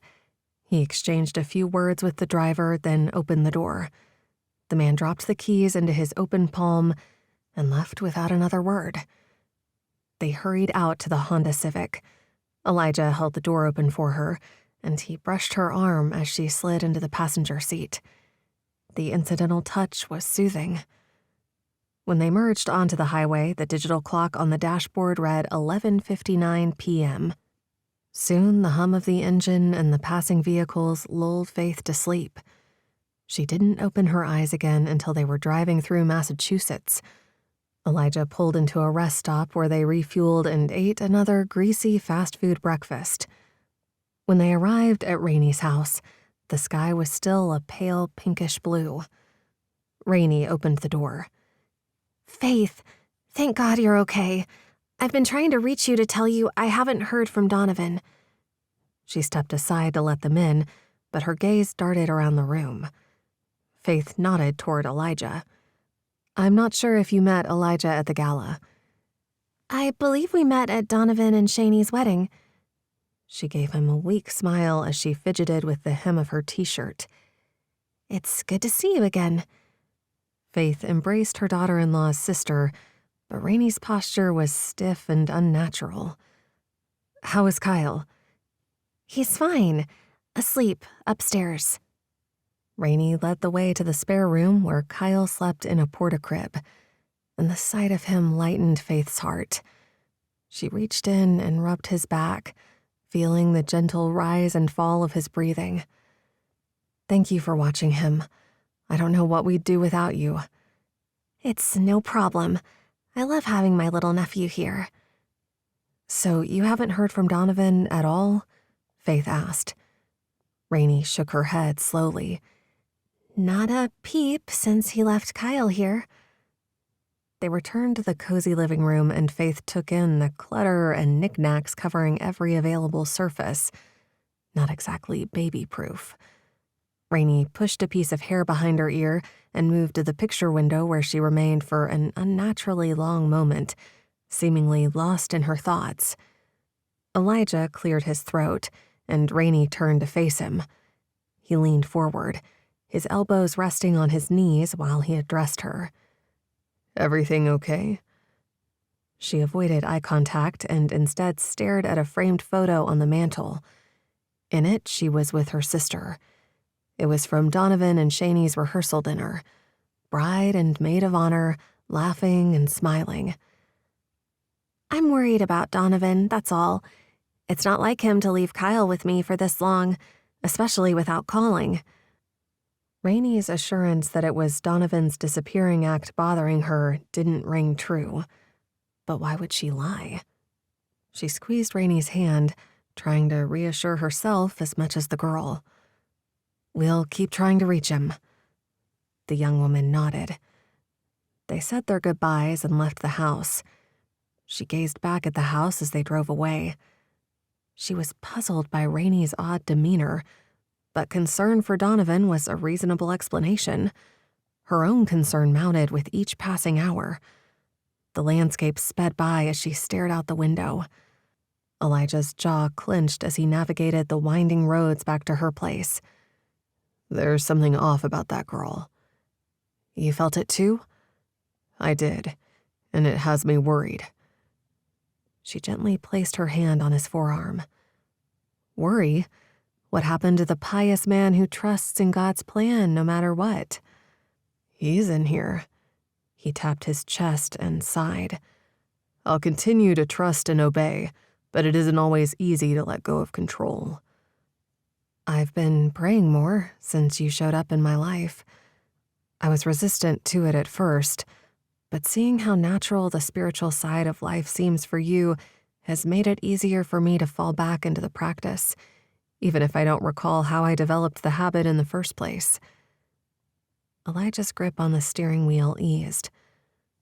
I'm glad you're renewing your relationship with the Lord. They arrived back at Faith's house, and the roar of the waves crashing on the rocks below welcomed them. She opened her front door and stopped in her tracks. Broken glass and strewn items greeted her. Her house had been ransacked. After the way they'd left, part of her had known she'd find a disaster upon returning, but the sight of her belongings strewn about amongst broken lamps and shattered frames cut deep. Chapter 19. Elijah's heart raced as he surveyed the wreckage of Faith's home. Furniture lay overturned, shattered glass littered the floor, and her personal belongings were strewn about in a chaotic mess. The lion portrait that formed the centerpiece of the room was smashed over a lamp, causing irreparable damage. Their adversaries had clearly searched for the files in the cruelest way possible. Faith staggered backward. Scrawled in red letters across the living room wall, the message read, "We have your son. Turn over the files or he dies." There was a phone number underneath it. The chilling message turned his blood cold. Broken glass crunched beneath his feet as he walked farther into the room. The faint odor of cigarette smoke, a secondary reminder that Faith's sanctuary had been violated. The shattered look on Faith's face was his undoing. He pulled her into his arms and held her tightly, stroking her hair. I'll do everything in my power to get Donovan back. Hopefully, he'd be alive when they found him. If we give them what they want. He kissed the top of her head. Shh. I know. They needed to trust God if they were going to get through this. So he pushed his panic down, drew in a lungful of air and released her. Her eyes searched his. How will we rescue him? They have Project Sentinel behind them. We'll need to be smarter than they are. We have the agency too. Craig will continue to help, and once he knows they have Donovan, he'll help us execute a plan for his safe return. How will he identify who's working with tyranny and who isn't? If I know Craig, he'll rely on the FBI and other agencies to provide us with logistical support, instead of using inside men. It's better that way anyway, since the CIA isn't supposed to involve themselves in domestic affairs. We don't know how far this thing reaches. Other agencies could be involved. It's impossible for us to see the whole picture. There are too many moving parts. We'll have to trust God to guide us in the right direction. I'm scared. She bit her lower lip. Even if we give them the files, they'll know we made copies. He clucked his tongue and mulled over their options. As far as they know, the only copies are the ones Isaac uploaded to the cloud. Once they wipe them, if they haven't already, and get their hands on the originals, they'll think they're home free. They don't know Craig has copies. She gave him a skeptical look. They can't be stupid enough to think we wouldn't make backups. You may be right. But we have to try to meet their demands. Or at least make them think we're complying. I don't see any alternatives. Craig will work with us to ensure everything goes as smoothly as possible. He only hoped Donovan was alive. After Elijah called and explained the situation, his boss agreed to provide the support they needed. While they waited for him to call back to finalize the plans, Elijah helped Faith put her house back in order. He righted overturned furniture and swept up broken glass. Faith's hand shook as she picked up the shattered remains of a Tiffany lamp. Even once they'd cleaned up the bulk of the mess, the feeling of violation would remain. Things like that never faded completely. Faith offered a ghost of a smile. Don't worry. I'm not going to completely fall apart on you. She raised her chin a notch. I'm hanging in there. There would be no distracting her from this, but maybe they could accomplish some work. Want to talk strategy? He asked. I don't know that I'll be much help, but sure. Okay. They discussed plans for the exchange as they cleaned, weighing and measuring every possible move and the consequences it might bring. But operations like this never went as expected. So Elijah knew deep down that nothing about this mission would go smoothly. A few hours later, a video call came through from Harper. It's the boss. You ready for this? He asked. Faith straightened her ponytail and swiped under her eyes. As I'll ever be. I'm here with Faith. Good. I've got Trevor Blake here with me. He's going to act as our FBI liaison for this mission. Elijah raised his chin in acknowledgement. Faith nodded. We'll assemble a team tonight and plan the logistics. Call the number they left and see if you can set up the exchange for tomorrow, Blake said. We'll see if we can trace the call, but I'm sure it's a burner, and they'll be too smart to stay on the line. The following day, Elijah received word from Craig Harper that the plan was a go. It was risky, but it was their best shot at rescuing Donovan and exposing the corruption within the CIA. On the drive to the marina, their designated meeting place, he prayed silently. Lord, you know what we're stepping into here. Your will be done. He tried to find the cool, controlled headspace he always entered before missions, but operating with his usual level-headed composure was impossible. His affection for Faith left him vulnerable. This was too personal. Elijah stared through the windshield and drummed his fingers on the console. When they arrived, he chambered around and made sure the extra magazines he'd brought were snug in his pocket. He keyed his radio and got coordinates from everyone. Faith sucked in a breath. You ready for this? He cracked his knuckles and cleared his throat. Where's your SIG? Right here. She pulled it from its holster. I'm ready. Wait here, he said. If there's any trouble, take off.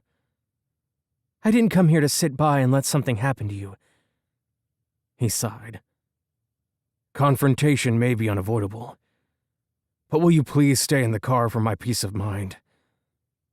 She blew out a frustrated breath. Fine. Go. She snagged his hand before he could open the car door. Wait.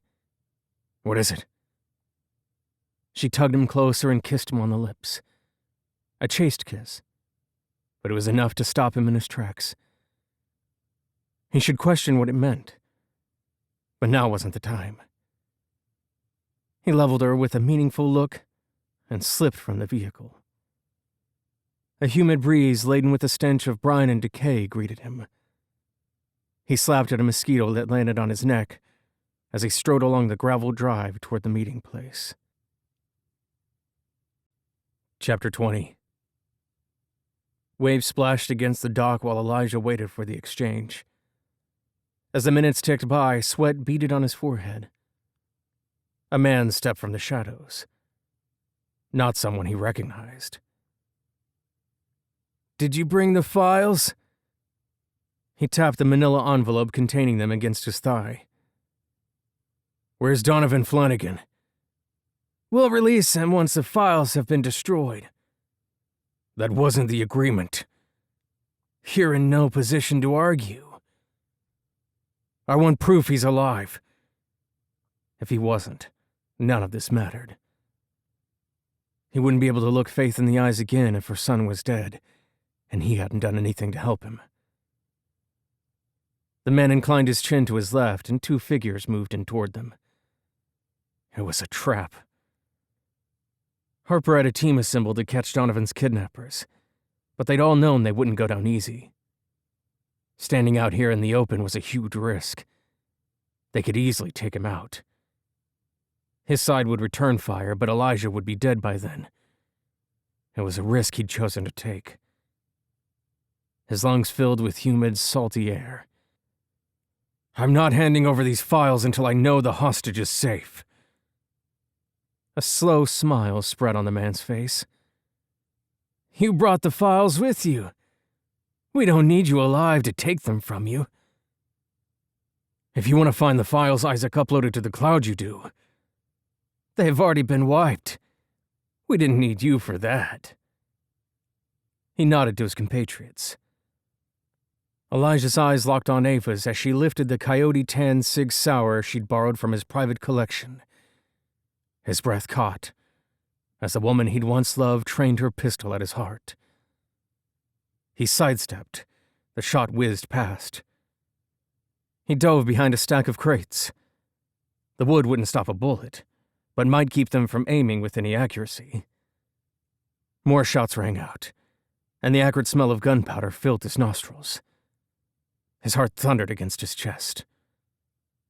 He pulled his Glock, return fire. A cacophony of orders and status updates filtered through his earpiece.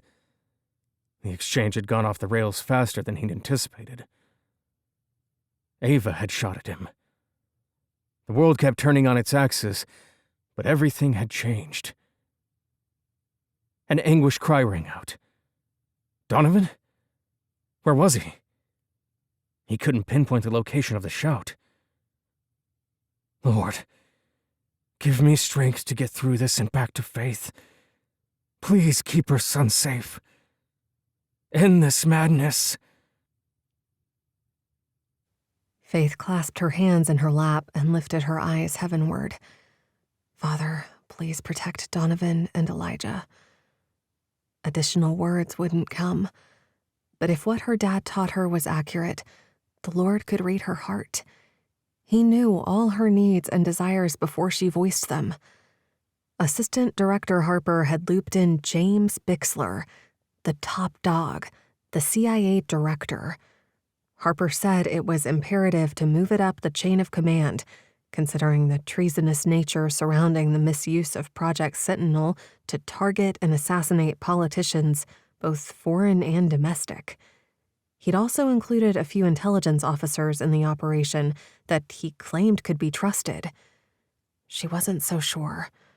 Her guts twisted, warning her something was off. Even if every person Craig looped in was by the book, having high-value targets on site put them all at greater risk. And if Tierney somehow managed to get to the CIA director, it could be disastrous. The humid air left her shirt clinging to her body.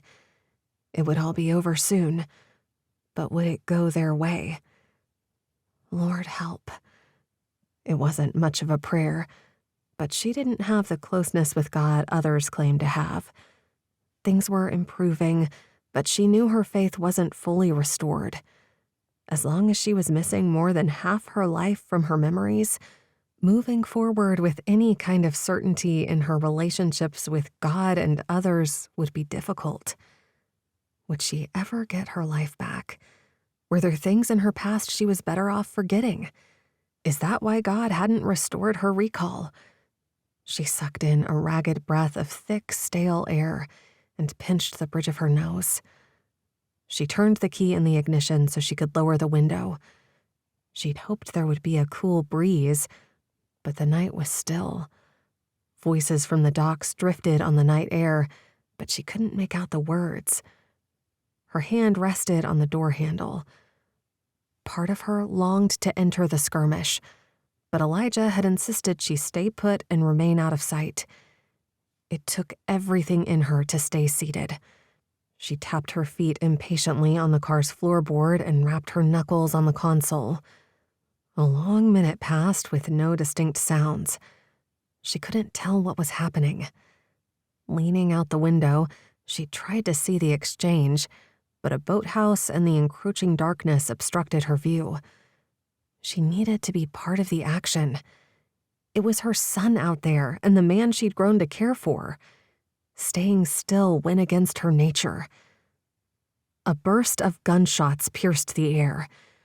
Faith flung the door open and sprinted toward the sound, drawing her pistol as she did, and struggling to keep her footing on the slippery dock. Her son was out there somewhere. She would find him if it was the last thing she did. As she drew close to the edge of the building, 2 people moved in the dim light. The sound of gunfire continued to pierce the night, leaving her ears ringing. A figure leaned against the boathouse. Her breath hitched. Tierney. She couldn't explain how she knew, but it was him. Desperation clawed at her insides as she scanned the scene. Amidst the chaos, she searched for Elijah until she spotted him. His back was pressed against a stack of wooden crates, his gun hand steady as he exchanged fire with someone in the shadows. Faith edged closer and shifted her gaze toward the shooter. A woman. Ava Green? The betrayal Faith felt for Elijah burned within her, but she pushed it aside. Sticking to the shadows, she crept closer, but slipped on the slick boards. She steadied herself and gripped her pistol tighter, surveying the area. Her eyes landed on Donovan, hands zip-tied. Her heart clenched. He was breathing. She breathed deep. Lord, give me strength. Determined to save her son, she tiptoed out of the shadows into the melee. Chapter 21. Something flickered in Elijah's peripheral vision. Faith emerged from the shadows. He couldn't fault her for leaving the safety of the car. He'd have done the same. As she moved closer to the fray, Faith's focus zoned in on something happening at the edge of the dock. He followed her gaze. A man pushed a restrained Donovan toward the water. If they pushed him off the dock, he'd never be able to swim in zip ties. A bullet whined past him, a near miss. He dove for cover. Leaning around the crates, he fired off several rounds, taking down the gunman closest to him. Faith approached Donovan and his captor. Lord, keep her safe. Elijah had to buy her time to free her son, even if it meant drawing fire. He stood, his weapon raised, and his gaze collided with Ava's. You don't have to do this, Ava. Surrender. I'll get you a good lawyer. Surrender to you? Her cold eyes locked on his. You're a traitor, just like Thaddeus. You've lost your mind. You know how I know? That tracker you found? We didn't plant that. Harper did. If I were the traitor, why would he be tracking your precious widow? I don't believe you. Ask him. I'm doing what's necessary to protect our country from traitors like Thaddeus and Faith. Someone needs to stop them from selling secrets to our enemies. Those 2 are straight arrows. They didn't sell anything. You're the one operating on American soil in violation of 12333. If you make it off this dock alive, you can ask Harper why he's tracking her. You're a psychopath. You think? She squeezed the trigger. Elijah returned fire and lunged to the side. Too late. A searing pain split his side, and he prayed he bought Faith enough time to make her way to Donovan. He ripped his shirt off, pressing it down on his wound, trying to slow the blood loss. The FBI agents were continuing their advance, systematically eliminating the other assailants.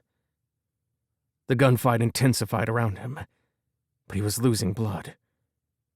He'd lose consciousness soon. Keying up his radio, he relayed information to the rest of the team through his earpiece, guiding them to where he'd last seen Faith, so the agents could coordinate their efforts to get her and Donovan to safety. Elijah gritted his teeth, steeling himself to push through the pain. Ava's side burned. She'd been tagged by a bullet. How were they outnumbered? If Faith and her family were the ones who'd gone rogue, why were they the ones with all the backup? The answer had been staring her in the face the whole time. It wasn't Elijah who'd betrayed his country. It was her boss, and by extension, her. She'd gone right along with him. By following the orders her superiors gave without question, she'd been on the wrong side of the law the entire time. Ordered assassinations of American citizens should have been her first clue, but she'd enjoyed her work and was willing to overlook the legalities. Running was an option. She could leave the fight with bullets flying, literally and figuratively, but she was invested. If her boss could pull off whatever he'd been orchestrating, she'd be in his inner circle. That would give purpose to everything she'd done so far. She bunched up the edge of her shirt and stuffed the material into her wound. A sharp breath hissed past her gritted teeth as the white-hot pain ripped through her body. Pushing aside the pain, she concentrated on her dilemma. If she positioned things just right, she could step into her boss's shoes when he inevitably wound up on the wrong end of a confrontation. He'd soon learn that leadership had its downsides. And if she was going to remain on this path, there were a number of loose ends that needed tidying up. Faith's muscles tensed when her eyes locked on Donovan. She drew closer. Elijah moved out in the open and drew the attention away from her, giving her the chance to get to her son. She crept closer until she reached him. Before his captor had a chance to react, she delivered a swift kick to the man's knee, causing him to buckle. His hold faltered, and Donovan fell from the dock. She dove in after him. The frigid water squeezed the air from her lungs. She threaded her arm through Donovan's bound limbs and dragged him to the surface. His body was weightless in water, but a strong current threatened to pull them both out to sea. Her labored breathing and the searing ache in her muscles made swimming against the current a challenge. She steered him toward a cluster of rocks nearby and mustered every last bit of strength she had to haul him from the water. He sputtered and spat out seawater. "Thanks, Mom. You want to help me with these zip ties?" "I don't have a pocket knife." She scoured the area until she found a sharp rock. After a few tries, she managed to cut the bindings from his hands. Once he was free, he nodded his thanks. Her eyes locked on his pale face, and a flood of recollections poured in. His high school graduation, his baptism, his wedding day. It was all back. She threw her arms around him. He returned her hug, and they shared a silent moment of relief. The sound of Elijah's pained cry pierced through the night, and Faith trembled. Donovan made eye contact. "He needs help." Faith nodded. "Let's go." They sprinted toward the sound. Working together, they flanked the assailants closest to Elijah. Donovan took out one of the men hovering near Ava. Elijah, clutching his side, continued to exchange gunfire. Bullets whizzed through the air. Faith closed in on Ava, keeping her movements coordinated with Donovan's. He tackled another man from behind, knocking him down and incapacitating him. When they converged on Ava, her eyes flashed. Elijah charged her, tackling her to the ground before she could take another shot. Her gun skittered across the dock, coming to a stop near the water's edge. Elijah rolled off her and secured her hands behind her back while Donovan ran for her gun. Faith's breath came in ragged gasps. The squeal of tires pierced the air, and she looked up to see a black Escalade flying from the lot. Elijah groaned. "Let the FBI chase them." "FBI?" Donovan asked. "Officially, it's their operation." Faith knelt by Elijah's side. She pulled the soaked cloth from his wound and replaced it with a clean one someone handed her. "You've lost a lot of blood. You need a hospital." She brushed the hair back from his face and kissed his forehead. It was all back. Staring into his eyes, she remembered everything and knew why she'd given up hope of a future with him. She'd never doubted his love for her, but hadn't wanted to come in second to his job. Despite knowing his chosen career path when she'd fallen for him, she'd selfishly expected him to give it all up for her. Then there was their daughter. She'd been Faith's deciding factor. The reason she'd moved on and married Thaddeus. Faith closed her eyes against the pain the memories inflicted. The wind picked up, blowing her hair across her face. Elijah tried to sit up and winced. "We'll deal with my blood loss later. We need to make sure this is over." Faith scanned the area, her heart racing.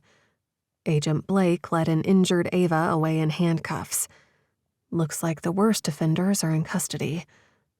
Elijah sat up with a groan, pressing the cloth to his side. He looked at Faith. "Are you okay?" Faith nodded. "I'm more worried about you right now." The memories she'd regained were an overwhelming torrent. She glanced between her son and the man she'd once loved. They needed to talk, but this wasn't the time. Agents swarmed the area, securing the remaining assailants and tending to the injured. As Elijah was loaded onto a stretcher, their eyes met. "I'll be there when you get out of surgery." Chaos unfolded around them, but Faith focused only on him. Heaven help her, she loved the man, despite everything they'd been through. Chapter 22. Faith paced the sterile waiting room while the hum of fluorescent lights played a discordant tune overhead. The sharp scent of disinfectant stung her nostrils and kept her alert. As the surgeons worked to save Elijah, the pain in her chest throbbed. She came to a stop and stared out the window. There was a flurry of activity out there, and the chaos mirrored the turmoil within her. Pressing her forehead against the cool surface of the window, she prayed for Elijah to come through surgery all right. She hadn't mentioned her memories returning at the dock. They'd had enough to deal with. But now that her past was unlocked, she wasn't sure she could give him her heart as readily as she'd been prepared to before she remembered their history. Maybe it wouldn't matter. He'd come to Maine to protect his friend's widow, not to rekindle their long-forgotten romance. A door creaked open, and she snapped to attention. A nurse approached the waiting area. "Mrs. Knight?" she asked. Faith shook her head. "I'm Faith Flanagan. Elijah isn't married, but I'm here with him." She swallowed past the lump in her throat. A cross dangled on a chain around the nurse's neck, a symbol of faith that offered a glimmer of hope. The nurse's eyes softened. "It was touch and go for a while, but he's out of surgery." Her gaze met Faith's. "He's in recovery now." Faith steadied herself against the wall when her knees buckled. The nurse placed a comforting hand on her shoulder. "May I see him?" Faith hated the vulnerability her voice betrayed. "Not yet, but we'll let you know as soon as he's stable enough for visitors." With a nod, Faith released a shaky breath. The nurse offered a compassionate smile and disappeared back through the double doors, leaving her alone with her thoughts. An hour later, Craig Harper strode into the room, concern etched on his face. "Flanagan." He nodded in greeting. "How is Knight?" She twisted a strand of hair around her fingers before meeting his gaze. "He made it through surgery, but it doesn't sound like he's out of the woods yet. Craig sat and studied her. I figured I'd find you here. You missed your debriefing. What's your take on what happened at the marina? I didn't know I had a debriefing to attend. I didn't even know I worked for the agency until a few hours ago, and you're already looking to debrief me? You know it's protocol for everyone involved in an operation. Your memory returned? When? Tonight, when I pulled Donovan from the water. It came back suddenly, an onslaught. Faith tapped the side of her head. I think everything is in here now. Empty chairs lined the waiting room, but she couldn't bring herself to sit. Instead, she resumed her pacing as she recounted the events from the dock. Can you tell me if there's anything else we need to be searching for? Craig asked. Faith hesitated, unsure if it was wise to share what she knew. But Craig was like an older brother to her. She couldn't believe she'd forgotten him. Now that the memories had returned, she knew she could trust him. And with Elijah out of commission, there weren't many people left she could rely on. She sank into the chair beside him. In addition to the memory card he gave me, Thaddeus left an external hard drive in a safe place. We were on our way to get it when he was killed. Elijah was going to meet us at our safe house in the North Woods. Any idea what was on it? More of the same. He was worried something might happen to some of the evidence, so he wanted a backup of the backup. He impressed upon me the importance of putting it somewhere nobody would be able to find it other than you. But I might have gone overboard with my scavenger hunt. I'm not sure about that. Your precautions might have saved your life. They couldn't kill you until they got their hands on the files they believed were in your possession. She leaned forward, head in hands. I guess you're right. We're going to need that drive as soon as you can get it. If you want, I can send someone to retrieve it. Craig rubbed his forehead.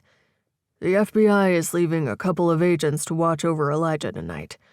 Brian Tierney will pay for what happened to your husband. No need to send someone else. The drive to the cabin will do me good. It was time for her to take some time for herself and face Thaddeus's death as his grieving widow. Tear tracks marred her cheeks as the minutes slipped away. Elijah awakened to find Faith seated beside him, her hands folded on her lap. He blinked several times, adjusting to the harsh fluorescent lights above. Pain throbbed at the edge of his consciousness as he tried to piece together the events that brought him to the sterile hospital room. He smiled through the pain. "Hey." Faith stood, taking his hand in hers. "You're awake. How are you feeling?" "Like I've been shot," he winced. "How'd you talk your way into my room?" "Special Agent Trevor Blake let me in. He's keeping guard outside your door." "I remember Ava shooting. Everything after that is blurry. Can you remind me what happened?" Faith filled him in on the events at the marina. "I told you to stay in the car." He scratched his chin. Biting her bottom lip, she looked away. "Sorry." "No, you're not." Her eyes filled and she blinked away tears. "You risked your life to draw attention away from me. If that bullet had—" "It didn't." "No, but it could have." Her eyebrows drew together. "I would have been fine without you taking that chance." He drew in a shaky breath. "I've let you down more than enough times. I wasn't willing to do so again." She rubbed her knuckles over his chin. "I like the stubble. It's manly." He reached for her hand and placed a kiss on her palm. Her eyes misted over again, and she turned away briefly, then refocused her gaze on him. "My memory returned while we were out there." "It did?" He sat up straighter and made eye contact. Yet, you're here anyway. Our relationship wasn't as cut and dry as you made it out to be. I made a lot of mistakes. So did I. She took a step back. But there's no time to dwell on them now. I need to get back to the cabin. Thad left something important there. A hard drive. It has more evidence that will help with the case against Brian Tierney.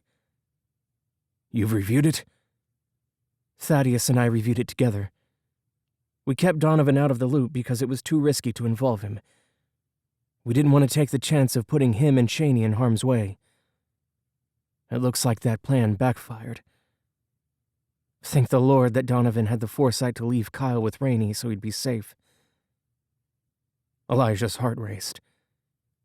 Returning for the drive might prove dangerous with Tierney on the run, and Faith returning to the North Woods alone was unacceptable. He pushed himself up, grimacing as pain seared through his side. I'm coming with you. Faith's eyes widened. No, you aren't. You need to give your body time to heal. You won't talk me out of joining you. He threw off the sheet and climbed from the bed, keeping a hand on the thin mattress for support. See? I'm fine. The room blurred as he sucked in a sharp breath of air. She pressed her palm to his chest. Lie back down. Tomorrow will be soon enough. Chapter 23. After Faith left, Elijah fell asleep to the obnoxious beeping of medical equipment. When he awakened hours later, he tried to sit up again, but pain shot through his body, and his vision wavered. Elijah's mind wandered back to Faith and her performance at the docks the night before. After all she'd been through, she'd been the first to visit him that morning, despite the return of her memories. Maybe there was a chance for them after all. The door creaked open and his boss entered. Craig looked around before pulling a chair closer to the bed. How are you feeling? Not too bad, considering. Elijah attempted a smile. Any news on my brother? I spoke with a contact from the local police department in Bethesda, Detective Johnson. He's been keeping guard over Isaac at Johns Hopkins. Elijah's chest tightened. And? He won't be released for a few more days, but once he is, we'll keep him in protective custody at a safe house under the control of the Montgomery County Police Department. Craig leaned back in his chair. We want to avoid using a CIA safe house to make it harder for anyone on the inside working for Tierney to find him.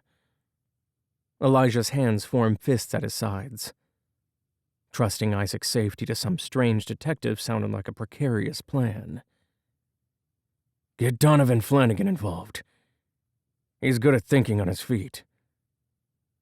Craig looked uncertain. He was taken hostage and tortured.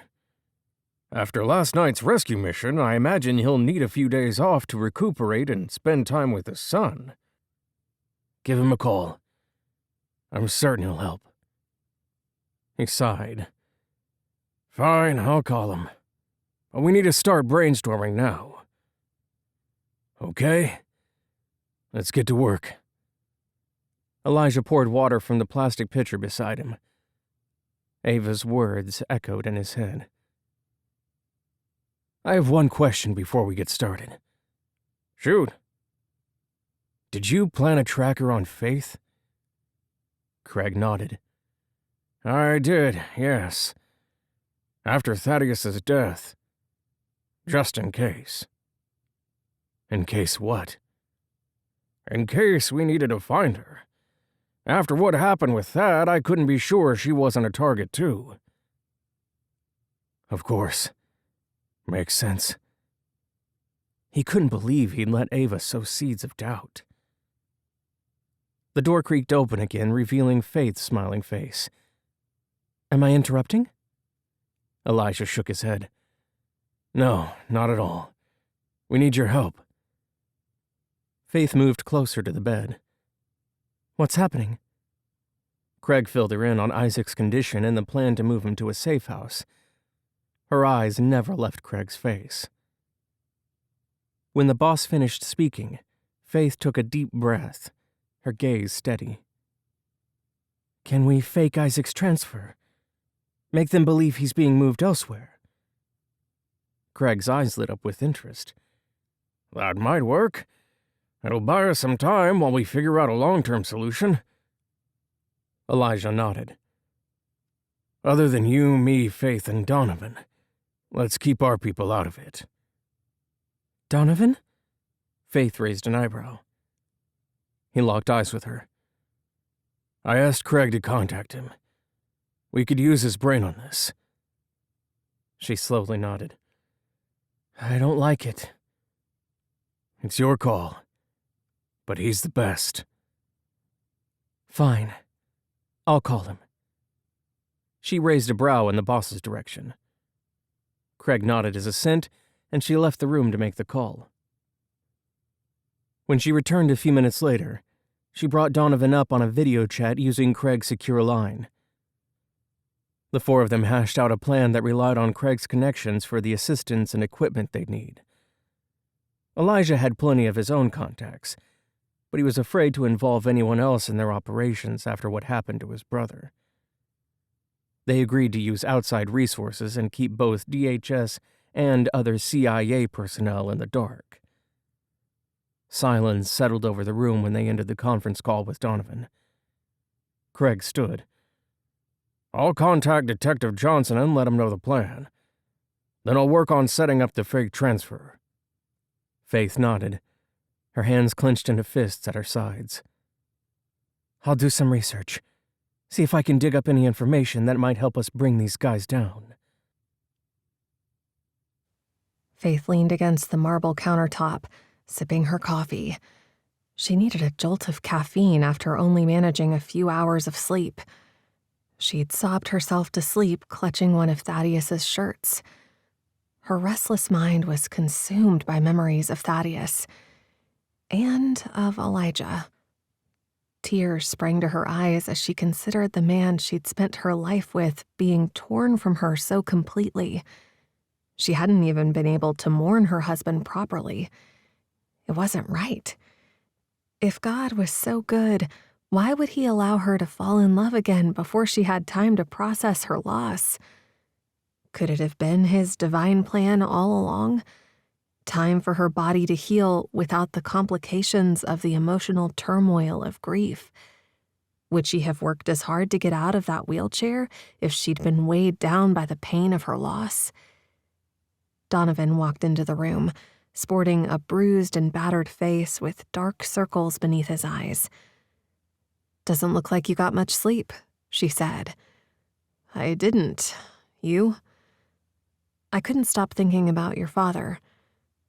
His eyes searched hers. "Did your memories return, Mom?" "Yes, at the docks. It all came flooding back while you were lying there coughing up salt water." His grin was huge. "I've missed you. You've been here, but it was like you weren't really you. Almost like I lost both my parents for a time. I'm sorry. Not your fault, but I'm glad to have you back. It's good to remember, but now that I do, I'm going through sensory overload. I can't even imagine. And what was with you telling me I was a housewife? You couldn't have said teacher or legal secretary? Something a little more believable?" Donovan chuckled. "My bad. I went with the first thing that came to mind." He stared into his coffee. "I can't believe Tierney was behind my abduction. When you join the CIA, you know there's a risk of being tortured by foreign governments and corrupt organizations overseas, but I never considered for a moment that it'd be inflicted by my own director, the very man I reported to. The thought of you being there, what they did. Don't go there, Mom." He put his arm around her shoulders, giving her a little squeeze before turning to stare out the window at the rocky coast. "The doctors say there's no permanent damage." I hope they're right. She frowned. About yesterday. He made eye contact. It's fine. Elijah insisted we include you in the planning stages, but you don't have to take part in anything else. You need time to recover. I'm happy to be part of the team. I'll be coordinating everything from Dad's desk. Have no fear, I'm not going back to the Capitol just yet. I'm glad. I like having you around. She bit her lip. I am stressed over the plan for Isaac's transfer, though. It seems solid, but things could easily go wrong. They won't. How can you be so sure? I trust Assistant Director Harper, and against my better judgment, I also trust Elijah Knight. You certainly didn't sound like you trusted him a couple of weeks ago. It wasn't that. I didn't want him to drag you back into this mess, and I was right to worry. She nodded. Trouble does seem to follow him. Though she knew that without his interference, she probably wouldn't have survived the night of the gala, let alone all the trouble that followed. She trusted him as well. Craig Harper was another trusted ally. And Susan. She shook her head as a memory floated to her. She'd held Susan as she cried when she'd received her breast cancer diagnosis. They'd been so close, and yet over the past 2 years, she'd been cold to her. It was unlikely she'd ever be able to make up for her unintentional cruelty, but she intended to try. You were wise to take Kyle to Rainey. After we hung up on the night of the gala, I decided it wasn't safe for him to stay here, so I dropped him off. Are you leaving now to pick him up? I am. Harper called me in for a 10 o'clock meeting, but after that, I'll be heading over to collect him. You must miss the little guy. Yeah, I do. One corner of his mouth turned up. I miss his mother, too. I know you do. She poured some coffee into a to-go cup. Susan's giving me a ride to the museum so I can pick up my car. Then I'll head back to the hospital. She gave him a hug and a kiss on the cheek. Love you. Stay safe. Chapter 24. Elijah was downing the nasty coffee the hospital provided when Faith arrived. Silver strands of hair framed her face, and her warm smile reached her eyes. I'm glad to see you looking stronger this morning, she said. Refused my pain meds. Wanted to be sharp for our mission today. She handed him a tote bag. I stopped by your rental place and picked up some clothes. I don't remember giving you a key. I'm a spy. How hard do you think it was for me to get in? A wry grin spread across his face. I should have taken more precautions. If you had, you wouldn't have clean clothes to wear. He chuckled. Thanks for bringing these. You don't need to head up there with me, you know. You should stay in the hospital and recover like a sane person. She cocked her head to the side. I'm coming. Just give me time to change. She helped him make his way to the restroom, and he returned a few minutes later. I'm all set. We'll need to get you past the FBI agents at your door. Faith assisted him to the door, and he gritted his teeth against the pain. They peeked out into the hall. The agents reclined near the nurses' stations, chatting up a couple of attractive staff members. With their attention momentarily diverted, they slipped out and stole down the hallway. Once outside, they climbed into Faith's car. Elijah adjusted the seat, then leaned back and pinched the bridge of his nose. When you told me your memories returned, I was surprised you'd bother to come sit by my bedside. Why? She turned the key in the ignition. Before this month, we hadn't spoken other than to exchange pleasantries since you lost the baby. I'll admit, back then, I blamed you when our daughter was stillborn. She sighed. It was my fault. Between the stress of being left alone, of not knowing if I was alive or dead, And then of making an impossible choice between moving on with Thad or waiting for me. I shouldn't have put you in that position. I deserved your wrath. No, you didn't. You couldn't contact me from the field. We both knew that going in. Faith merged onto the highway. Nobody was to blame, Elijah. The doctors couldn't even tell me what caused our baby's death.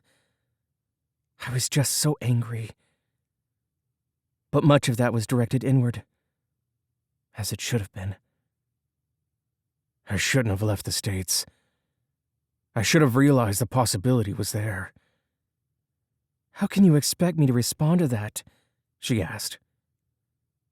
His hands formed fists at his sides, and he wished for a punching bag to take out his frustration on. How many years had he blamed himself, unable to make amends for his wrongs? We were young and made an impulsive decision. Her eyes remained on the road, and her hands tightened around the wheel. That's for sure, he said. I compounded the problem when I accepted Thaddeus's attention and later his proposal. Don't get me wrong, I don't regret a single day of the life we shared. But if I had been more mature, more self-aware, I would have waited for you. I was just so scared. If I'd reached out even once, I'm sure you would have. That wasn't an option, she groaned. Can't you see that I was just as much to blame as you? If not more. It was before I came to trust the Lord, but I was a grown woman who knew right from wrong, and shacking up with the guy I met at the farm wasn't my wisest move. Elijah rubbed his forehead but remained silent. His pain had receded to a dull throbbing, but the ache in his heart was as sharp as ever. Is that what I was to you? Some guy you met at the farm? You know that wasn't how I meant that.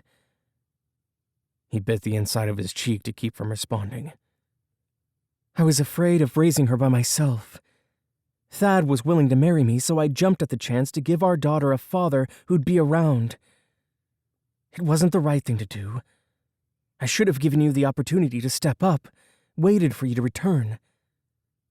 I never blamed you for how you handled things. Maybe you should have. Don't say things like that.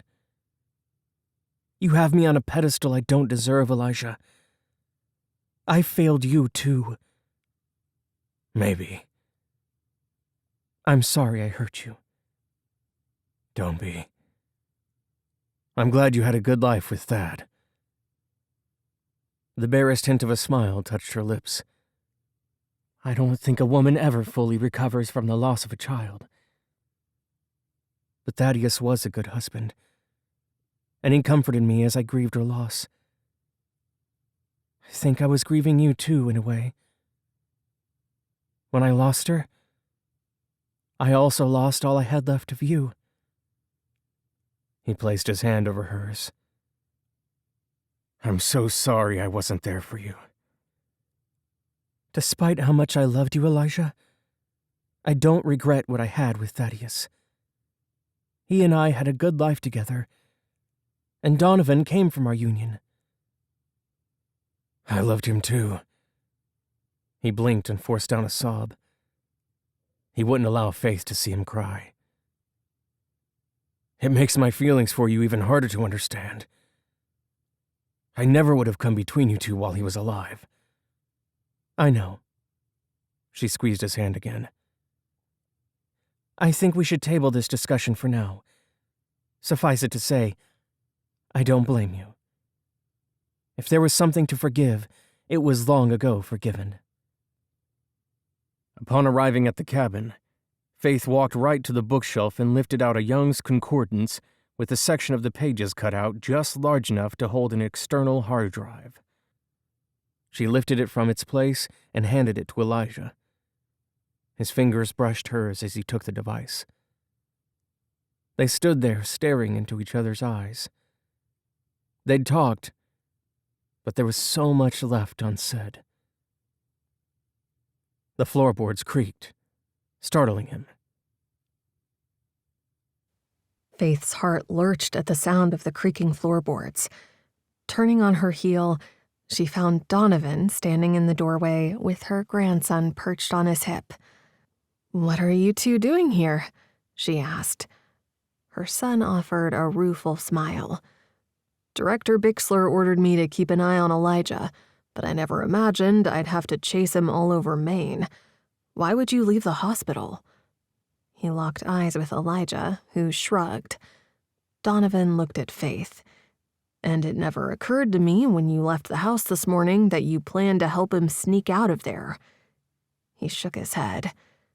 "After my meeting with Bixler, I picked up Kyle, then came by the hospital. When I caught you two driving away, I followed. I thought I should find out where you were going instead of reporting back to the boss." "Good call," Faith smiled. "Trust nobody from the CIA other than Harper." "Not even Bixler?" She shook her head. "I wouldn't. Not until we have time to sort through all this data." "I'm with your mom on that." Elijah lifted a brow. "I didn't notice you following, so you must have kept a distance. How did you know where we turned?" A smile lit his face, and he shrugged. "I'm in the CIA, remember?" "You put a tracker on your mother's car, didn't you?" "The day she mentioned you'd been hanging around the cemetery." Donovan laughed. "I can't believe I didn't think to check. I'm off my game. If it had been Tierney's crew tracking us, we'd be dead right now." Elijah lifted the hard drive. It held answers. To some of their unanswered questions, anyway. "We don't have time to beat ourselves up for missing something. We need to figure out how we're going to stop Tierney. With Project Sentinel in his possession, containing the threat isn't going to be easy," Faith said. Donovan nodded and shifted Kyle to his other hip. Elijah locked eyes with him. "Where did they take you when they abducted you?" He rubbed the back of his neck. "Think back. Did you see or hear something that could help us bring him down?" Faith took her grandson from Donovan's arms.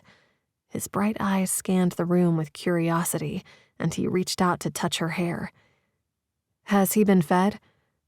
"What do you think, Mom?" She rested a hand on his arm. "Sorry, I can't turn off my inner mother." Donovan chuckled and patted her head. "Don't worry, he's been fed. To answer your question, Elijah, I was blindfolded most of the time, but I remember hearing the distant sound of a train passing by." Elijah's eyes narrowed. "A train, huh? Not much to go on. You were abducted from Emerald Bay, right?" "Yep, I was on my way to the airport." "Why'd you leave Kyle?" "After Mom's phone call, I knew something serious was happening. My usual babysitter wasn't answering my calls, so I felt it was safest to leave Kyle with Rainey instead of taking him with me to the airport." "How far did they drive you after the abduction?" "It wasn't more than a 30-minute drive." Faith opened the window and looked out at the forest surrounding the cabin. The scent of pine and damp earth drifted inside. "We'll have to start somewhere." She handed Kyle back to Donovan. "Let's go through the information on the drive. Your father and I searched it before his death, but it's been 2 years. Looking at it with fresh eyes might help me figure things out." He narrowed his eyes. "I haven't looked at it yet. Maybe I'll find something you and Dad missed that might help us narrow down our search for my boss." They gathered around the table and sifted through the data, the soft tapping of keys punctuating the silence. Every so often, Faith looked up at her son and grandson. Hours passed as they dug deeper. The light outside began to fade, casting long shadows across the wooden floors. In the dimming light, Faith could see the strain in Elijah's face and the dark circles under his eyes. She looked up at the clock on the microwave. It was getting late. "We should take a break." She placed her hand on top of Elijah's. "You need to rest." He hesitated, his fingers pausing above the keyboard. "Just a few more minutes." Faith shook her head. We've been at this for hours, and you're recovering from your gunshot. If we're going to beat them, we need you at your best." Donovan chimed in, bouncing Kyle on his knee. "Mom's right. We'll pick this up again tomorrow, after we've all had some sleep." Elijah sighed. "All right, fine." Donovan entertained Kyle, making funny faces and eliciting delighted giggles from the baby. The sound filled the room with warmth. Before long, the evening turned into night. Elijah rested on the couch, his breathing deep and steady as sleep overtook him. Donovan tucked Kyle into a makeshift crib, singing a soft lullaby as the baby's eyelids grew heavy. Faith stood in the doorway, watching them.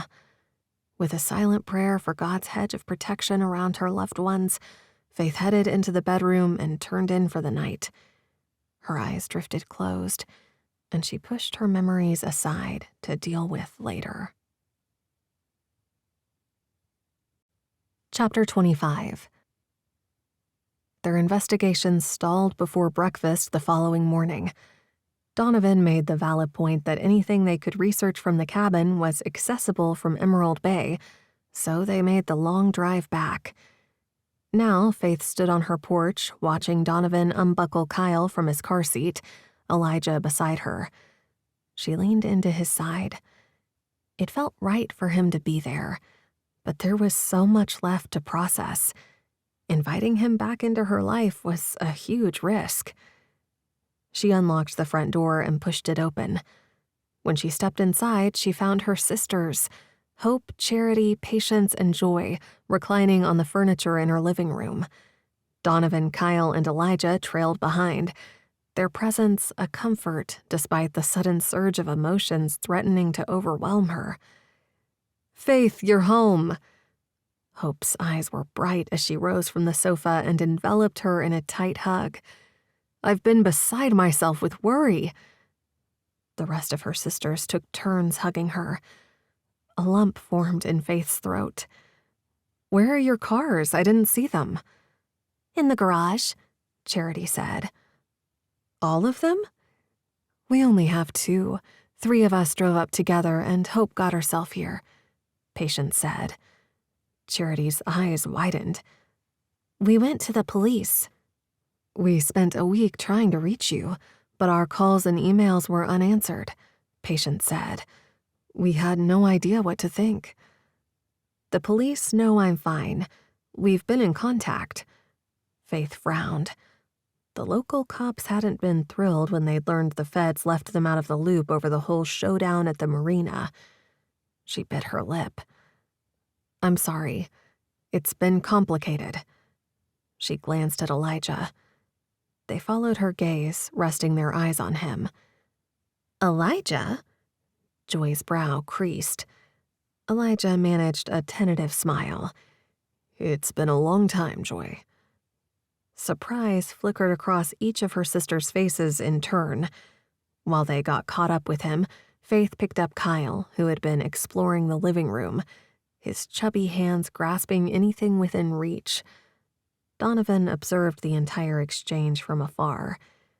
She feared the psychological damage his time in captivity might have caused was yet to be uncovered. In the past, he would have run to his aunts and hugged them all close, but he was more withdrawn than usual. Faith knew her sisters would be curious as to why Elijah was with her, but they appeared content to let her ease back into her life without explanation. While they conversed, she noticed subtle differences in the condition of her home.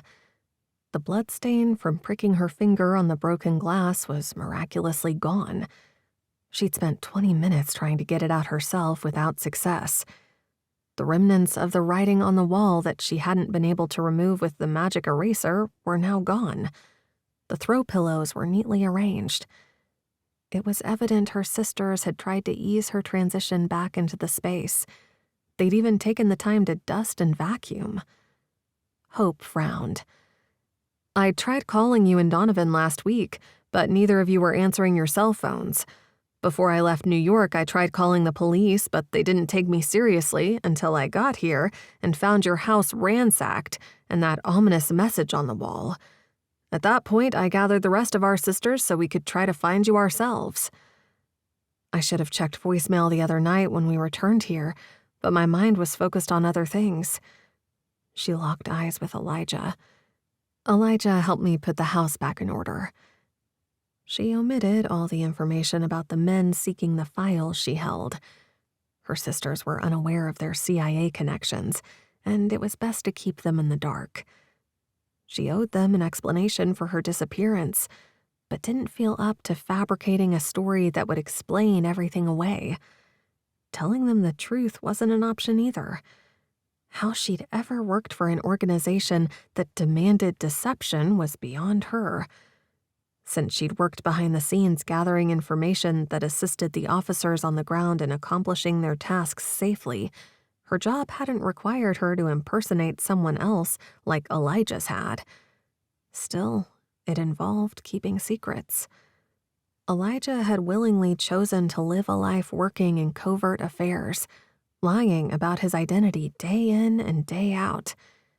It was a huge part of who he was, but it wasn't in Faith's DNA.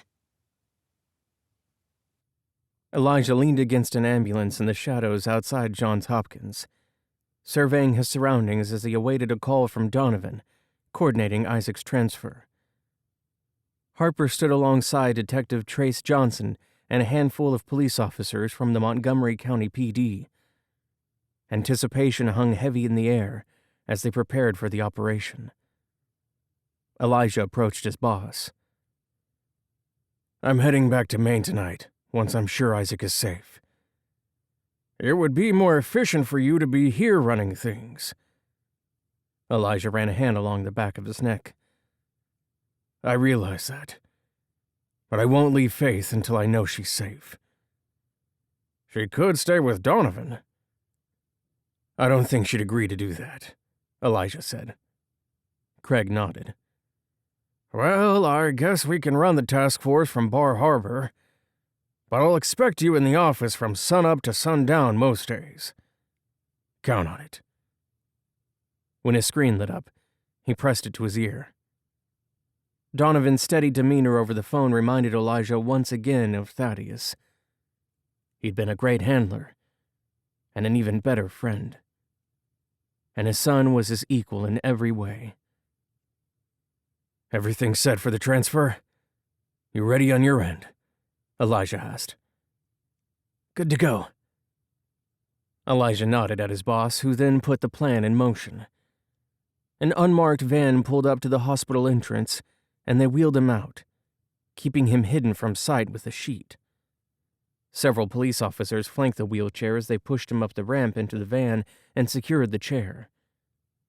Craig Harper scanned the area, then tipped his hat and walked into the hospital. Elijah climbed inside, shutting the van doors behind him. Johnson climbed from the wheelchair and grabbed his shotgun. When they'd gone a few blocks, they pulled over at the predetermined spot to let Elijah out. He locked eyes with Johnson. "Be ready for an attack. They will come after you." "Don't worry. We've got our best men on this and SWAT waiting at the decoy safe house." With one final nod, Elijah closed the door and smacked it twice. The van took off in one direction, while he ran the short distance back to the hospital and around to a different entrance. Harper met him there. "Isaac's ready." The doors opened and a plainclothes officer emerged, pushing Isaac in a wheelchair. Isaac wore a hooded sweatshirt that concealed his face in shadows. Elijah gave his brother a tight smile before helping him into the unmarked vehicle. Then he took his place at the wheel. Harper rode shotgun. While they pulled out, his boss put the phone on speaker and reported back to Donovan. "We're on the move." "Good. As expected, they took the bait. Thought it was Isaac in the van." "Is everyone safe?" "Kinnicky took a bullet in the left shoulder, but his wound doesn't appear to be life-threatening. I'll keep you updated once I know more." Elijah bit back a curse. "I was hoping we'd avoid injuries."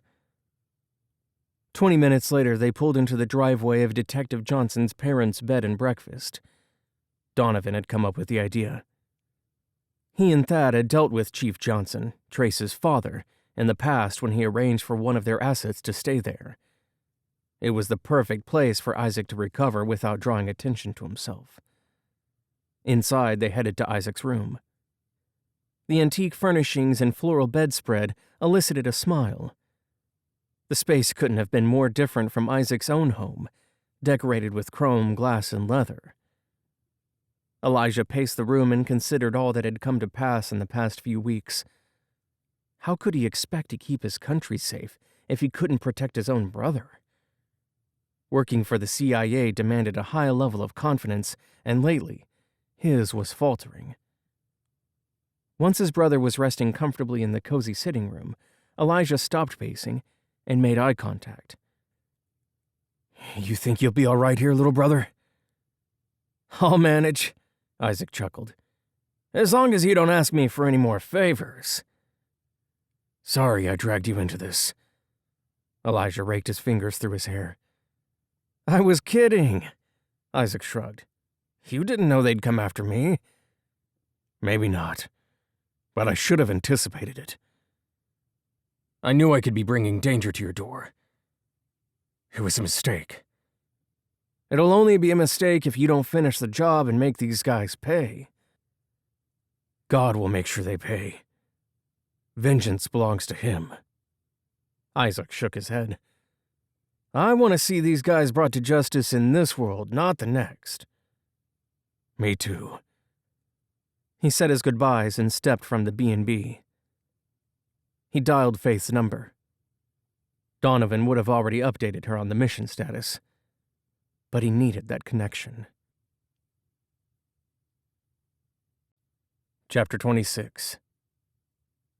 Elijah drove to the nondescript building near Bar Harbor and parked in the lot. He hurried inside. The task force was meeting there, strategizing on how to locate the former Assistant Director of Technology, Brian Tierney, and dismantle his side operation. He pushed the door open and strode into the conference room. The scent of stale coffee, the harsh glow of fluorescent lights, and an underlying tension permeated the air in the room. Craig sat at the head of the long table. "Elijah?" Craig acknowledged him with a nod. "Have a seat. It's time to discuss the current situation and the CIA's future." Elijah settled into his chair. "Any updates on Tierney?" Craig reclined and steepled his hands together. "He's evasive. We haven't figured out how he escaped from the marina while it was surrounded by federal agents. But we'll catch him." Elijah nodded in agreement. "Any new developments from the analysis of the hard drive Faith provided?" "Studying the data on there, I have found some indications of a plot to bring down the President of the United States. I don't want to say more until I get confirmation. Suffice it to say, I'm looking into it personally with the help of the Director of Homeland Security." "No FBI?" "Not this time." "So, you suspect someone there?" "Leave it alone for now. I'll bring you into the loop shortly. With Tierney's position vacant, we can expect significant restructuring within the agency." Craig made eye contact. "I'll be assuming his position now. And when Bixler retires, I hope I'll be in the position to step up as CIA director."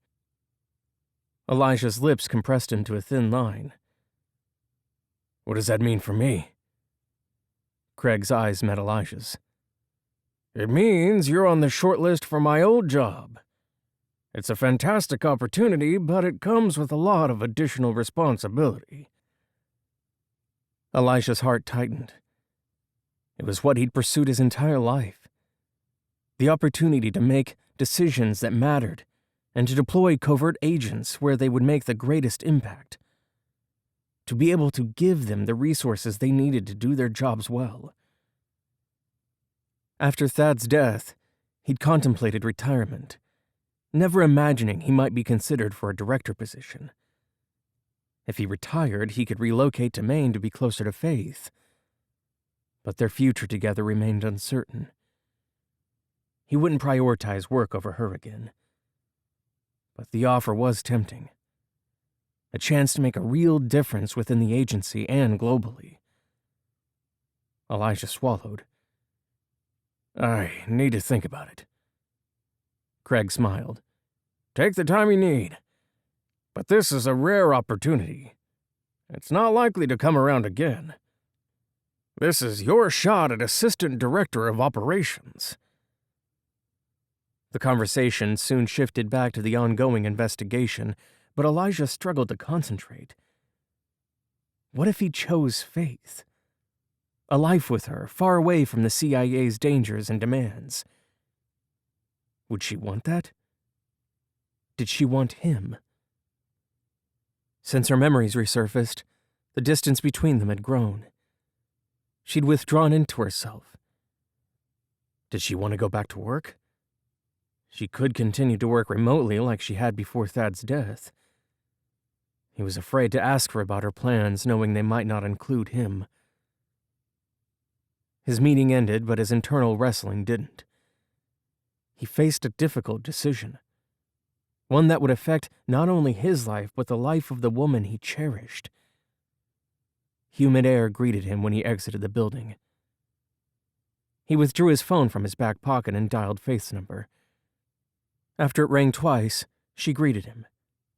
Hello? Hi, Faith. Elijah? Is everything okay? He drew a deep breath, a poor attempt to calm his jumbled mind. I just needed to hear your voice. In that case, I'm glad you called. A smile laced her voice. I'll stop by your place soon, if that's okay. I'll be waiting. Later that evening, Elijah stopped by as promised. Everyone gathered around the dining table, sharing a meal together for the first time in years. Laughter and conversation filled the room, the warmth of family easing the weight of the past few weeks. Elijah sat beside Faith, and his hand occasionally brushed against hers, igniting sparks each time. After her sisters turned in for the night, Faith found herself alone with him in the kitchen. They stood close together, but neither spoke for a time. It was surreal, being with him after all these years. I never thought I'd see your sisters again. Elijah broke the silence. It's like stepping back in time. Faith's head dipped in agreement. It is. Elijah reached for both her hands and brushed her knuckles with his thumbs. It's time we discuss our future. Her stomach tightened. Everything's changed. My memories returned. Thaddeus was my husband. I loved him. I need to take the time to mourn his loss. I'm not sure what else to say. Elijah's eyes softened. I understand. I want to be there for you, to help you through his loss. But what does that mean for us? He gestured between them. Her mind buzzed with fears about their future. Would they be able to find a way to make a relationship work despite the physical distance between their homes? And what about their careers? She might go back to working for the CIA now that her memories had returned, but she wasn't certain of anything yet. I'm not sure what my future looks like yet, she whispered. But I do know that I want you in it. It was a risk to tell him that. What if she changed her mind? Or he did? She couldn't go through the pain of losing him again. He reached out and cupped her cheek, his thumb gently brushing away a tear she hadn't realized had fallen. That's enough for now. We'll figure out the rest later. His lips brushed hers briefly. His tender kiss made her heart swell, and she wanted to wrap her arms around his neck and pull him back down to her. Just as she was about to give in to that desire, the sound of heavy footsteps had her taking a step back. Apologies for interrupting, but Rainey called, Donovan said, massaging the back of his neck. She needs to see me, but didn't want me to come to her house for some odd reason. I suggested she come here. I hope that's all right, Mom." Faith's eyes widened. "Of course. It's fine, Donovan. Whenever you're in Maine, this is your home. You know that." Elijah's posture stiffened. "Is it safe for her to come here? We don't want to endanger anyone else. If one of Tierney's men sees her visiting, it might put her at risk." "She sounded like she was afraid of something," Donovan said. "So she's probably safer here than she is at home." Elijah's brow furrowed. "I was about to leave, but maybe it's best I hang around until we find out what's got your sister-in-law upset." "I appreciate that." Donovan left, presumably to prepare for Rainey's arrival. Faith faced Elijah. He placed his hand on the small of her back. "The drama never ends." "No, it doesn't." Faith leaned into his touch. "It's been a rough couple of weeks." He pulled her into his arms and kissed the top of her head. "Hopefully things will calm down soon." Chapter 27. Elijah studied Rainey as she arrived at Faith's cliffside estate. Her blonde hair was stringy and unkempt, and combined with the dark bags under her eyes, it left the impression she'd had little, if any, sleep the past few nights. "Let's talk on the back deck so we don't disturb Kyle," Donovan said.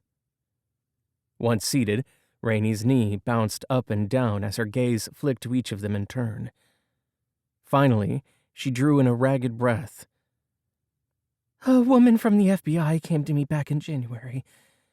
She told me my sister was in legal trouble, and if I refused to cooperate with their investigation, I'd be indicted too." She wrung her hands together. "At first, I was skeptical, but the woman had credentials and appeared genuine. A bit harsh, but straightforward." Donovan's knuckles whitened as he gripped the handrail. "Then, when Shaney went missing, they told me she'd embezzled money from the government and was hiding in Switzerland. I didn't believe she would leave her husband and son, so I pressed the agent on the matter." Rainey's eyes filled with tears. "They had video evidence of Shaney getting off of a plane. It never occurred to me that the video had been faked or that she'd been forced onto that plane. It was more than a month later when they approached me again and asked me to tell them everything about Donovan and his work. It was a short conversation since I didn't know much. They ordered me to get close to him and feed them everything I could learn. I hope you refused." Faith's eyes widened. "I tried." Rainey picked at her cuticles. "When I wouldn't comply, they showed me a video of my sister in a dark dungeon-like room with shackles on her ankles. She'd lost weight and looked like she hadn't showered since she'd left home. So I cooperated with them, hoping to get her released." Donovan stood and dragged a hand through his hair. "If you had told me, I could have helped her. Was the Dear John letter real? Did she even contact you? What about postpartum depression? Was it all a lie?" Rainey popped to her feet. "The note was real enough, but I think they forced her to write it. It wasn't until the day you left Kyle with me that I realized I'd been putting you both in danger by complying with their demands." "How could you have kept this from me?" Donovan's body shook. "You covered up my wife's abduction and helped her tormentors." Faith's pleading gaze met his.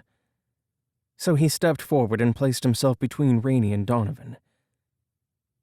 "This is an incredibly difficult situation, but our priority is finding Shaney. In order to do that, we'll need to work together." Donovan's eyes bore into his sister-in-law's, but he remained silent. Faith drew a shaky breath. "Elijah's right. We should focus on Shaney and bringing her home safely.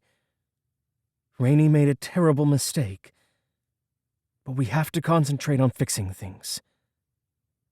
"There's no fixing this," Donovan said.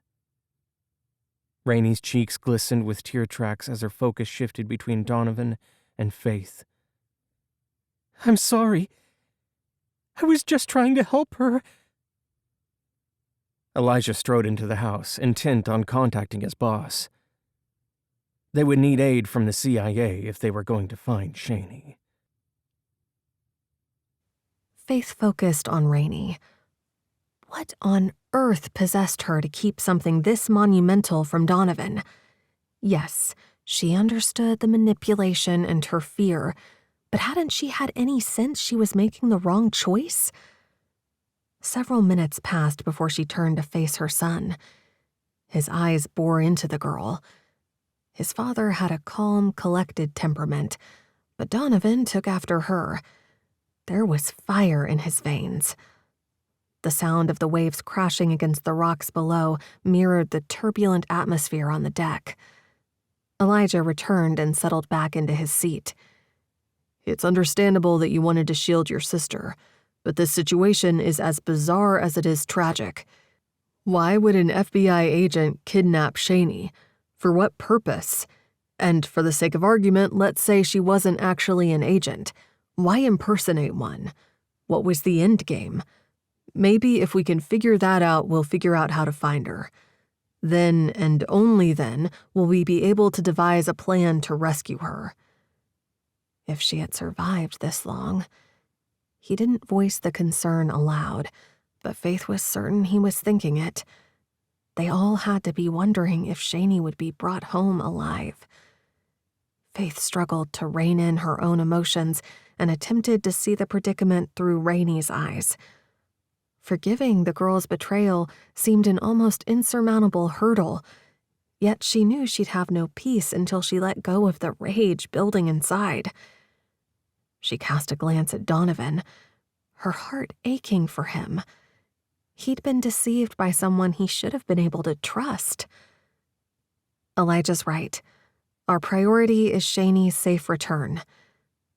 Faith wrapped her arms around herself against the night breeze swirling around them.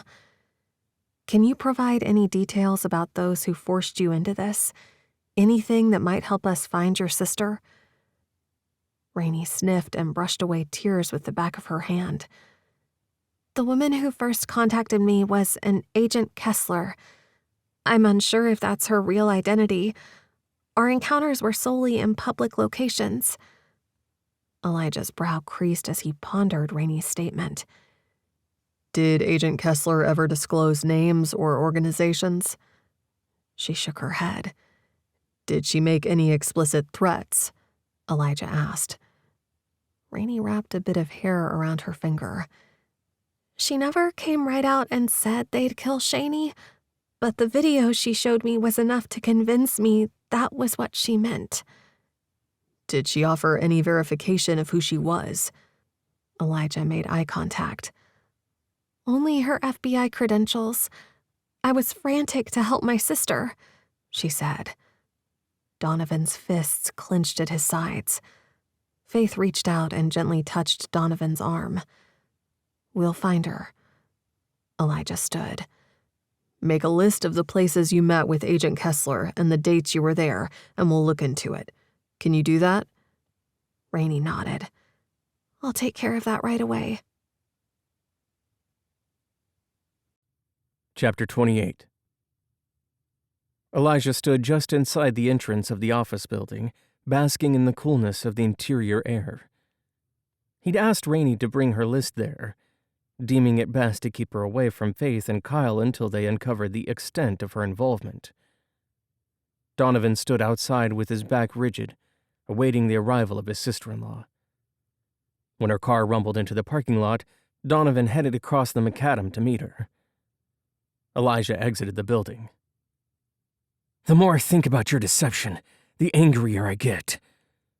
I would never hit a woman, but I want to pummel you." Donovan bounced on his toes like he was ready to pounce. But his restraint showed in the tightness of his stance. He wouldn't harm the girl, no matter how much he might want to at present. Rainey stepped back, clearly terrified. Elijah got in between them. "Let's take a breath here. Your sister-in-law brought us the information we need. He looked to Rainey for confirmation, and she nodded. We can use it to help Shaney. Donovan's jaw clenched, his focus never leaving Rainey's face. This doesn't change the fact that she deceived me. He cracked his knuckles. I entrusted her with my son. Rainey's fingers brushed against Donovan's arms, but he recoiled. I'm so sorry.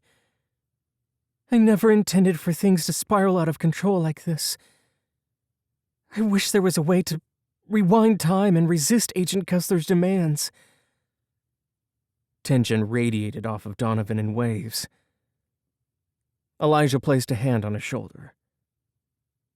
I know you're upset, but right now we need to focus on Shaney. She needs you to keep a clear head.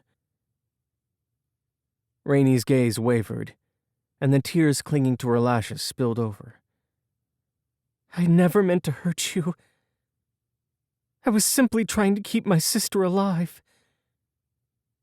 For a moment, the storm raging in Donovan's eyes waned, and he looked away, his chest heaving as he drew in a deep breath. We need to find my wife. Too much time has been lost since her abduction. He turned and vanished into the building.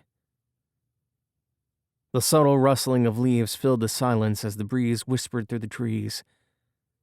The sun filtered through the foliage, casting a soft glow over them. Rainey's inner conflict flickered in her eyes. She handed Elijah a folded piece of paper. These are all the dates and locations where I met with Agent Kessler.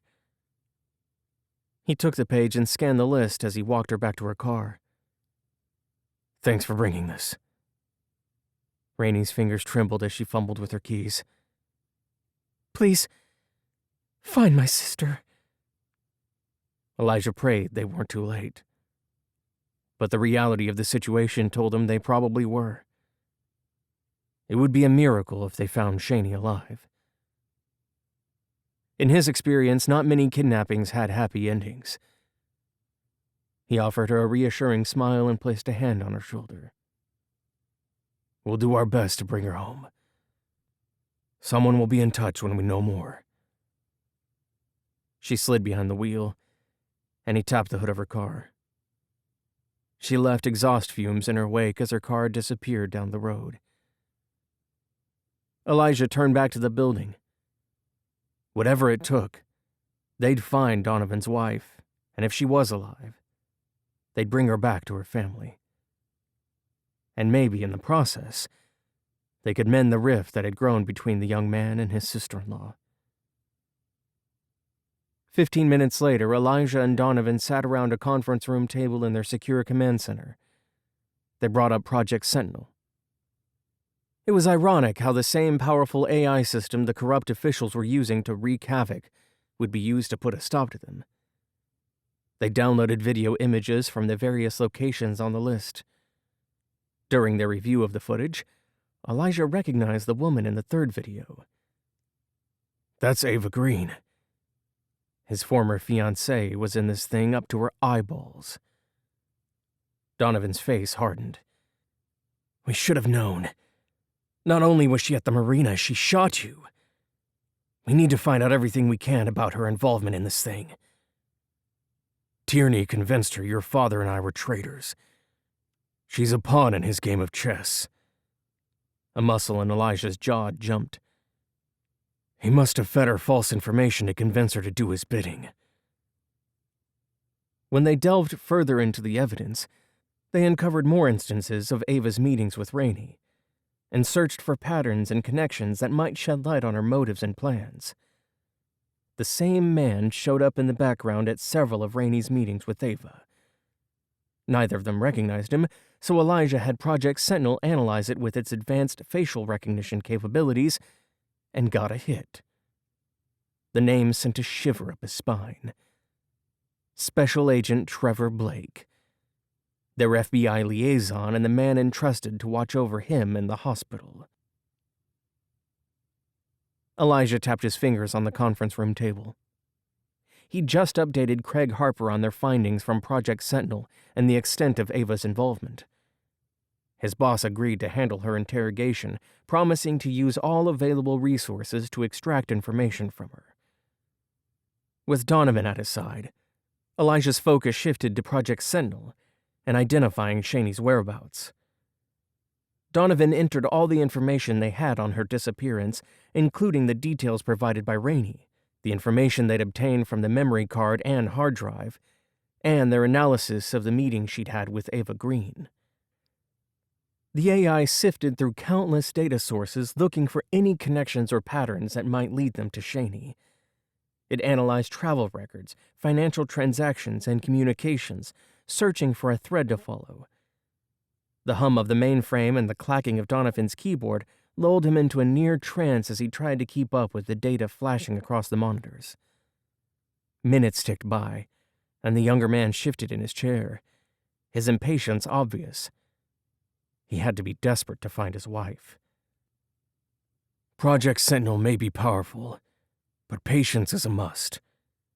If there's a lead to be found, it'll find it, but it might take some time. Donovan clenched his fists. Every second that passes is another one where my wife's life is in jeopardy. I don't know how I could have believed that nonsense about postpartum depression. It never made any sense. This whole time she's been out there, trusting that I'll search for her, and I've been sitting on my laurels waiting for her to come to her senses and return home. Elijah placed a hand on his shoulder. We'll find her. He went down the hall and returned with 2 coffees. Drink this. It'll help you focus. Though he wasn't sure Donovan needed anything that might amp him up further, maybe he should have gotten him a decaf. Project Sentinel took another couple of hours to produce a solid lead. A series of financial transactions linked to a private security firm with known ties to Assistant Director Tierney. The money trail led them to a remote location in the mountains of Colorado. It was a fortified compound away from prying eyes. Elijah's heart raced as Donovan shared the find with him. I think we may have found where they're keeping her. This compound could be where they're holding my wife. Then that's where we need to go. Elijah squinted at the data laid out before him. Let me get authorization from Harper, and we can be on our way. Assistant Director Harper joined them sometime later. He took a seat at the head of the table. I have bad news. Are you denying our request? Elijah asked. If you are, I'm going on my own, Donovan said. No, that's not it. You've got your authorization. It's something else entirely. I went to interrogate Ava Green. She's gone. What do you mean she's gone? Someone I trusted let her out. It's the only way she could have escaped. Craig sighed. But there's nothing we can do about that right now. So let's make plans for this rescue mission. Harper accessed the satellite imagery of the compound, and the 3 of them studied its layout and defenses. It was built like a fortress with high walls, watchtowers, and multiple layers of security. It wouldn't be easy to infiltrate, but he'd risked his life countless times before. This operation was personal. Elijah hadn't been around to comfort Faith when their daughter died, but he was here now, and he would do everything in his power to help her son be reunited with his wife. We should assemble a team. Elijah browsed through a cross-agency roster of agents and officers. We'll require a range of skills: infiltration, demolition, extraction, so we can be prepared for anything. Donovan's jaw tightened. I want to be there. I need to be on the ground in Colorado. You're an analyst. Your expertise lies behind a computer. Elijah grasped the young man's need to be part of the rescue, but fieldwork posed risks for an analyst. Craig Harper scratched his chin. Fine, you're in, but we follow protocol and stick to the plan. Understood? Donovan nodded. It took all afternoon to assemble their team. Harper conducted the briefing and outlined their objectives. He noted the compound's configuration and the potential threats they faced, stressing the significance of teamwork, communication, and adaptability in the face of unforeseen challenges. They examined the compound's layout, pinpointed potential entryways, and debated various situations that might emerge during the operation. Then they scrutinized every detail of their plan, looking for weaknesses. The atmosphere in the room crackled with tension. Everyone present knew that one of their own needed their help, and they were resolute in their mission to bring Shaney home safely. Chapter 29. Her fingers worrying the edge of a chenille throw pillow. An hour before, she'd learned that Elijah and Donovan would be leaving on a risky mission to rescue Shaney in Colorado. Her chest constricted as she considered the danger. Her 4 sisters remained with her, so she'd been forced to fill them in on the situation with Shaney, which led to more questions. After getting the okay from Craig Harper, she'd filled them in on as much as she could. It was a relief to have family to share the burden with. Hope entered the room and plopped down beside her. She smelled of peaches and something light and floral, contrasting with Faith's dark mood. "How are you holding up?" "I'm trying to be strong, but it's hard. I'm worried." A new painting Hope purchased took the place of the destroyed lion piece. It was a beautiful depiction of a ship on a stormy sea heading toward a lighthouse on the rocky shore. Her vision blurred, and the art blended together in a myriad of colors. "I know you are. We all are." Hope squeezed her hand. "It's not just that. Now that my memories are back, there is this onslaught of grief and guilt that I don't know what to do with. I fell in love with Elijah all over again, but now I can't imagine what got into me that I would betray Thaddeus like that when I hadn't even properly mourned him." "You weren't betraying him. The amnesia wasn't your fault," Hope said. "And I'm certain Thaddeus would have wanted you to find happiness again." "Even with Elijah?" Hope sighed. "Yes. They were friends, so I think he would have trusted Elijah to take care of you."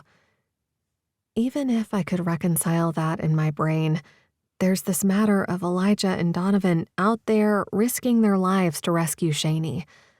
I understand why they want to be there themselves rather than entrusting the operation to others, but I wish they hadn't gone. Neither one of them is at their best. Donovan hasn't told me everything that happened, but I know he was tortured while he was held captive. And Elijah was shot the night we got Donovan back. They both claim that they're fine, but they're lying."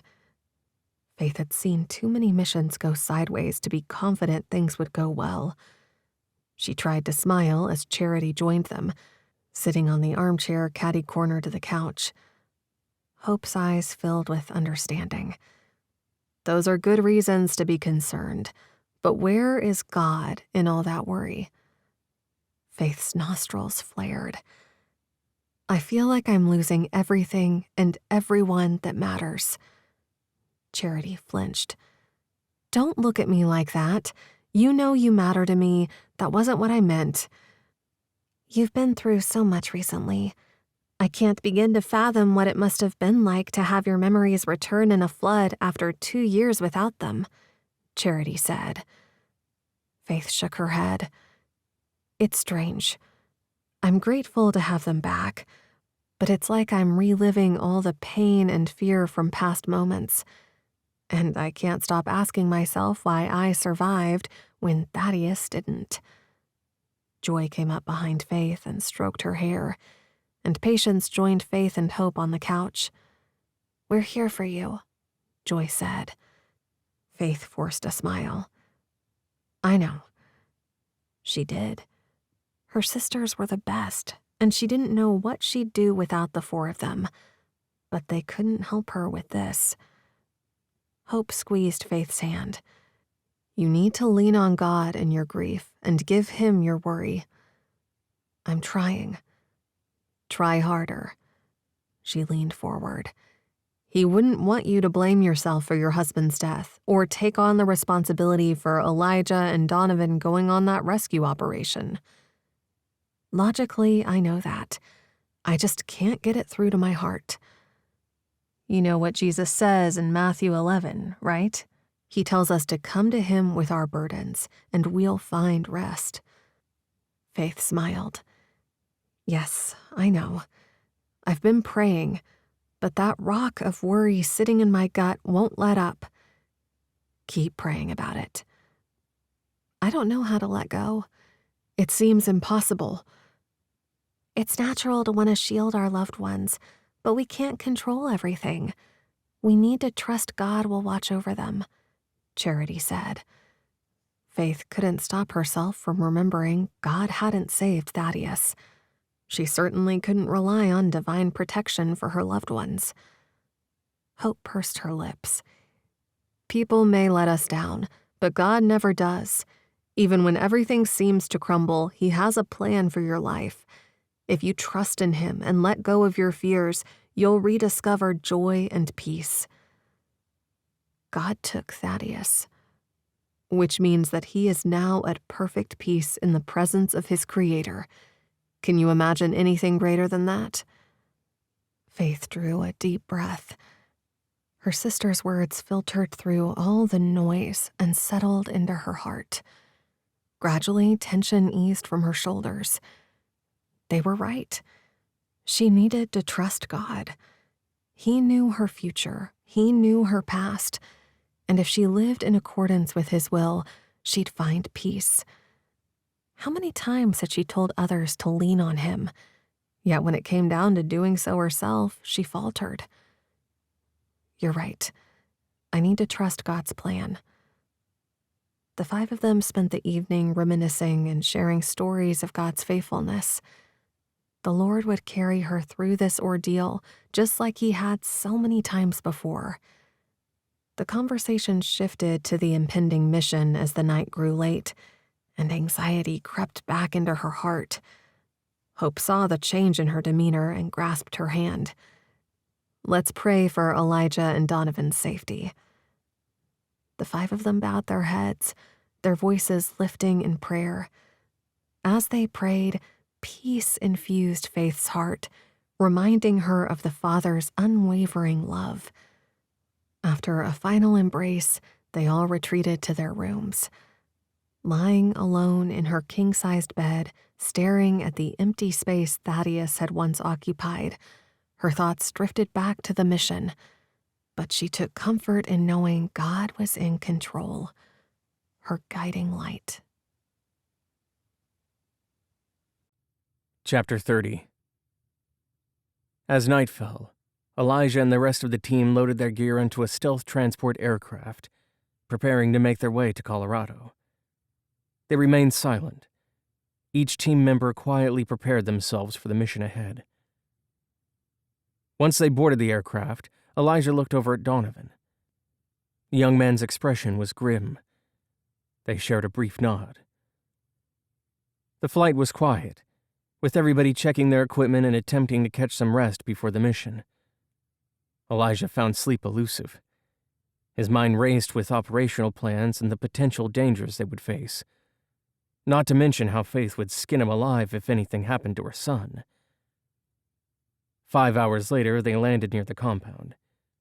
The team disembarked and reassembled, going over their mission objectives one last time before setting off in the darkness toward their target. As they drew close to the compound, Elijah's pulse quickened. He exchanged a look with Donovan, who acknowledged him with a nearly imperceptible nod. They had one shot at this. With a silent gesture, the team advanced, exploiting the darkness and the natural cover of the terrain. When they neared the perimeter, they faced the first expected defense, a towering fence crowned with razor wire. Their infiltration specialist swiftly cut a hole, allowing them to slip through. Once inside the compound, they split into two groups. One team was to neutralize the guards on patrol, while Elijah's team targeted the building where they suspected Shaney was being held. They communicated via earpieces, updating one another on progress and unexpected obstacles. Sweat hung in the air as they pressed on. Elijah's heart hammered, but he forced his breathing to remain steady. They approached the building, and a guard spotted them, raising his weapon. 2 of their men laid down suppressive fire while Elijah and Donovan sprang forward in an attempt to reach the cover of the building. Gunfire exploded around them before they could make it inside. A bullet grazed Elijah's left arm. Brushing the pain aside, he darted through the door Donovan held open. Once inside, their footsteps echoed on the concrete floors. Moving cautiously, they cleared each room as they made their way down the long corridor, aware that potential threats could be lurking behind any corner or inside any doorway. It took them 5 full minutes to reach the room where they suspected Shaney was being held. A locked steel door barred their way inside. Elijah's fingers twitched as he held his rifle and motioned for Donovan to stand back. When their demolitions expert finally reached them, Elijah signaled for him to take cover. He placed a small explosive charge on the lock. After a muffled thump, the door swung open, revealing a bruised and battered Shaney. A relieved breath escaped. He hadn't expected to find her alive. Not really. Her anguished eyes locked onto Elijah's before resting on Donovan's. Donovan ran to her and carefully removed her restraints. He whispered apologies and reassurances, promising she'd be home soon. With Shaney in tow, the team began their exit from the compound. They moved quickly, retracing their steps. There was no point in trying to erase evidence of their presence. They'd been spotted. They'd be scrambling even now to intercept them before they made it back to their transport. As they ventured close to the perimeter fence, gunfire once again erupted from a guard tower, and they scrambled for cover. Donovan took a hit on the leg but clenched his teeth and kept moving. When they reached the chain-link fence, Elijah radioed for extraction, and their stealth transport aircraft began its approach. Elijah's heart raced as they loaded Shaney, each second seeming to stretch into an eternity. Once they took off, leaving the compound behind, he took a moment to catch his breath. They'd done it. Somehow they'd managed to rescue Shaney. He hadn't believed it could be done. But with God, all things were possible. He lifted a prayer of gratitude to his Creator. Despite the numerous injuries sustained during the mission, the team's spirits were high as they journeyed home. Donovan received medical attention for his leg wound, but he refused to let go of his wife's hand. Shaney was weak but lucid. She clung to the blanket Donovan had wrapped around her shoulders. Her eyes met Elijah's, and she spared him a nod of gratitude. While they flew through the night, Elijah's mind turned to the challenges ahead. Brian Tierney and Ava Green were both out there somewhere. They needed to be apprehended before they did any more damage. Faith would hold him accountable for Donovan's gunshot wound. He ran a hand across his face as he considered the woman he loved. Yes, he still loved her. Always would. She was his everything, and he refused to willingly let her go again. They belonged together, but he needed to convince her of that truth. Faith leaned against the kitchen counter and tapped her fingers on the marble countertop. She'd been praying nonstop. Their rescue mission weighed on her, despite her efforts to give the fear over to God. Any number of things could go wrong. Their plane could be shot down with both of them on it. They could be shot and killed, or tortured. Heaven knew Donovan had been through enough already. As much as she trusted their abilities, something didn't sit right. A general sense of unease had her pacing the floor at first light. Something wasn't right. She couldn't put her finger on exactly what it was. Her phone rang, startling her. Her hands trembled as she picked it up. Hello? Faith, this is Director Bixler. We've got news. Shaney's been rescued. She wanted to feel relieved, Yet Bixler's tone gave her pause. But? The mission was successful. But? Your son and Knight were injured during the operation. They're being treated at Mount Desert Island Hospital. I'm on my way. She hung up, grabbed her purse, and hurried out the door. While she drove, she lifted up a silent prayer for their recovery and for guidance. She pulled into the lot and parked. When she slipped from the car, there was a man standing against a van a few rows over from where she'd parked. He fixed her with a piercing stare as she hurried toward the entrance. Her instincts roared to life, and she spun on her heel and bolted back to her vehicle. The man pursued, his footfalls heavy behind her. She managed to get her door unlocked and slid behind the wheel as he reached her. She put her car in reverse and backed out of the space. Then she sped off, leaving him behind. The sound of her own ragged breath filled the car. What happened? Could the director of the CIA have set her up? With few options, she drove to the hotel where Craig Harper had been staying. He was the only person, aside from Donovan and Elijah, she trusted. As she navigated the streets, thoughts tumbled over one another as she attempted to make connections. How far did the corruption extend? Were Donovan and Elijah injured in the operation, or was that a lie? Had Shaney truly been rescued? What if the whole thing was a setup to draw her out? She drummed her fingers against the wheel. None of it made sense. Tierney had gotten a hold of the files, so there was no reason for anyone to come after her now. Besides, if they wanted to harm her, it would be easier to do it at her house. Elijah had arranged for a team to be stationed at her estate, but it wouldn't be that difficult for someone to get around them if they were determined enough to reach her. She whispered prayers for guidance and protection as she drove. Upon arrival, she knocked on the hotel room door of the assistant director of operations. Craig Harper opened the door. Faith, what a surprise. What's going on? May I come in? I'm not sure I'm safe out here. He moved back, letting her past. Once inside, she recounted the hospital incident and her escalating suspicions. Harper listened, his eyes narrowing in concentration. It could be that the guy who chased you found out Donovan and Elijah were taken there and expected you would show up to see them. How bad were their gunshot wounds? Elijah was grazed. He'll probably be released shortly.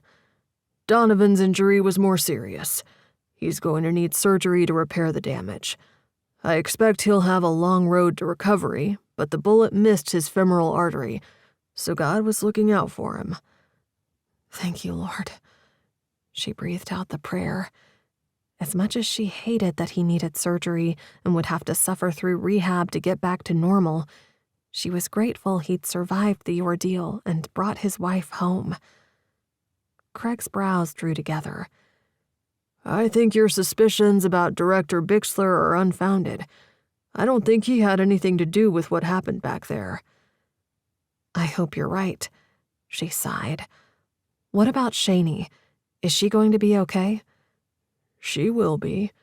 We want her to have a psych evaluation tomorrow, but considering she spent months in a solitary cell, I hear she's holding up well. Thank the Lord. Yes, indeed. Let's go see your two favorite men, shall we?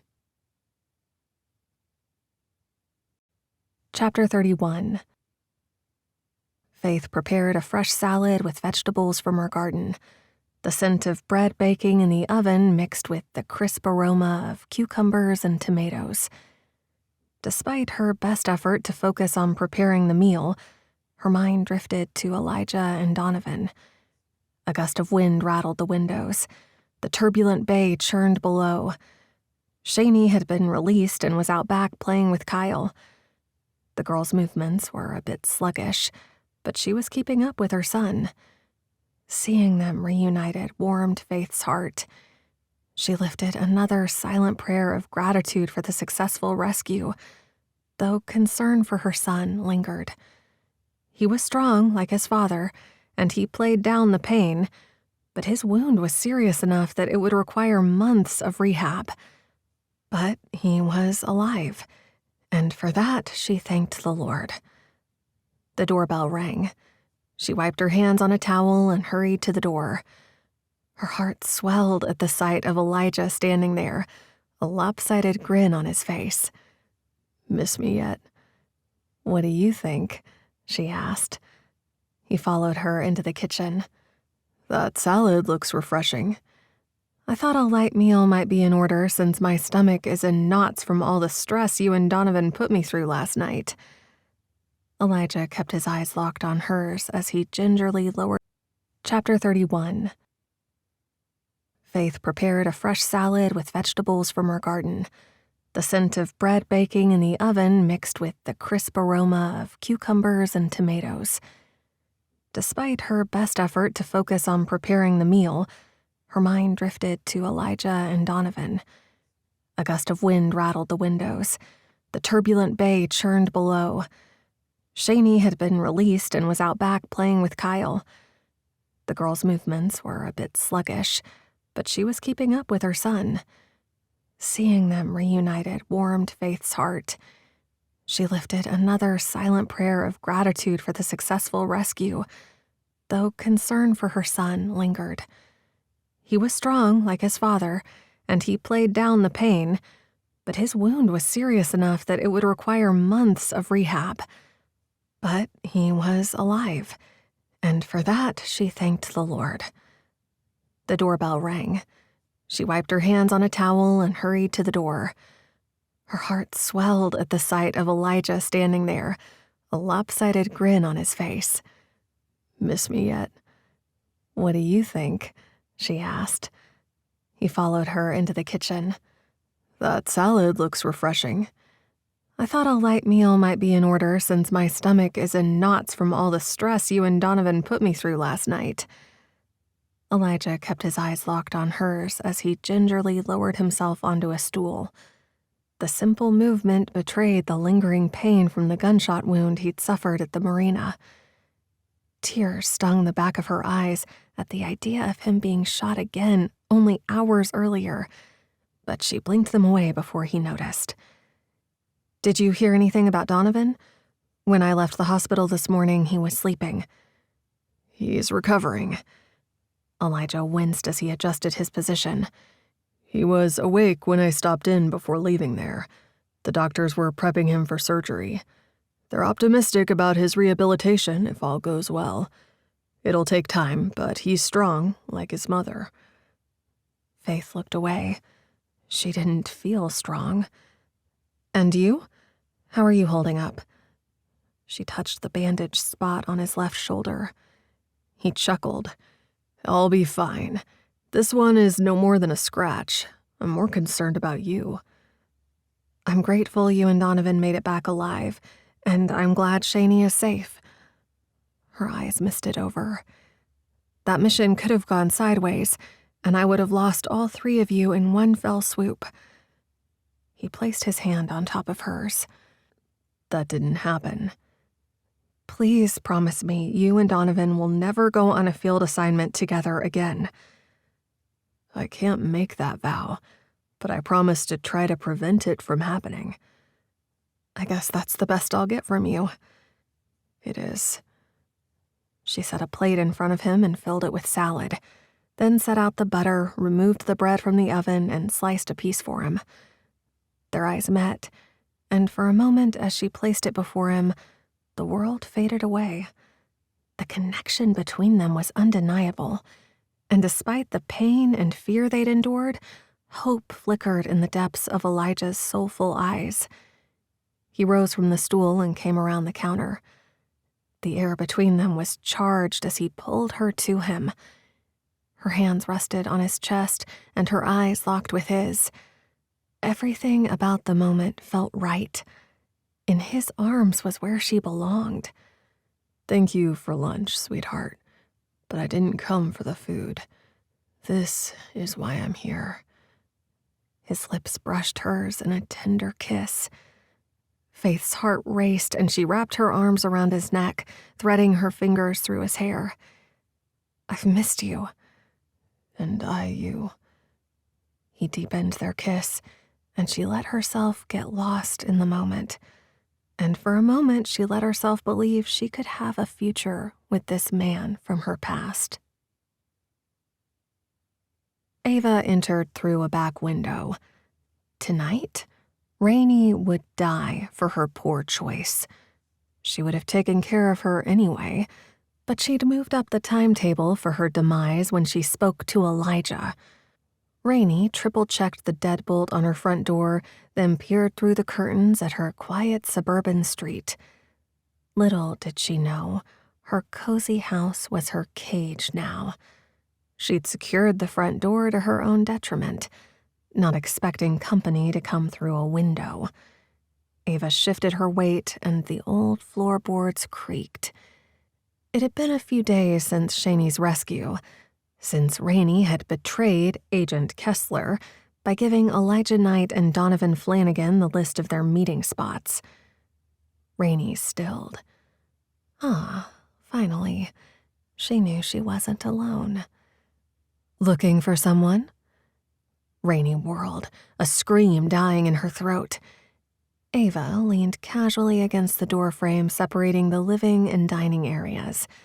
Tonight, her attire consisted of her trusty utilitarian slacks tucked into combat-style boots, and she'd worn her hair in a high ponytail. No sense in dressing the FBI part when her prey wouldn't be sharing details about their final meeting. How did you get in?" Rainey stammered, backing away until her calves hit the edge of her worn sofa.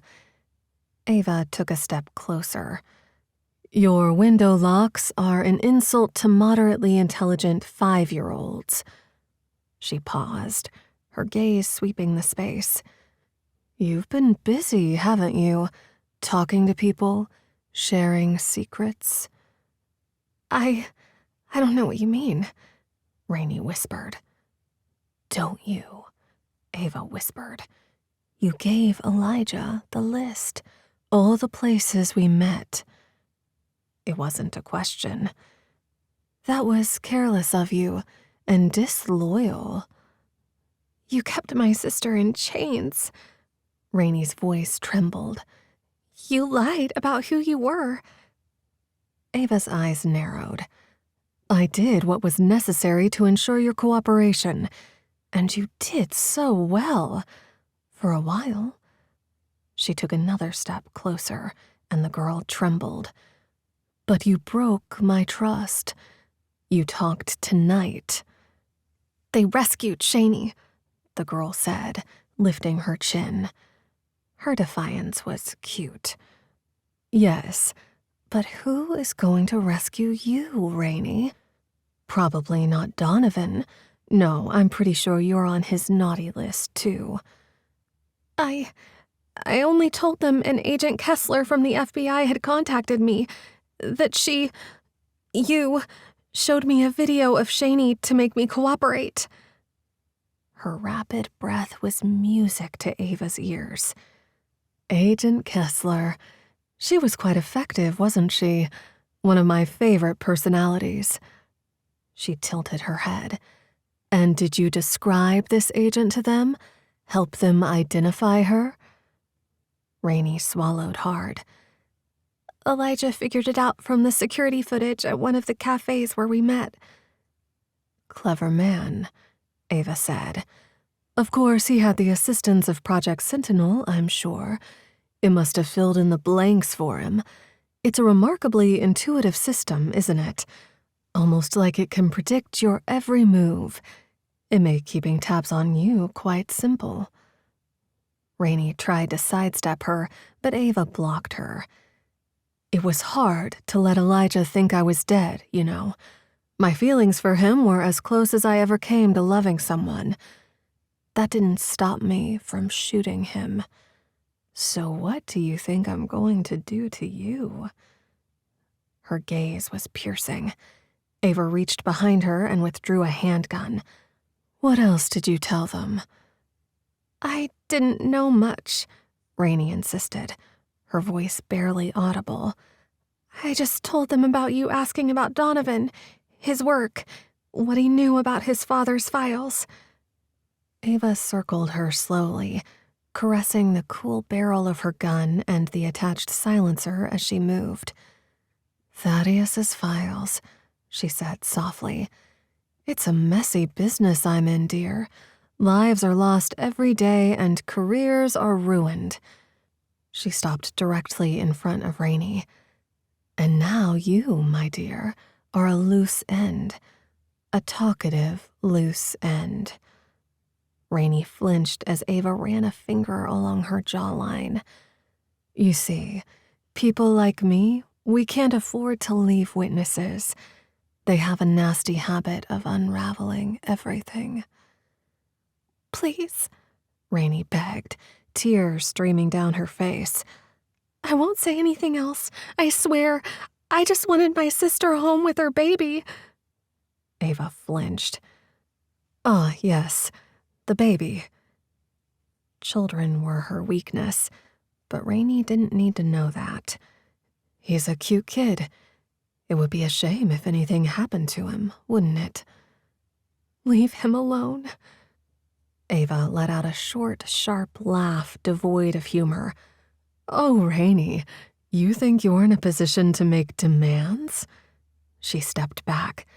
You're a liability, a civilian who knows too much, talks too much. Rainey's eyes darted around the room, but there was no escaping her. I won't tell anyone anything else. I just want this to be over. Ava took a deep breath. You'll get your wish, doll. It'll all be over soon, and you won't tell a soul. As she raised her pistol, a sharp, jarring noise cut through the tense silence. A car alarm? Ava's head snapped towards the front window. She glanced back at Rainey, then to the front door, then back to the window. It continued its relentless shriek. Attention was the last thing she needed. She'd have to finish her task at a more opportune time. You might want to get those window locks fixed before I return. I prefer a challenge. Ava hurried from the room and let herself out the rear door. The car alarm still wailed outside. She'd left the girl alive, but not for long. The following morning, the steady beep of the monitors kept watch over Faith's son in the otherwise quiet room. Elijah ushered her out of the patient room and into the quiet of the waiting area, his hand clasping hers. The rain pelted against the windows, and the tang of disinfectant mingled with a sharp bite of chemicals filled the space. I checked out of my hotel room earlier. I'm heading back to Maryland tonight, he said. I have a few things I need to take care of down there. Her eyes grew cold, distant, and her hold on his hand loosened as the gulf between them grew wider. Elijah shivered. You're considering the assistant director of operations position. Faith raised her chin. How did you hear about that? Craig mentioned it. He flinched, regret flooding through him.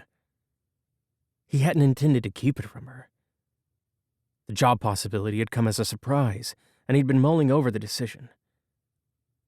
The last thing he'd wanted was to hurt her. I wasn't intentionally keeping it from you. I planned to talk with you about it. She pulled her hand away, folding her arms across her chest. The rhythmic bouncing of her foot betrayed her agitation. Then why didn't you? It's been a busy couple of days. Perhaps this is for the best. You need to concentrate on your career. I have no doubt you'll achieve remarkable things. He needed her to ask him to stay, but she didn't. Is that truly what you want, Faith? He raised an eyebrow. You want me to leave? Faith locked eyes with him. Yes. You should go. Your being here isn't helping me cope with Thaddeus's death. I need time alone to mourn. I'm not ready for whatever this is between us. This is an excellent opportunity for you, so you should take the job and embrace the chance to make a real difference. He'd been so sure that they could weather the storm this time, that his love for her was strong enough to withstand whatever stood in their way. Closing his eyes, he forced himself to remain calm. The scent of burnt coffee wasn't helping. He pinched the bridge of his nose and walked to the window. The storm was increasing in intensity. I'll go then. Tell Donovan I'll see him at the office when he's cleared to come back to work. Elijah trudged down the corridor, his steps echoing on the tile floor. The annoying beep of medical equipment followed him as he... Chapter 32. Faith rested her forehead against the cool glass of the window pane. The rain battered the landscape, mirroring her tumultuous emotions. She'd let him walk away. And she'd been the one to end things. Again. Her fear of what others would think kept her from waiting for the man she loved to return to her all those years ago. And now, she'd pushed him away again, fearful of what loving him might mean for her future. An assistant director job was a dream assignment for a man like Elijah. A coveted position few men reached, but it also meant long hours and midnight calls. There would be no downtime. There was no doubt in her mind that if she'd asked him to turn down the job, he would have. But that wouldn't be fair to him. It hadn't been right for her to marry another man while she was pregnant with his baby, but she'd done it anyway. Regret churned in her gut.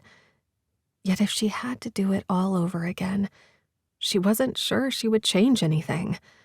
Her life with Thaddeus had been a good one. They might not have shared the same fiery passion she had with Elijah, but he'd been a warm, steady presence in her life, and Donovan was her heart. She blinked away tears and turned to face the door. Shani stood there, Kyle in her arms, her eyes soft with empathy. "Are you okay?" "I will be." Faith hugged her daughter-in-law. "But I'm more worried about how you're doing. You were missed. I'm glad you're home." "I have Donovan and Elijah to thank for that." Faith forced a smile. Yes, she was right. Without Elijah's help, they might not have located her so quickly. "How's Rainey?" "Beating herself up. She thinks my captivity falls squarely on her shoulders. I've tried to reassure her that none of this was her fault, but she won't see reason. We didn't help with that. Donovan and I were both so angry when we found out she'd kept your kidnapping from us." "It's all water under the bridge now." Shani kissed Kyle's forehead, and he squirmed to get down. "Let's hope so. Did you stop by Donovan's room?" The young woman nodded. "I did. We talked for a bit before his pain meds knocked him out. He's overwhelmed with guilt for believing the letter I wrote." She shook her head. "None of us should have believed you would have left your husband and son. The fact that we did is inexcusable." Shani shrugged a thin shoulder and adjusted Kyle for a more secure hold. "I can't believe how big he's gotten. They grow fast at that age." Faith gnawed on her bottom lip. "I'm sorry you missed it." Shani sank into one of the chairs and positioned Kyle on her knees. "Let's talk about that silver fox you let walk out of here." "We've decided to remain friends." As the words left her mouth, thunder roared, and she jumped. A new opportunity came up for him at work, and I told him to take it. "Have you prayed about it?" She hadn't. Not really. But she didn't want to admit that to Shani. Instead, she took Kyle's little hand in hers. "For now, I need to take the time to mourn my husband." Shani made eye contact. "Do you love Elijah?" I do. The admission released a torrent of emotion. She'd never stopped loving him, but she couldn't be with him now any more than she could have been back then. Love wasn't enough. It couldn't take away the lonely nights and empty days when your significant other was off somewhere in the middle of a foreign war. How could a heart be expected to endure that kind of pain? And even if he took the promotion and stayed on U.S. soil, the hours would be brutal, and his clearance would be higher than hers, forcing him to keep secrets. How could she bear being with someone who couldn't be open with her? Letting him go was the best thing I could do for both of us. I can't make him choose between me and his career, and I'm not sure I can endure the heartache of watching him leave every time a mission comes up. If he took the assistant director position, he wouldn't spend much time abroad, but there was no guarantee he'd give up his current lifestyle, and she couldn't bring herself to ask him to. Her daughter-in-law patted her hand. I think in time, it'll work out with you too. Wind howled outside the conference room, rattling the window glass. Elijah stood rigid with his fingers curled around his steaming cup of joe. The scent of the freshly brewed coffee mingled with the faint aroma of polished wood. His conversation with Faith before he left Maine swirled through his mind, refusing to allow him the headspace to focus on work. Even though she'd said she wanted him to leave, her words lacked conviction. She'd pushed him away, but he wasn't certain it was what she truly wanted. Grief weighed on her, and it pained him that they were apart when she needed someone to lean on. Assistant Director Craig Harper stood before him. I got a phone call from Flanagan. Faith? No, the boy, Donovan. He thinks he's onto something. Says Tierney's not the head of the Dragon. We already suspected that. But who is he answering to? The FBI director appears clean. There were a few low-level agents involved, but nobody with that kind of authority. Nothing has shown State Department or Homeland Security involvement. I told him to keep digging and tell us when he has something concrete. I'll give him a call. Maybe together we can find our guy. Do that, and keep me in the loop. Elijah hurried back to his office and called Donovan. I hear you may be onto something. Give me a sec. The line went silent. Sorry, had to go into my office. Shaney and Kyle are both napping, so I didn't want to disturb them, Donovan said. What have you got? Mom said she found a key and a note in Dad's Bible at the cabin when you took her there after the gala. She'd forgotten all about them in the chaos that followed, but she came across them when she was doing laundry. And? The note said, if something happens to me, check my locker at the club. What club? The Emerald Bay Country Club. He played racquetball there. What did she find? Photographs. Bixler, Tierney, and a few other high-ranking officials. Photos of those two together wouldn't mean a thing, Elijah said. Under normal circumstances, I'd agree. But there are 5 pictures, all time-stamped. Each meeting takes place in a parking garage near the Capitol 48 hours before the death of a politician. Now that sounds promising. If we can find evidence of a similar meeting before Senator McCutcheon's death, we might have enough, Donovan said. It's still circumstantial. That's what we have so far. But you know there's a money trail somewhere. No doubt about it. They're paying someone for the hits. Or multiple hitmen, Elijah said. Unlikely. Keep digging on your end, and I'll start checking into things from this end. Chapter 33. Less than 24 hours after his conversation with Craig about the photos, Elijah was able to trace money from Bixler to an offshore account, then back to a suspected hitman. They needed more, but it was enough for the assistant director to take to the president. 12 hours after that, the news of Director Bixler's betrayal made the rounds, shaking the foundations of the agency. He didn't know how news of the director's involvement spread, but the intel had been leaked, and James Bixler fled the country before he was arrested. Craig Harper was quietly promoted to director of the CIA in the aftermath. Since Bixler and Tierney had the underlying code for Project Sentinel in their possession, all it would take was a rogue intelligence officer or two willing to give them the daily codes to allow them access to the database, and they'd be back up and running. Elijah grabbed a couple of coffees on his way into work and stopped by the director's office to fill him in on the latest developments. The scent of old books and worn leather greeted him as he stepped inside. He passed Harper one of the cups, and his boss slapped him on the shoulder. "It's official, Knight. You're no longer on the short list. The job is yours if you want it." He'd expected the offer. Turning it down at a time like this would be career suicide. It was something he'd strived for his entire career, but it was a bittersweet victory coming on the heels of losing faith all over again. "You're the best man for the job." Craig made eye contact. "We need someone with your skill and dedication." He took the lid off his coffee to let it cool, the aroma of the Arabica blend too welcoming to ignore. He sipped the scalding liquid.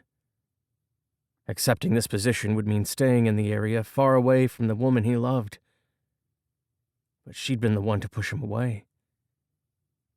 The work they did was vital, and the safety of countless lives depended on the choices they made every day. He shook hands with his boss. "I'll take the position." Craig nodded. "Thanks, Elijah. I knew you wouldn't let me down." Faith slid a rag across the spines of the books on her shelf. Dust particles danced in the sunbeam that streamed through the library windows, and the scent of lemon-scented cleaner clung to the air. She'd chosen to fill her time with mundane tasks, but nothing could erase her heartache. She lifted the puzzle box from its place tucked between two thick volumes. It tormented her with the reminder of the secret it once held. Though empty now, it had contained the clue she'd hoped would never see the light of day. When she'd left the personal clues tied to her history with Elijah, she'd known that if anyone ever uncovered the truth, it would be him. And she'd believed that if Elijah was the one searching for the files, it would mean that she was dead and gone. She was never meant to be with him in the search. Those clues were her way of telling him that she'd never stopped loving him. Had she realized how deeply the scavenger hunt would affect him, she wouldn't have designed it as she had. She jolted at the sharp ring and pulled her phone from her pocket. "Hello?" "Faith, it's Craig Harper." Her heart skipped a beat. "Director Harper, what's going on?" "I wanted to talk to you about coming back to the CIA. We could use your expertise." She was ready to return to work, but the idea of working directly under Elijah was daunting. The tension between them would make it impossible to focus. "I'll come back on 2 conditions," she said. "I want to work remotely, and I don't want to report directly to Elijah. It would be beyond awkward for both of us." There was a pause on the other end of the line, long enough for her to believe she'd overstepped. Craig sighed. "I understand your concerns. Your skills are best suited for the operations division, but I'll agree to let you report to me on a trial basis." Faith lifted a silent prayer of thanks. "I appreciate it, and you won't regret it." "Welcome back to the team. Your first task is to figure out who is leaking our daily security codes." After filling her in on what they knew so far, he disconnected the call, and her gaze drifted to the wooden box. She traced the intricate carvings on its surface. Only time would tell if returning to work was the right choice, but she'd set herself on a path that would keep her in the action, but far from the man she couldn't forget. Faith set the box back on the shelf and returned her attention to her cleaning. Chapter 34. Over the following months, Elijah found his footing as Assistant Director of Operations and got a handle on what it took to guide the people under his command. Late one evening, Elijah sat alone in his office and startled at a knock on the door. He rose to answer it and found Director Harper waiting for him. "You knock these days?" Harper shrugged and a cloud of Old Spice wafted off him. "In case you were getting some shut-eye." "Not likely. You ever notice the hum of these fluorescent lights? I think we could use the sound to torture prisoners at Guantanamo." Craig chuckled. "I hear you. But I need to speak with you about something else." "What's going on?" "There's been a new development in the Bixler matter. Something that could change everything." Elijah's heart raced. "Come in, Craig. Let's hear it." Craig entered the office, closing the door behind him with a click. He crossed the room and sat in one of the leather chairs opposite Elijah's desk. The tension in his shoulders was unmistakable, a clear sign that whatever news he bore was far from good. "Just got word from Homeland that Brian Tierney's resurfaced in Somalia, of all places," Craig said. "That's odd. Bixler's been spotted in Rome. We believe they're planning something that could have far-reaching consequences." Elijah leaned forward, his hands clasped on the desk. Since Bixler and Tierney's treachery were exposed, the situation in the States was under control for the most part, but they both remained in the wind, as did Ava Green. And that stuck in his craw. He wanted her in custody where she couldn't do to anyone else what she'd done to him. "What information do we have about their plans?" Elijah asked. "Very little at this point." Craig shook his head. "We're piecing together the intelligence, but it's evident that they've been cultivating a network within the European intelligence community." "Definitely not good news. What do you think they're planning?" "Their endgame remains a mystery. But as long as they keep getting our security codes, they're going to be able to access Project Sentinel." "How about we try using 3 different codes, one for each division? That'll help narrow things down." "Let's do that. I asked Homeland to send you what they have." Elijah's eyes met his boss's, and determination ignited within him. "I'll get right on it." Faith rubbed her temples to relieve the pounding in her head. She'd been reviewing outgoing communications from CIA personnel for the past 10 days and had little to show for it. Whoever was feeding the daily security codes to Bixler and Tierney was careful. A break was what she needed. She grabbed her purse and headed for the door. A lobster roll would hit the spot. 10 minutes later, she strolled into the Breezy Bay Bistro. Susan bustled around the room, greeting patrons and making small talk. Susan caught her eye, and Faith gave her a little wave. Her friend greeted her with a hug, which she warmly returned. Susan leaned back to study her face. "You're back." "I am." Susan turned to her hostess, Karen. "Seat Faith at the table closest to my office. I'm going to have lunch with her today, but I'm waiting for a call, so I want to be close to the office in case I have to take it." She turned to Faith. "I'm just going to grab my cell, then I'll be right back." "Are you sure you have the time?" Faith raised an eyebrow. "Of course. I'll always make time for you." The knife twisted in Faith's gut, but she forced herself to smile. "Thanks, Susan." Faith followed Karen to a table with an exquisite view of the harbor, where 2 fishermen hauled their daily catch from their boat. She shrugged on her sweater to ward off the chill of the air conditioning. A handful of colorful lobster boats dotted the harbor. Susan took the seat across from her. You caught me at a good time right between lunch hour and the evening rush when the bulk of the fishermen return for the day. I'm glad we can talk." The server took their drink orders and came back a moment later with 2 glasses of water, lemon wedges affixed to the sides of their glasses. Faith took her time squeezing lemon into her water, then shook out 2 ibuprofens from the bottle she kept in her purse. "My head is pounding. When did your memories return?" "A couple of months back." "And you're only now stopping in to see me?" Thought this might be a tough conversation. I wasn't exactly the best friend the past 2 years. "In your circumstances, I'm not sure I'd have responded any differently. Consider it water under the bridge." Faith leaned back in the booth.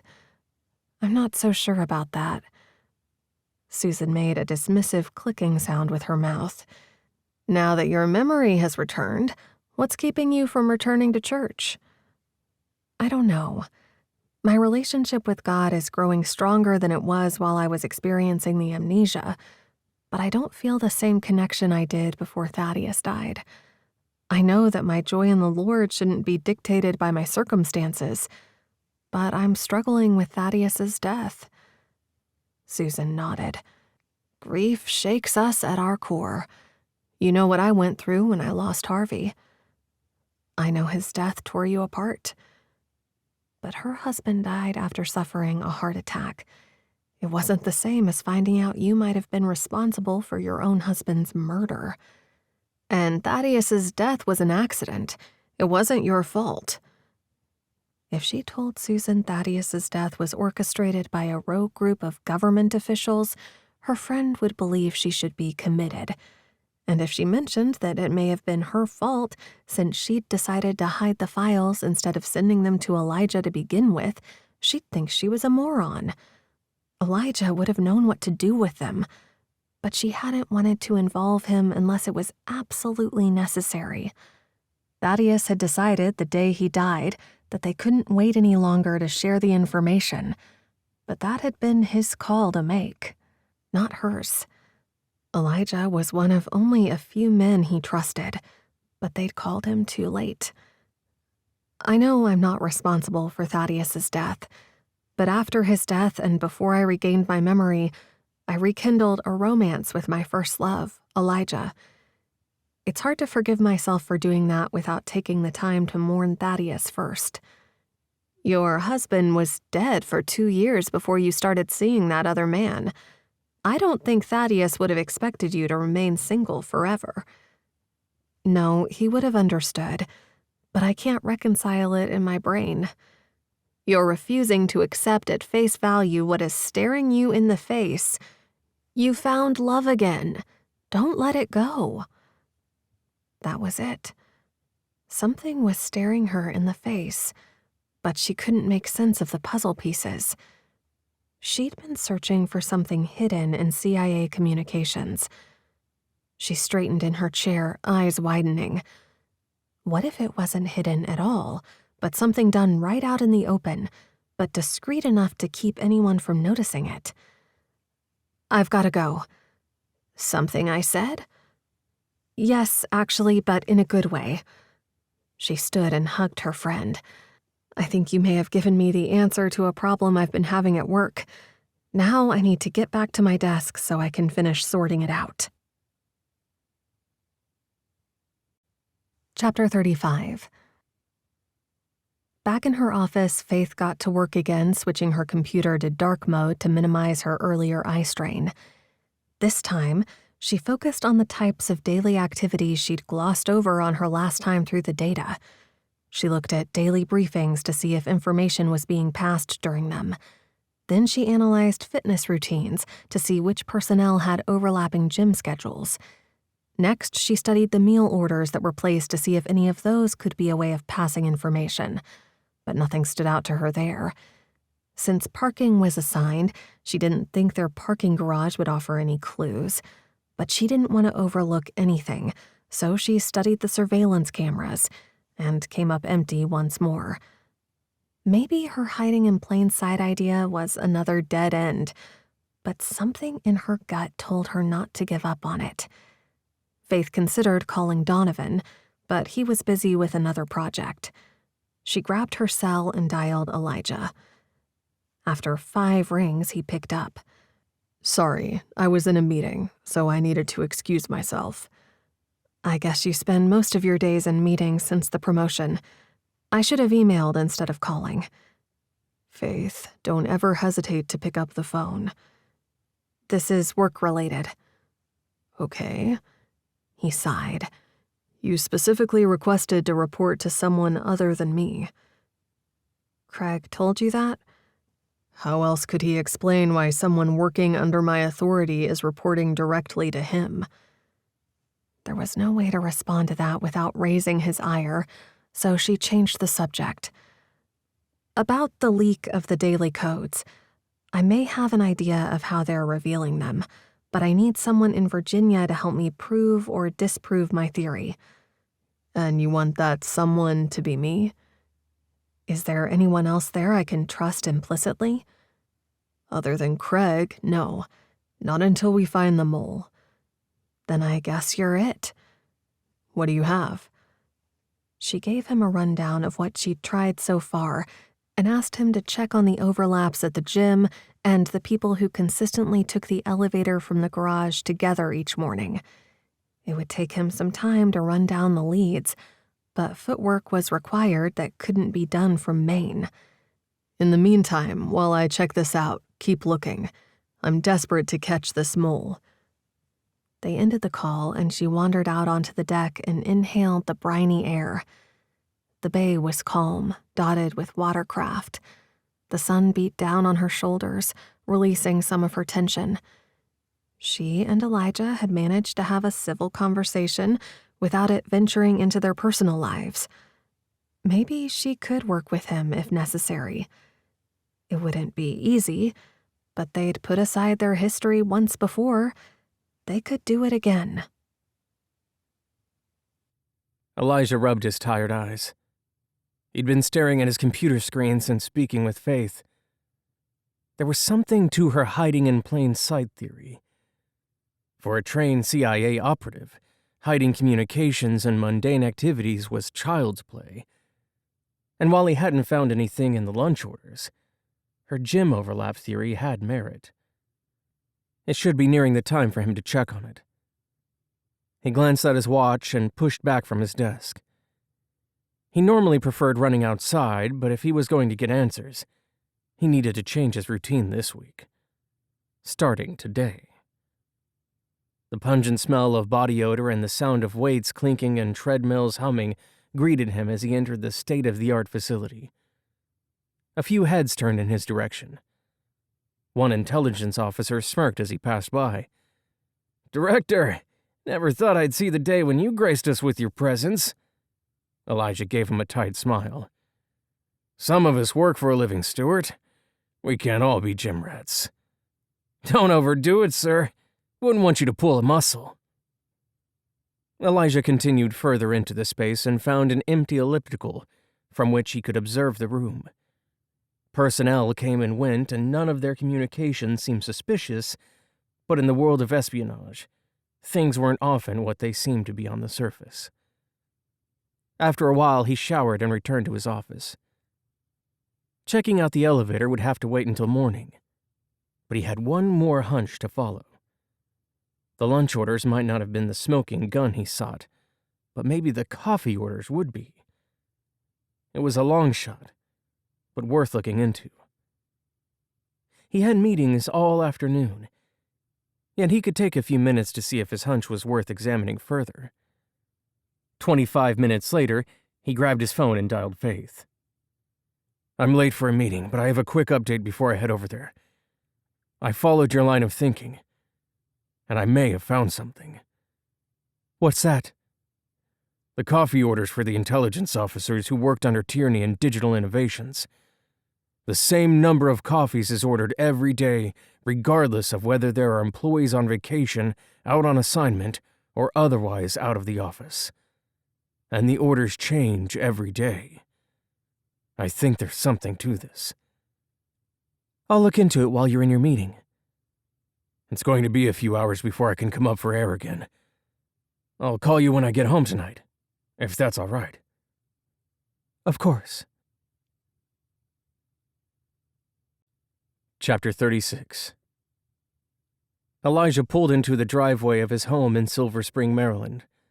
The aroma of damp earth greeted him as he hopped out of his car. Fishing his keys from his pocket, he approached his front door, his mind preoccupied with Faith. As usual.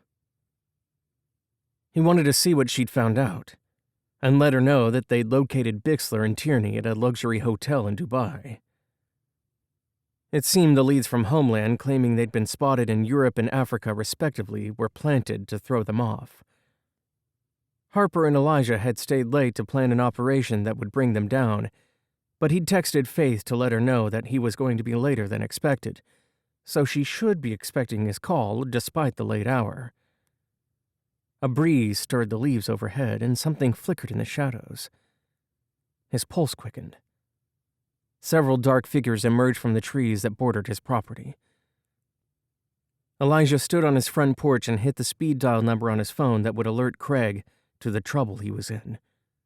Then he slipped his phone into his pocket. His hands formed fists at his sides. They circled him like predators. He whispered a prayer for protection and strength, knowing he couldn't face this threat alone. A thug lunged at him and he sidestepped, landing a solid punch to the man's ribs. While that guy was doubled over in pain, another attacker swung at Elijah, but he ducked, his muscles tense. He responded with a swift uppercut and dodged another wild swing. The next punch glanced off his cheek, and it was followed by a kick in his gut. His body weakened with each blow he took. He wasn't the young man he once was, and fatigue soon overwhelmed him. He couldn't fight them all off. One of his opponents stumbled and Elijah took advantage of his momentary weakness. He grabbed his Glock from his ankle holster and smashed the man in the back of the head with it, bringing him to his knees. Elijah lifted a plea to God as sweat dripped into his eyes and blurred his vision. He held his Glock steady, and two of the attackers raised their hands, backing away. A fourth man shoved him from behind, knocking him off balance. The thug scrambled off before he made use of his weapon. The last of his strength faded and he collapsed onto the cold, concrete stairs. The sirens in the distance were the last thing he heard. Faith knelt in her garden, pulling weeds from around the rose bushes. The sun warmed her back, and the scent of the blossoms filled her senses. Her heart was heavy, despite the beauty surrounding her. Elijah hadn't called her the night before, despite his promise to do so. It was one of her fears about his job as assistant director. If she took a chance on a relationship, he'd be too busy with work and would forget about dates. Not that last night had been personal, but it irked her that he'd forgotten. Since Elijah had gone back to the capital, Hope checked on her regularly to make sure she was hanging in there, and she was. But now that Thaddeus was gone, she had no family in the area, and Maine no longer felt like her home. Her in-laws had left the house to Thaddeus, and they'd made it a home together, but without him, it wasn't the same, and she didn't see her feelings about the place changing anytime soon. Her cell rang. She wiped her hands on her slacks and fished it from her pocket. "Hello?" Mom, it's Donovan. "Hi, sweetheart. How's Kyle? Shaney?" They're good, but there's been an incident. Her pulse raced. What kind of incident? She drew out the question, afraid to hear the answer. Elijah was attacked outside his home last night. A cold shiver crawled up her spine. And he's alive. Faith pushed herself to her feet, ignoring the pain in her knees as she rose. "I need to be there." Mom, don't come. I know you want to be here, but he hasn't been the same since the two of you decided to call it quits. I don't think he could take it if you gave him false hope again. Her heart squeezed with pain and guilt.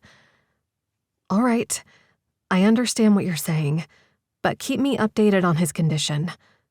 "I will. Love you." The line went dead. Yes, She'd told Elijah they couldn't be together, but that didn't change her feelings for him. She sent up a prayer for his healing. It seemed like only yesterday he'd been in the hospital with a gunshot wound. Faith couldn't sit idle. Someone had deliberately gone after the man she loved. She intended to find out who they were and make them pay for what they'd done. A verse about vengeance belonging to the Lord flew through her mind, reminding her to focus instead on finding answers. God would handle the judgment. Faith dragged herself inside to shower and afterwards settled at her desk, shifting her attention to the coffee orders Elijah asked her to review the day before. She'd stared at them for hours, looking for patterns, or anything that might give her a clue before giving up and taking a break from it. But now she needed to refocus. The orders were a jumble of different types of coffee, sizes, and add-ins. She leaned back and stared at the ceiling, rubbing her temples. A fresh perspective was what she needed. Lifting the first order from the desk, she read it aloud. Large black coffee, 2 sugars, medium latte, skim milk, no foam. Small cappuccino, extra shot, soy milk. Despite their differences, they all had 3 of the same components. Could that be it? She grabbed a notepad and broke each order into its parts, and then she assigned a number to each size, type of coffee, and add-in. The numbers were all unique, but there was a pattern. Sizes were in multiples of 3, types were prime numbers, add-ins were even numbers. A thrill of excitement coursed through her. She was onto something. She continued to break down the orders, assigning numbers and looking for patterns. After several hours, she had a list of numbers. She looked at them, her mind whirling. What she had didn't make sense on its own, but maybe they were a cipher? She opened her laptop and pulled up a cipher decoder. She input the numbers and hit decode. A string of letters appeared on the screen. It was gibberish. She frowned, her heart sinking. Had she been wrong? No. Some ciphers required a key to decode. Could the key be the date the order was placed? She input the date and hit decode again. This time, a string of coherent words was displayed. Operation underway. Target confirmed. Faith's heart pounded in her chest. She'd done it. She'd cracked the code. It wasn't the daily code she'd been expecting, but it was a message transmitted by a mole in their midst. She dialed the director since she was unsure if this referred to the attack on Elijah or something else. "Director, it's Faith. Donovan called about Elijah. I figured out how they're passing messages, but we have a problem." Craig's response was immediate. "What's that?" Yesterday's message was, "Operation underway. Target confirmed." She paused. What if they aren't referring to the ambush on Elijah? They might have another assassination attempt planned. "That's far more likely than it referring to Knight's attack. I think he stumbled onto something yesterday that put a target on his back." That might be my fault. I asked him to look into some theories I had. One of them was that information was being passed at the gym. If our mole saw him there, he might have figured Elijah was onto him. "That would fit. How are they passing the messages?"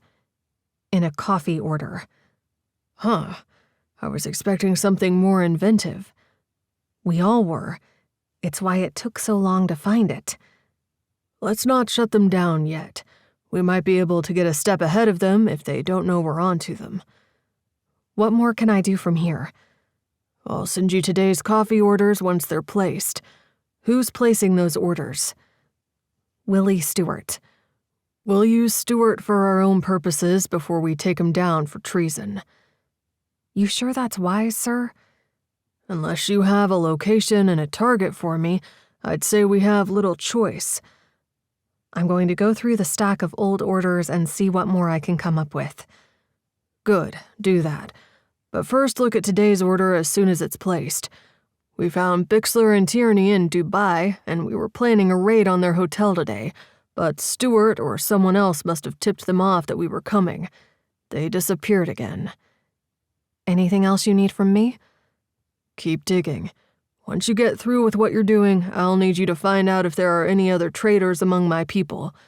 Someone is keeping them in the loop about our investigation. Elijah and I played this close to the vest, so nobody knows about the coffee connection other than me, him, and you. But I'd like to loop in Donovan with your authorization. Do it.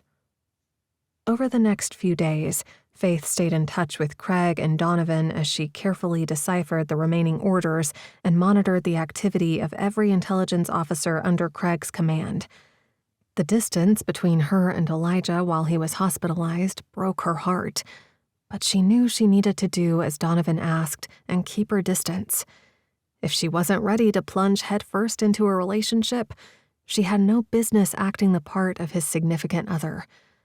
The thought brought a stabbing pain to her heart. Chapter 37. Faith sat in her home office and scanned the latest coffee orders, attempting to decipher the hidden messages, when her phone rang. It was the director. I need you to come to D.C. Faith's heart skipped a beat. What's happened? Elijah's condition is stable, but he's not in a position to assist with the investigation. We're short-handed and we need you here. Faith hesitated, but the urgency in Craig's voice was impossible to ignore. Besides, she wanted to help Elijah, even if it meant stepping out of her comfort zone. I'll book the next flight out. Send me the details once you've done that, and I'll arrange for someone to pick you up from the airport. The line went dead, leaving Faith staring at her phone. She drew in a calming breath and pushed away her trepidation. She had a job to do, and she would perform it to the best of her ability. 2 hours later, she clicked her seatbelt into place and stared out the window as the plane took off. The trees grew smaller until they all blended together in a wash of green. She waved off the flight attendant when she tried to give her a snack and a drink. Her stomach was too knotted to digest anything other than the cold, hard facts on the tablet before her. Within minutes of touching down, she was whisked away to the CIA headquarters. The building was a flurry of activity, same as she remembered. Funny thing being able to remember. Was Elijah in the building? If so, would she see him? Her chest tightened as it hit her how much she wanted to. It would be painful to look into his eyes again, knowing she'd hurt him, but being apart felt like being cut off from her air supply. Craig's secretary showed her to an office, and she dove headlong into the investigation. She continued to work through the ciphers for each of the coffee orders placed since Harper took over as director. In an order from 2 weeks earlier, she discovered a chilling message. Target, speaker. Location, gala. Faith's pulse jumped as she connected the dots. The Speaker of the House was planning to attend the gala in honor of the donation of the Gutenberg Bible to the Smithsonian. They were planning to assassinate the speaker at the gala happening that very night. She had to alert Craig. They needed to put a stop to this, even if it meant canceling the gala. Elijah stood in the lobby of the Central Intelligence Agency's building. He remained sore from the attack, but he was ready to get back to work. He'd signed the paperwork confirming that he was checking out against medical advice, but he couldn't stay in that hospital another second. The fluorescent lights triggered another headache, and the throbbing in his side made it impossible to forget the ordeal he'd survived. But he wouldn't show weakness. Not when there was a traitor in their midst. He passed familiar faces on the way to the director's office where his friend greeted him with a grin. Glad to have you back, Knight. Though I must admit I expected you to take a few more days to recover. I'm not going to let them keep me down. Harper closed the door behind them. Thanks to Faith's efforts, we've made progress on the leak. We've identified Stewart and Graves. I'd like to coordinate the takedown effort so that we can get them into custody without alerting Bixler and Tierney that we're privy to their communications. A knock on the door had them both turning to face it. Come in. Elijah startled at the sight of Faith standing there. She hadn't even bothered to call him after the attack. But here she was in the flesh. We have a problem. Have a seat and tell us about it. She perched on the edge of a chair and detailed the plan to assassinate the Speaker of the House. They had less than 3 hours to put a stop to it. We need to get that gala canceled. Knight, you take care of that. Faith made eye contact as he rose, but he turned away. Talking over the phone was painful enough, but seeing her in person was brutal. Several fruitless telephone calls later, he returned to Craig's office. They're not cooperating. Don't give them a choice. The Speaker said, just do your job and eliminate the threat. The taxpayers didn't foot the bill for this gala to have us cancel it at the last possible second. I'll be there to give my speech as planned. I don't think we're going to talk him out of it without involving the president. Fine. We'll do this another way. Alert the Secret Service of the danger. We'll protect him. Put together a team you trust. Elijah nodded his agreement. Ava's hotel room was sterile, the scent of industrial cleaner and stale air as familiar as it was nauseating. A stark contrast to the opulent world she was about to infiltrate. She stood before the bathroom mirror, the harsh fluorescent light unforgiving, but tonight she was not Ava Green, she was a cellist. Her own features were currently too recognizable, too sharp. With practiced hands, she began the transformation. First, the blue contact lenses, obscuring her natural eye color, giving her a softer, less intimidating gaze. Next, the wig, a cascade of warm, honey blonde hair that reached her waist. She should wear it up in a conservative bun to keep from standing out, but she liked it down. A stylish headband would suit the role. It was a far cry from her own distinctive straight black hair that she wore up 90% of the time. She meticulously applied makeup, not to enhance, but to alter. A subtle change to the arch of an eyebrow, a different shade contouring her cheekbones, a bland, forgettable lipstick. She was erasing herself, becoming a new woman. Her attire for the evening lay pressed on the bed, a conservative, long black gown, the standard uniform for female orchestral performers. It was unassuming, perfect for fading into the string quartet. She'd sourced it carefully. As she worked, her mind rehearsed the plan. The Speaker of the House, arrogant, uncooperative, a political impediment who needed to be removed in order to push through a vital funding bill. Ava felt no particular malice towards the man. He was nothing more than a means to an end, one tier on her steps to achieving the power she craved. Her recent epiphany during the Marina shootout, that her boss was the primary architect of the deep state corruption she was mired in, hadn't swayed her from her path, but it had refined her ambition. If the boss thought he could play puppet master forever, he was sadly mistaken. For now, their goals aligned. This assassination would have elevated her status, made her indispensable before she'd been burned. Now all she could hope for was garnering favor with the international intelligence community. Someone with her background and inside knowledge would be invaluable to certain governments. She'd land on her feet. She always did. She moved to the large, custom-made black cello case lying open on the other bed. The cello within was not her own. Purchased at a pawn shop, its primary purpose was to legitimize the case and get her in with the musicians long before the guests arrived. With surgical precision, she unfastened the plush blue lining in sections, revealing foam indentations. Into these, she fit the components of her rifle, a specialized breakdown model, compact but lethal. The barrel, the scope, the stock, the magazine, each piece clicked softly into its designated cradle. There was just enough room for the disassembled rifle alongside the body of the cello, a deadly secret nestled against the instrument. She ran the back of her index finger along the barrel. It had an art all its own. It was a tight fit, requiring careful arrangement, but she'd practiced this. The case, when closed, would appear perfectly normal, if a touch heavier than expected for a cello, but nobody else would be lifting it, and it was rare for anyone to be leery of a musician and their instrument. Her side ached, a dull throb that served as a constant reminder of Elijah. The man who'd promised her his forever had shot her.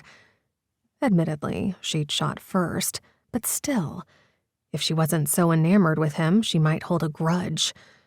He'd likely be at the gala, she was almost certain. Craig Harper wouldn't keep his best asset sidelined for long, especially with a high-profile target like the speaker. The thought of Elijah brought a familiar, unwelcome tightening in her chest. He was a loose end, too, in his own way.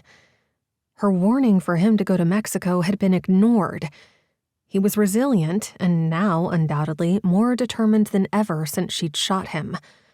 She pushed the thought away and focused on executing her part perfectly. She checked her earpiece, ensuring the frequency was clear. She reviewed the museum schematics on a burner tablet one last time. Entry points, exit routes, her chosen sniper position along with a backup in case she needed one. Project Sentinel before Bixler and Tierney had lost primary access.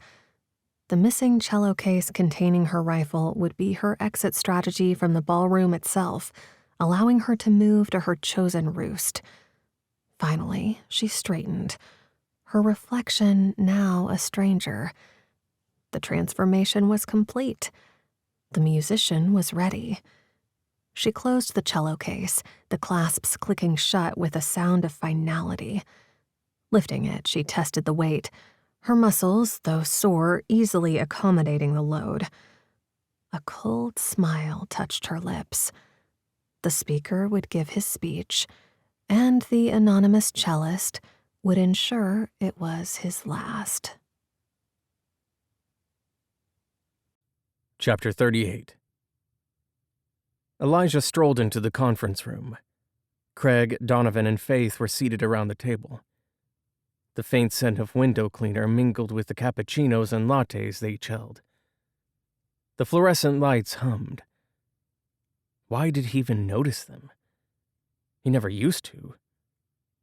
But maybe that was because he hadn't spent much time here. Field work was where he excelled. His gaze lingered on Faith longer than necessary, and she met his stare. He looked away. This wasn't the time to let his feelings for a woman distract him. Craig cleared his throat, bringing Elijah's focus back to the operation. We can't afford mistakes, so it's essential to plan this thing down to the last detail. Elijah frowned.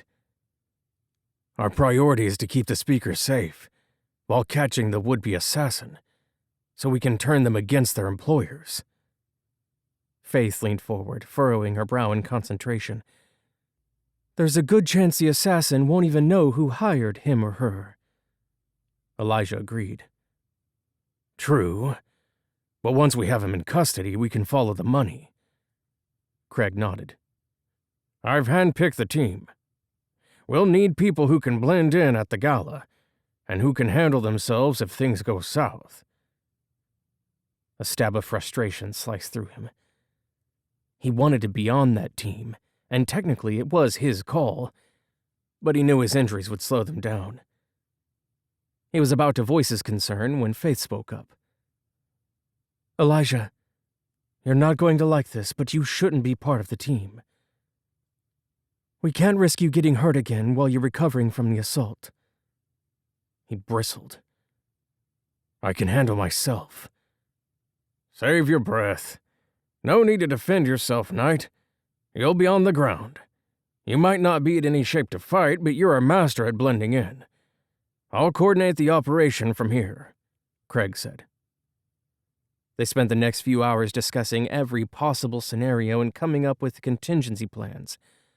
By the time they were done, Elijah was confident they had a solid plan and could pull it off without a hitch. Glittering chandeliers hung from the high ceilings, reflecting light off the polished marble floors in the grand ballroom of the art museum. An hour and a half remained before the gala was scheduled to start.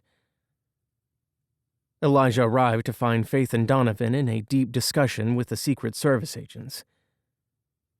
Faith wore a stunning silver evening gown, in which she would have no trouble blending in with the elite Washington crowd. It was a world in which she was comfortable, the one she'd spent the better part of 30 years inhabiting. A string quartet sat up in the corner as Elijah moved around the space, assessing every nook and cranny. Faith approached from behind, surprising him. As he turned to greet her, her hand brushed against his, sending a jolt of electricity up his arm. It took all his self-control to keep from pulling her into his arms. "We've got this," she said, her tone all business. Elijah gave her a tight smile and turned back to assess the growing crowd of servers and other staff. When the time arrived for the event to begin, melodic notes rose on the air, but he continued to study each individual as they entered the room. He kept Faith in his peripheral as she mingled with the guests, chatting easily about the excitement surrounding the donation. When the clock struck 10, Elijah tensed. Something was off, but he couldn't put his finger on it. He scanned the room and noticed a member of the string quartet was nowhere to be found. The others played their instruments without missing a beat. She might have stepped into the ladies' room, but he didn't like it. He moved through the crowd toward Faith. "Check the ladies' room. One of the ladies from the quartet up and left." She acknowledged the instruction with a nod and took off to do as he asked. He moved into the shadows and alerted Harper and Donovan to possible trouble. About 5 minutes later, a man in a tailored suit broke away from the crowd, heading toward an exit door. The tension in his stride set off alarm bells in Elijah's mind. The speech was scheduled to begin in 25 minutes. "Showtime," he muttered, pushing away from the wall. Faith sidled up next to him and held onto his arm. The cellist was not in the ladies' room. Her instrument remains with the others, but her cello case is missing. He lifted his chin to indicate the man who was pushing the heavy glass door open and stepping outside. "Looks like we may have multiple players." "Donovan is with the rest of the team, searching for our missing musician," she said. Elijah used his headset to inform the director of the possible second suspect. Faith frowned as she glanced around the room. "We don't have much time. I'm going to follow him." "No, you're not." "I can attempt to make small talk with him and find out if he's a threat or just someone sneaking away for a smoke." "I don't like it. It isn't in your skill set." "While that may be true, I'm the one assigned here tonight. So I'm the only female you have to work with, unless you want to waste 10 minutes briefing a Secret Service agent." "Go," he frowned. "I'll be less than 10 feet away if you need me." "You need to stay with the Speaker of the House." "Don't push me, Faith." She held up her hands in surrender. "Fine. Trust him to the Secret Service, then." "It is why they're here." He pushed through the door moments after Faith, but kept some distance between them, fishing his cell phone from his pocket so he could pretend to make a call. As he glanced over to check on Faith's conversation with the suspect, a gunshot echoed through the ballroom, followed by the shattering of glass. People screamed and streamed from the building, trying to escape the chaos. Elijah grabbed Faith's arm, earning him a bewildered look from the man beside her. They drew their weapons as they made their way back inside. The speaker was crouched behind the display case holding the Gutenberg Bible. He appeared unharmed. Another gunshot split the air, and Elijah pushed Faith behind him. She nudged him and pointed toward the tiny hole in the glass. It was a sniper shot taken from a distance. A stampede of people continued to flood from the ballroom into the hallway and through the emergency exit door. Faith nudged his arm. "I'm going to get Donovan and try to figure out where the sniper's roost is." He nodded his assent. It wasn't his first choice to send Faith to a job that was more suited to him, but he wasn't in any condition to handle it himself. The moment she stepped through the door, he felt the barrel of a pistol at the base of his skull. "Put down the weapon, love." Ava, everyone here is looking for you. How did you get through security? The blonde wig and blue contacts helped, but the real engineering involved a fatal heart attack that took the life of the quartet's cellist last night. It was unfortunate for her, but they needed a replacement, and as luck would have it, I just happened to be at the studio where they practiced this morning. I graciously offered to fill in when the call came in informing them of her demise. You killed an innocent musician. There is always collateral damage in war, love. You'll learn that soon enough. He closed his eyes and forced his breathing to even. Right now, the best thing he could do was keep her talking. Why the speaker? He refused to bring forward a bill that offered funding for several key government allies. My potential employers will appreciate this little demonstration of what I can accomplish for them. This is over a bill? The funding in that bill was vital to the cause.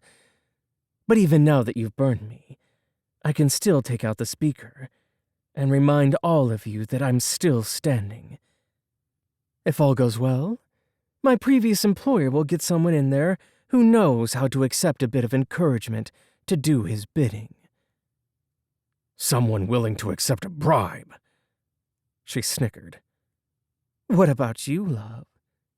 You ready to embrace change? Or would you rather I put a hole in your skull? What kind of change did you have in mind? Chapter 39. By the time Faith made it around the building, Director Harper was pushing a cuffed suspect into a van. He gave her a sign, and Donovan jogged over to update her on the takedown. She headed back inside to inform Elijah that their sniper was in custody. Faith entered the ballroom, and her stomach dropped. A woman with waist-length blonde hair held a gun to the back of Elijah's head and pushed him along in front of her. Faith took cover behind the bar and trained her gun on the suspect. Taking the shot was too risky. She could miss and hit Elijah instead, or if the bullet went through the woman, it could hit him. Elijah dropped to the floor, so she took advantage of the distraction and aimed. The shot echoed off the walls. The suspect fell, and Faith ran to Elijah's side. His strong arms wrapped around her. She could feel him shaking and assumed it was from the adrenaline. She checked the woman for a pulse, but there was none. Her eyes were wide in death. Faith looked away. A lump formed in her throat. It was the first time she'd taken a life. You saved my life. I wouldn't have taken the shot if you hadn't decided to fall to the ground. Her eyes burned with unshed tears. It was the only thing I could think to do.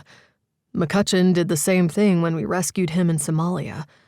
I told him it was a stupid thing to do, but I guess we have to trust our God-given instincts, and something told me to get down. Ava was having fun with me before killing me. Ava? Her heart sank. I killed your former fiancé? Would he be able to forgive her for killing the woman he'd once loved? You did what you were trained to do. He pulled her close and kissed the top of her head. It's all right, Faith. I'm good.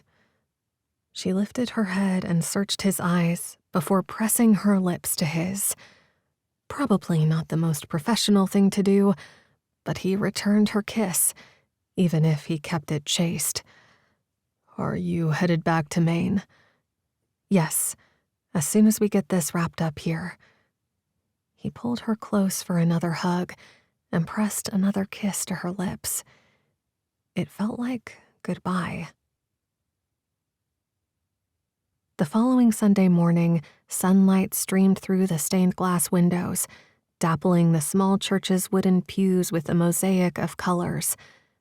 Faith sat in solitude, her heart aching as the pastor's sermon reverberated through the sanctuary. He spoke of connection and the innate need for closeness with God and others. Longing swelled within her, a yearning for the warmth of Elijah's touch, the solace of being with someone who understood her anguish. With every word, memories of Thaddeus crept in. The life they'd built and the dreams they'd shared were mere memories now. She recalled his laughter, the gentle touch of his hand, the warmth of his embrace. A love that, along with God's love, had sustained her through most of life's trials. But he was gone now. It was time for her to face that reality. After the service, she drove to the cliffside house overlooking the bay, the structure that had once symbolized hope and new beginnings, but now stood as a testament to her isolation. She ambled onto the stone path as the waves crashed rhythmically against the shore. Before she knew where she was headed, she found herself at Thaddeus's grave. She knelt down and traced his name with her index finger. They'd shared so much life in their years together, but he was gone. The grave held his bones, but his spirit was with the Lord. She should rejoice in that knowledge, but the pain felt fresh. She pressed her palms to her eyes to hold back the flow of tears. It was time to let him go. She kissed her fingers and touched the headstone one last time, then trudged back down the path to the house. Faith felt the emptiness of the space bearing down on her. She roamed the vacant rooms. This place was Thaddeus's inheritance and had embodied their retirement plans, a refuge from the world where they had planned to grow old together. She threw herself onto the master bed and sobbed.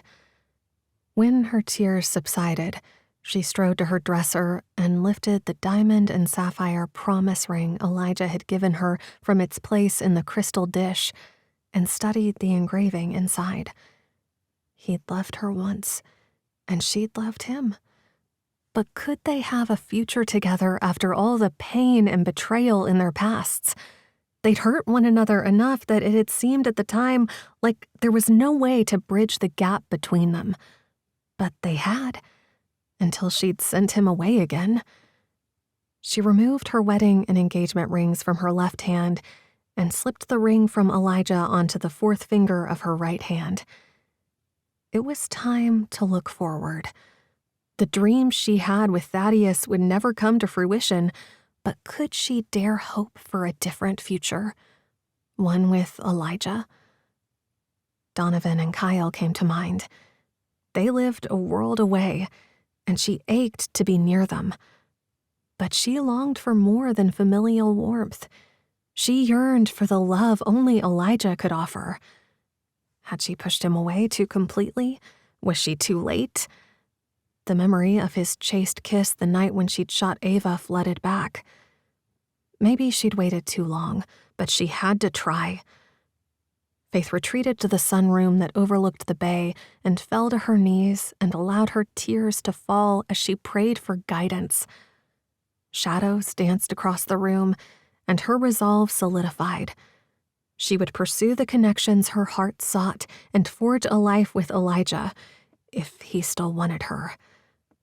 Faith pushed herself to her feet. She reached for the phone, her fingers trembling as she dialed Elijah's number. When it rang, her pulse drummed with anticipation, uncertainty, and hope. "Elijah," she whispered when he answered. "I need to see you." A pause filled the line. "Faith, are you sure it's me you're missing?" Elijah asked. His unspoken question hung in the air. Was she ready to love him, or was she missing Thaddeus? Yes, I'm certain. She bit her lip and waited for his answer. The silence stretched, and her thoughts spun. He hadn't told her he loved her, but it was evident in his actions, wasn't it? Unless she'd read more into things than she should have, he might not want to rekindle a romance that started nearly 30 years earlier. I'll pick you up on Friday night at 7. A date? In Maine? She closed her eyes and drew in a deep breath. Sounds good. I'll see you Friday night. Maybe she was rushing things to think he would ask her to come to Virginia, but they lived 12 hours apart. How could they make a long-distance relationship work? And could she handle his work schedule? Only time would tell. Chapter 40. The Maine coastline stretched before Elijah. A gull screeched overhead.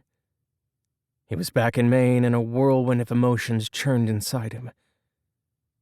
As he drove to Faith's Bayside estate, his heart raced with anticipation. She greeted him at the door with a smile. Her hazel eyes sparkled, their color shifting between gold, brown, and green. The silver in her hair shone in the evening light. The woman was more beautiful now than she'd been in her 20s. His attraction to her hadn't waned in the slightest. "Shall we go?" She flushed and looked away, clearly nervous. A good sign. The vulnerability in her posture tugged at his heart. He nodded and offered his arm. "Yes, let's." Her left hand was bare, wedding bands absent. The sign he'd been praying God would give him, letting him know she was ready for what he had planned tonight. He lifted a prayer of thanksgiving heavenward. They drove the distance to Bar Harbor in comfortable silence, but he couldn't help stealing glances in her direction as he drove. He reached across the console and laced his fingers with hers.